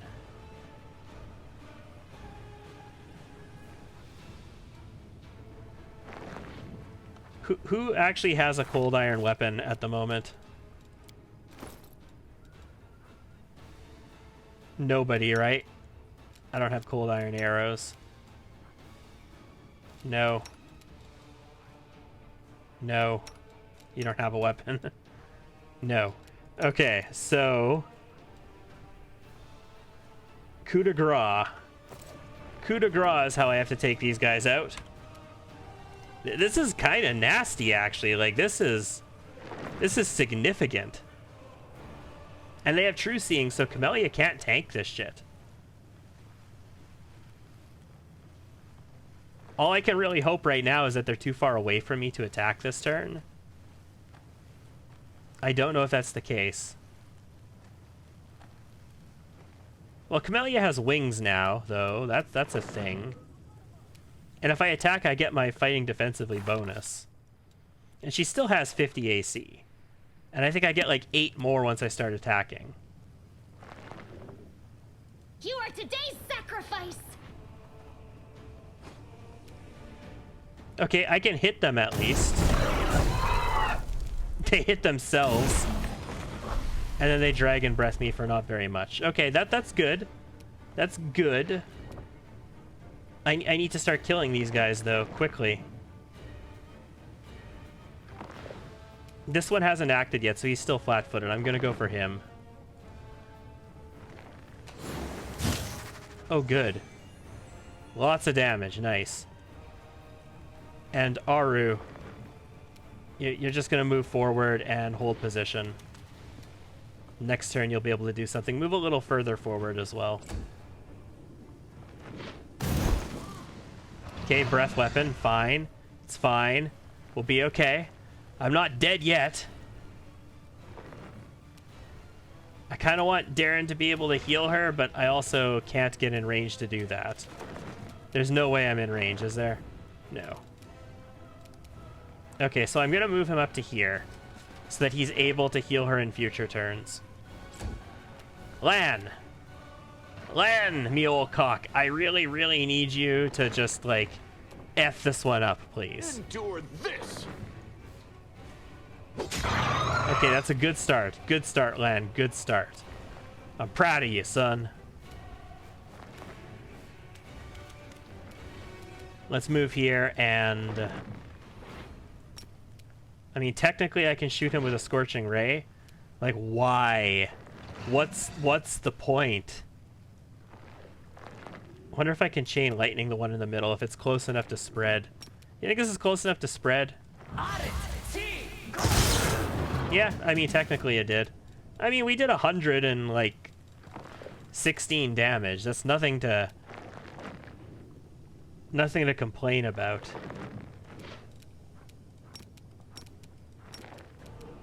All right, just start fighting. Get your defensive AC up. Go for their hearts! Okay, good. You took him down. So now your job is to continue to keep him on the ground.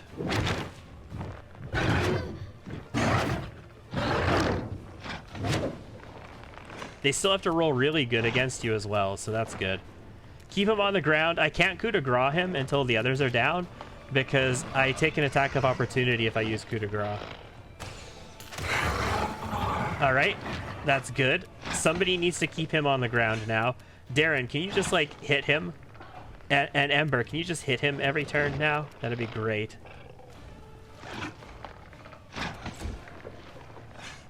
Oh, there's a Minotaur, too. You don't say. Because of course there is. Make your peace. Why wouldn't there be a Minotaur as well? Yeah, Darren, hit him while he's down.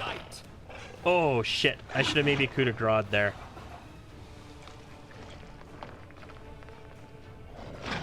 I am going to have Lan go after this guy, though. I need to bring him down. Make every strike count. There we go. All right, now it's coup time. Everybody needs to be hitting these guys. Yeah, just keep doing damage. Don't let him regenerate. All right, Camellia.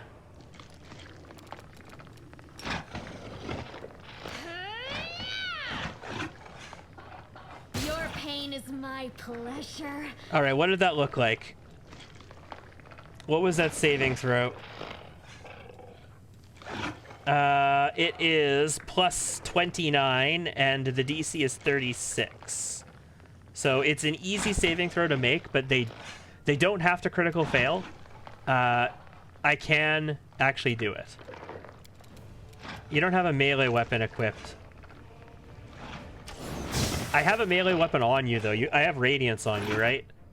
I do, so I could switch to that.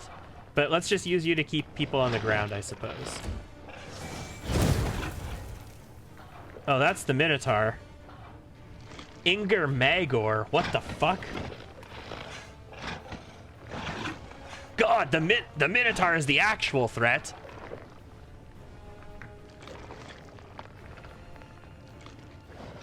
He was the actual threat the whole time.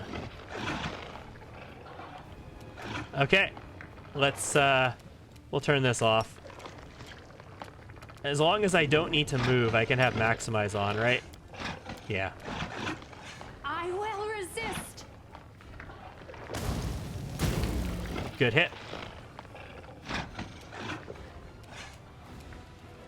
I need you to kill this guy. Actually, no, you can't kill that guy. I need you to heal Camellia, please. Yeah, the Minotaur is always the threat, especially if he has access to charge. But this one's like a badass Minotaur. Okay, Lan. I don't know if Camellia is threatening him, so I don't know if you have outflank on him. I could demoralize him, though. No, I'd rather just take a swing this turn. Yeah, that's why. Fuck, I hit him, didn't I? Fortitude saving throw succeeded.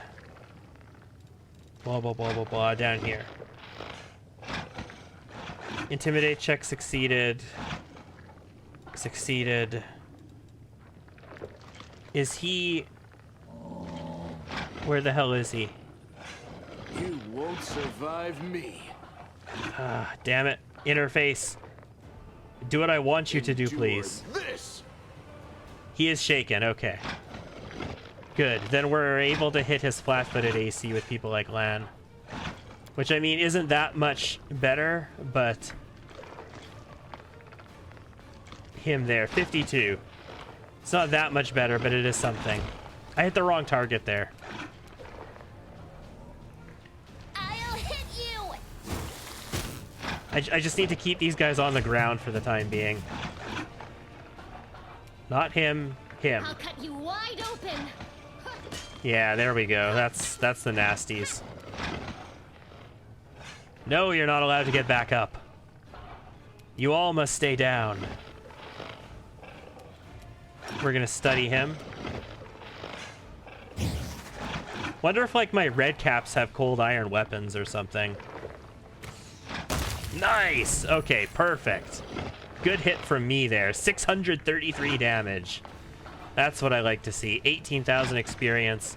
Now, let's finish these clowns. Prepare yourself.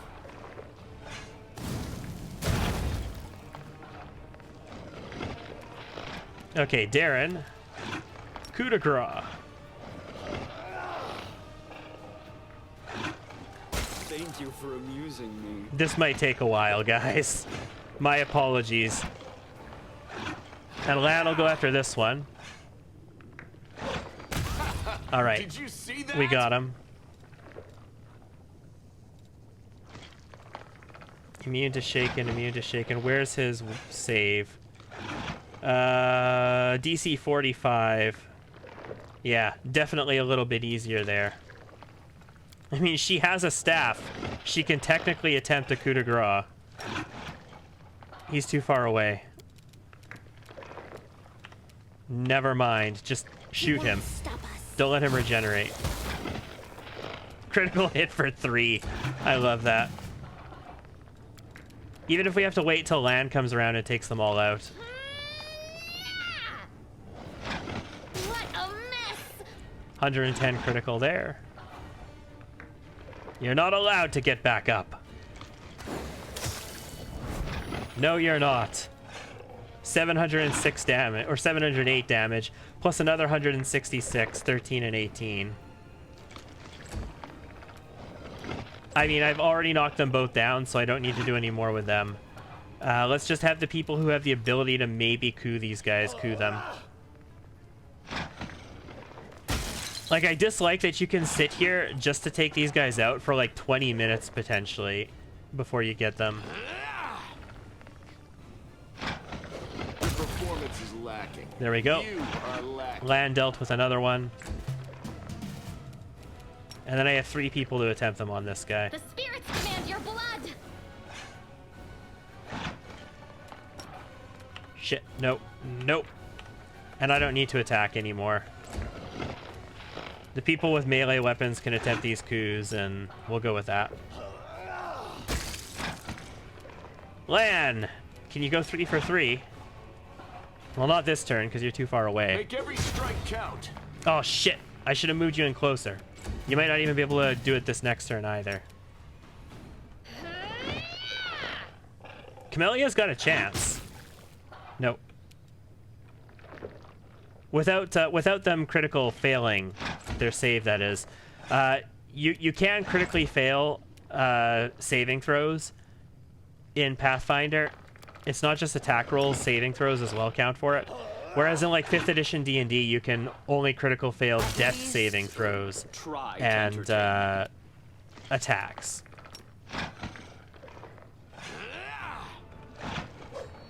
Yep. 3 for 3. This was interesting. Why the hell did this fight happen?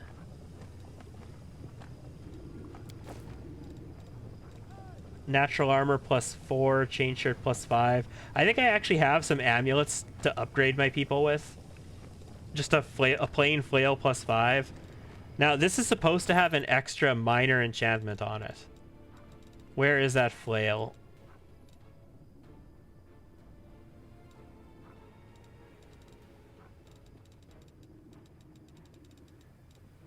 Just like these are supposed to have an extra minor enchantment on them. But I can't see what that is. Where's the hell is flail?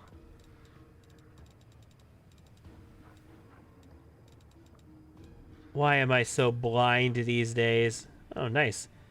Greater maximized meta magic rod. Those are nice.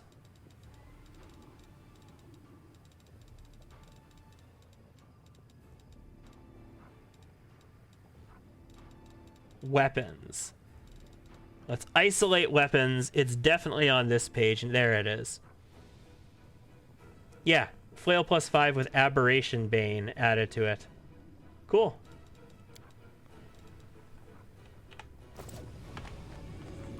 So is that all that was on this map? And why the hell did this encounter happen? No, there's more on this map. Why the hell did this encounter happen?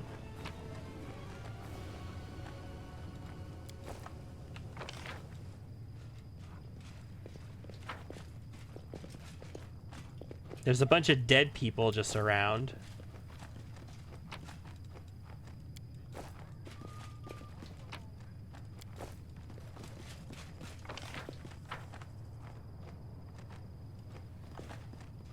It showed me something up here at the beginning of the fight, and then it zoomed down to here. I got a key for the prison, did I? Cool.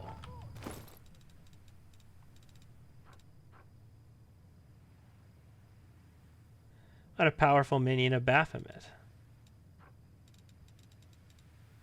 Cool. So I'm gonna guess that we're gonna face some more powerful minions of people, and we're gonna get ourselves some more things, since there's a whole bunch of doors that are all locked and sealed and all that nonsense. Nice. It was a good fight. Like, those Crag Linorms, like, you see the first one of those that you see in Kingmaker, and it's just like, that's a nasty-ass fight. That, if you take that fight when you first have access to it, you're definitely, like, full buffing and very carefully playing that. I mean, unless you're playing solo, then you're, like, 5 or 6 levels above the content, because when you play solo, you get a crap ton more experience. Cool. That went well, then. Now, how do I get to the Bladesmith's workshop? I can't go through this way. People are fatigued. I am actually going to rest right here before I hit this demon army, because I don't want to be passing a demon army while I'm fatigued. Am I going to have to go up to this other path to get there? That's gross. Anyway, let's rest. If you ever feel like the world outside the walls of your mansion is alien and incomprehensible, come and talk to me. I know all about deception and betrayal. I can protect you. Is this Darren? You wish to No, be my it's friend? Camellia. How charming. I would simply love to share girlish confidences with you and hear all about the deep, dark secrets of your past. And see, this is interesting, because normally Camellia is very sassy in her approach to speaking to companions. Like, she's always sarcastic, and she's never genuine about it.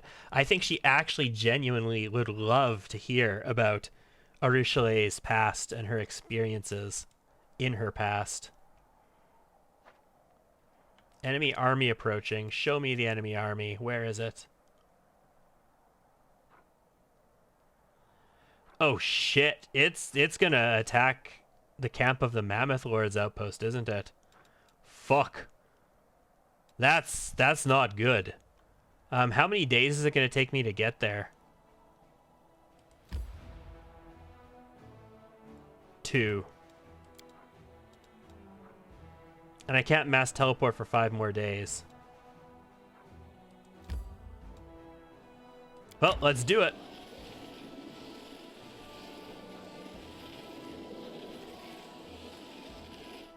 And while I'm at it, I'm going to go ahead and recruit some more soldiers, because I have more available now.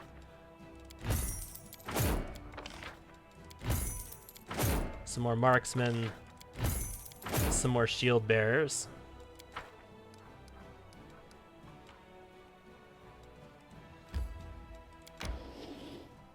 Oh, come on. Go the rest of the way.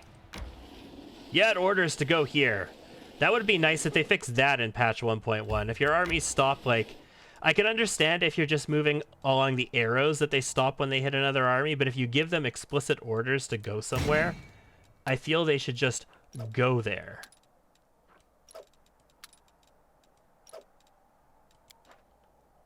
Alright, and I can also get those, not clerics, like church guards, right? Yeah, or I could, you know, switch to hardened veterans, or I could just get both.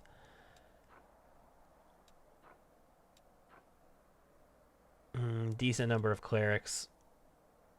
I do need to restart my cleric forces.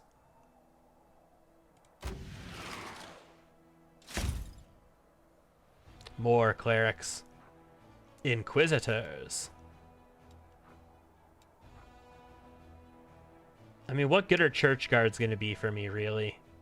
I'm going to let the reinforcements on that build up before I do anything with that. Yeah, this army is just going to move into position here. It's going to take a whole another day to get there. I'm pretty sure this army is just going to siege this, right? So we're gonna be under siege. Our morale is going to be penalized slightly for that. But I have decent morale, so I don't think it's going to be a big deal. I'm going to evade this encounter. I'm probably going to have to fight them on the way back down again. Okay, there is a way here, but I think we're going to hit that fortress. Oh shit, yes. I got my movement back.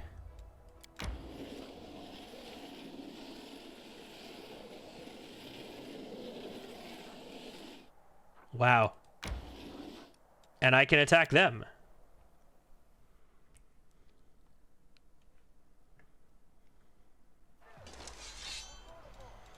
Okay, so what do we got? Cultist cutthroats, cultist mages, cultist fighters. Hey, mages.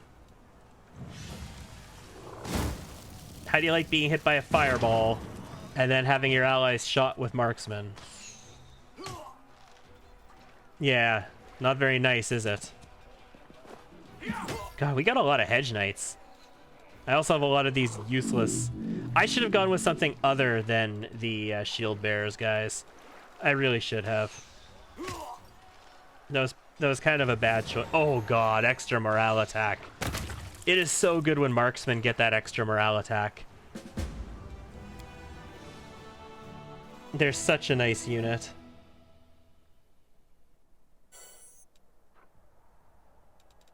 Almost at a level up as well here.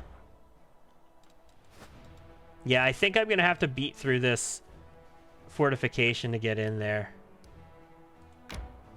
Yeah, enemy fort blocks the way. I can't pass this. So I can't go further towards Iz or the Bladesmith's workshop, I think, until I get an army down here. I'm tempted to raise a second army now. Second army can play defense while the main army comes down here and mops up the big guys.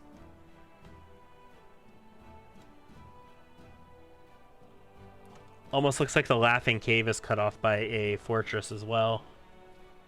I could go to the Final Veil, but I can't get the place that I need to get the materials for the Final Veil.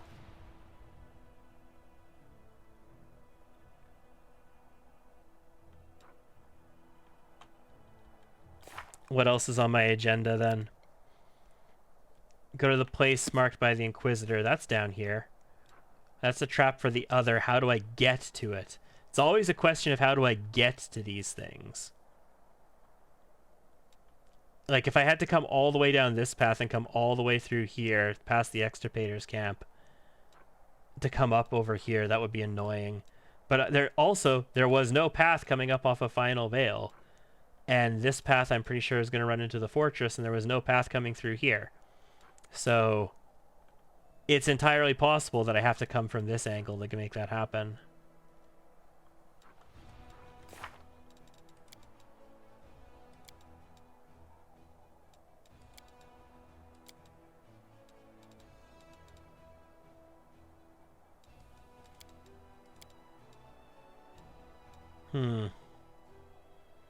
I do have some things to deal with back at Dresden as well.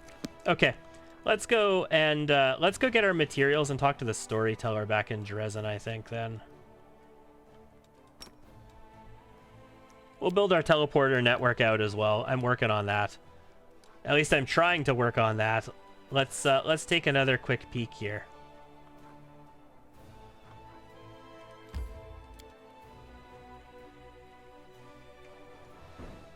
All right, so this definitely has 3 buildings in it now, which is what you need in order to upgrade a place. And it should be in the build menu, yeah? But it is not in the build menu. I have 2 upgrades available. I'm positive I have 2 upgrades available.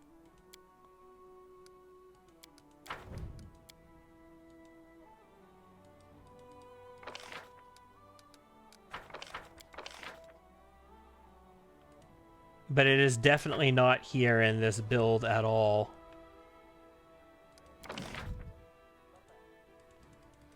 And the requirement is that you have 3 buildings in the location, so we should be able to do it from here. Well, that's irritating. Maybe it's bugged because I did the upgrades before I went to Illusioniera.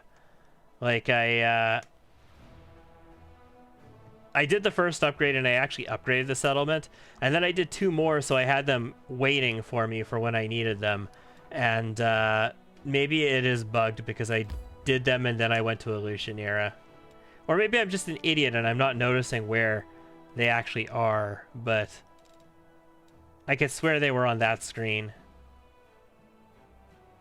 Okay, so we're going to get a good night's sleep, I think, first. Get rid of our corruption. And then I want to grab my stuff out of my chest and talk to the storyteller. At least a couple of things. Oh god, I gotta sell a ton of stuff, too. We're probably gonna have, like, 400,000 worth of crap on us. God, I really need to see the skeletal merchant. He's gonna sell a greater kinetic diadem on his magic goods page, and I really need that.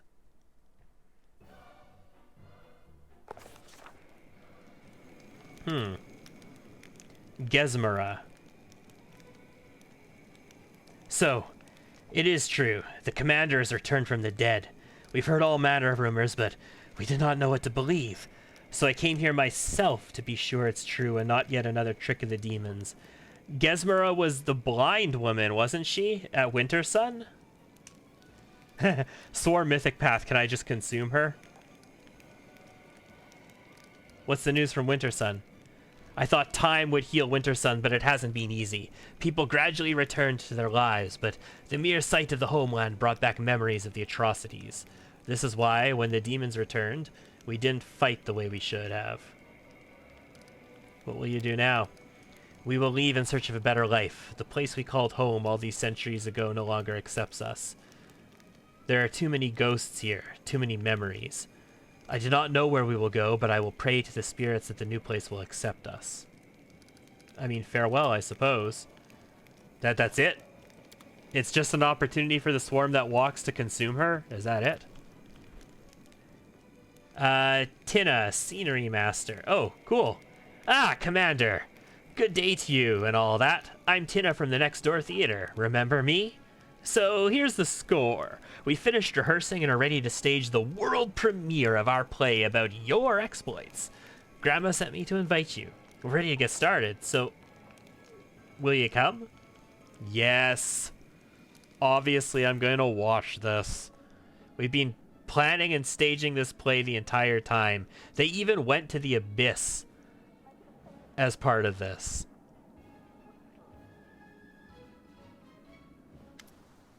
And we are a trickster, so... Ladies and gentlemen, the day has come that every participant in the crusade has awaited with bated breath. The day when we, the Next Door Theater Company, finally present to you our newest production. Theater!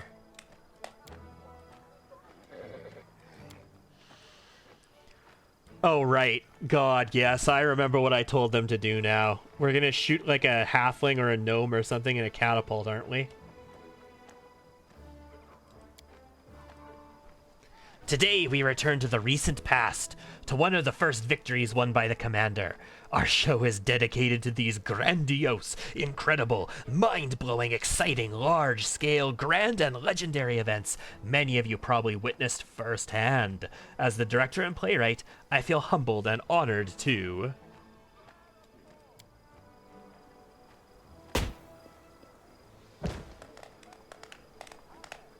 That looked like it would hurt. Does anybody remember when we used to load the catapult? I have a better question. What did the projectile hit? I see something that resembles a plume of smoke in the place similar to the one where we left the crates our props are in. I put my cherry pie in the catapult bucket to have a secret snack during the performance, and now it flew away. Stop panicking. The show must go on, even if we are left without our costumes and props. If something does not go according to plan, improvise. Nothing more than a few fireworks to celebrate our premiere. And now, we shall begin. Hurrah!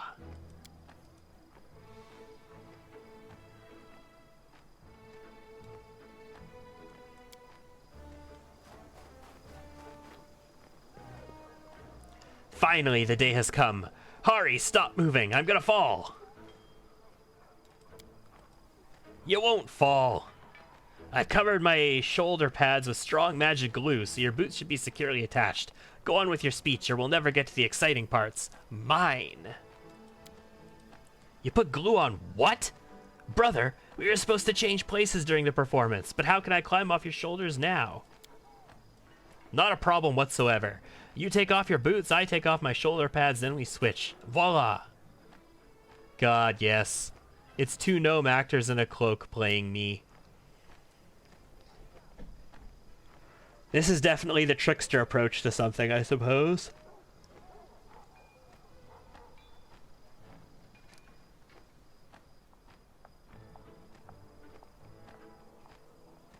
I could be a ventriloquist.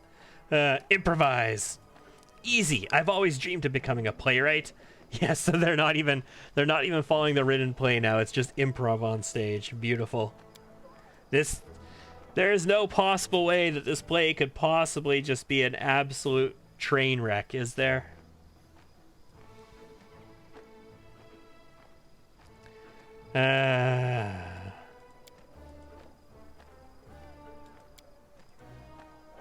This would have been much better voice acted, I think.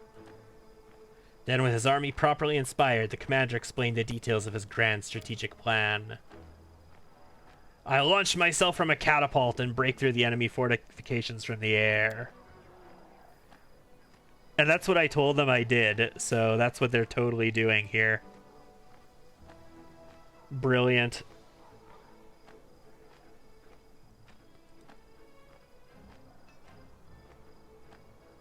They cast an illusion to make them think I was just standing there, really? Can we shoot me from a catapult now? Did you like our show? I had so much fun, of course.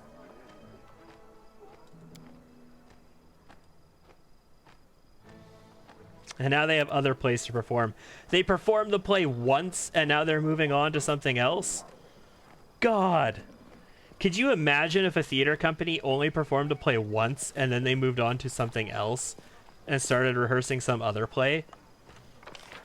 I don't know how they would ever make money. Like, in a million years, I don't know how they would make money doing that. We're gonna go sell some stuff before we go and rest, and get the stuff for the storyteller.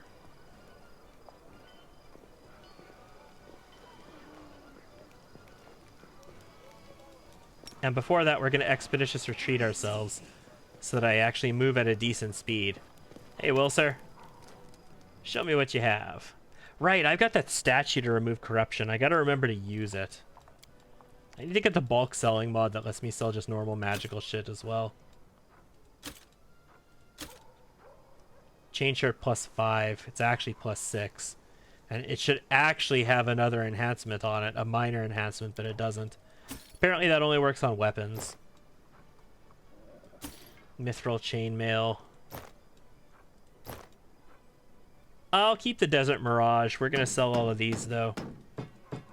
I don't need any of those. We'll keep that. I see no reason to keep any of these things. I'll keep that just in case somebody wants it. I'll get rid of the light crossbow. I would consider maybe using a heavy crossbow on Lort. Just because a heavy crossbow is better with Vital Strike. It uses a 1d10 for damage instead of a 1d8 that the longbow does. I'll keep this. I actually want to check that out on Ember because I don't think her stat gives her +1 to caster level. I want those. I don't want these, though. All 16 of those +1s can go away. That can go away. So can that. And all of these throwing axes. Ooh, that's such a nice kukri. Such a nice kukri. Magical Beast Bane. Oh, it just feels so good. On the whole. I can get rid of these. I already have +6s. Don't need that. Definitely don't need that. We will keep this, though. I'm going to get rid of all the animal things, because this playthrough I'm not using animals. We'll keep the belts. Screw all of these potions. I definitely don't need them. I'll keep the remove disease and remove curses and stuff like that. Remove blindness. But I don't need mage armor or... Yeah, all those ones I'll keep. Daggers go bye-bye. And so do our consumables. Yeah, I gotta do something with all these necklaces. I have a couple nice big powerful ones here that are actually more powerful than they look like. So I gotta pick somebody to wear those. I also have another Ring of Protection +5 that's actually a +6, and 2 +4s that are actually +5s. So I think we're done with Ring +3s now as well. Like, if it's not a +4, it's not good enough for us at this point.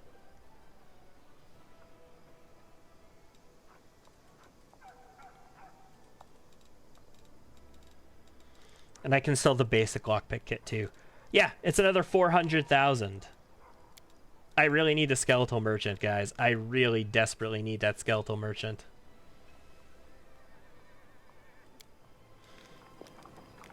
Okay. So, I want to take care of the storyteller's stories. I think I could put together some of his items now. We got a whole bunch of hides of magical beasts, so I think I could do those. I also want to get some relics going. If I don't have a relic going, I want a relic going as soon as possible in the crusade management thing. Otherwise, I think I'm just going to take care of some stuff here in Dresden before basically making our way back out to those nice faraway things. I'm going to have to send an army out there. So I'll have to prepare that, and I might have to prepare a defensive army at home. I don't want to teleport my army out. I want the ability to teleport it back if I need to. All right. In any case, I think with that, it's about to be 3 a.m., and we are almost 5 hours into the stream. We're going to call it quits for this evening. I will be back in the next session to continue Act 5. We're not super focused right now on Act 5 because there's a crap ton of stuff to cover, but we've hammered out a bunch of our companion quests, and we're going to keep hammering things out here and make our way through to the next big storyline bit. In any case, thank you for tuning in, ladies and gentlemen. I have been Liz. This has been Pathfinder Wrath of the Righteous. I love to have you here. It's absolutely wonderful, and I hope that you get to join us again next time. Bye-bye.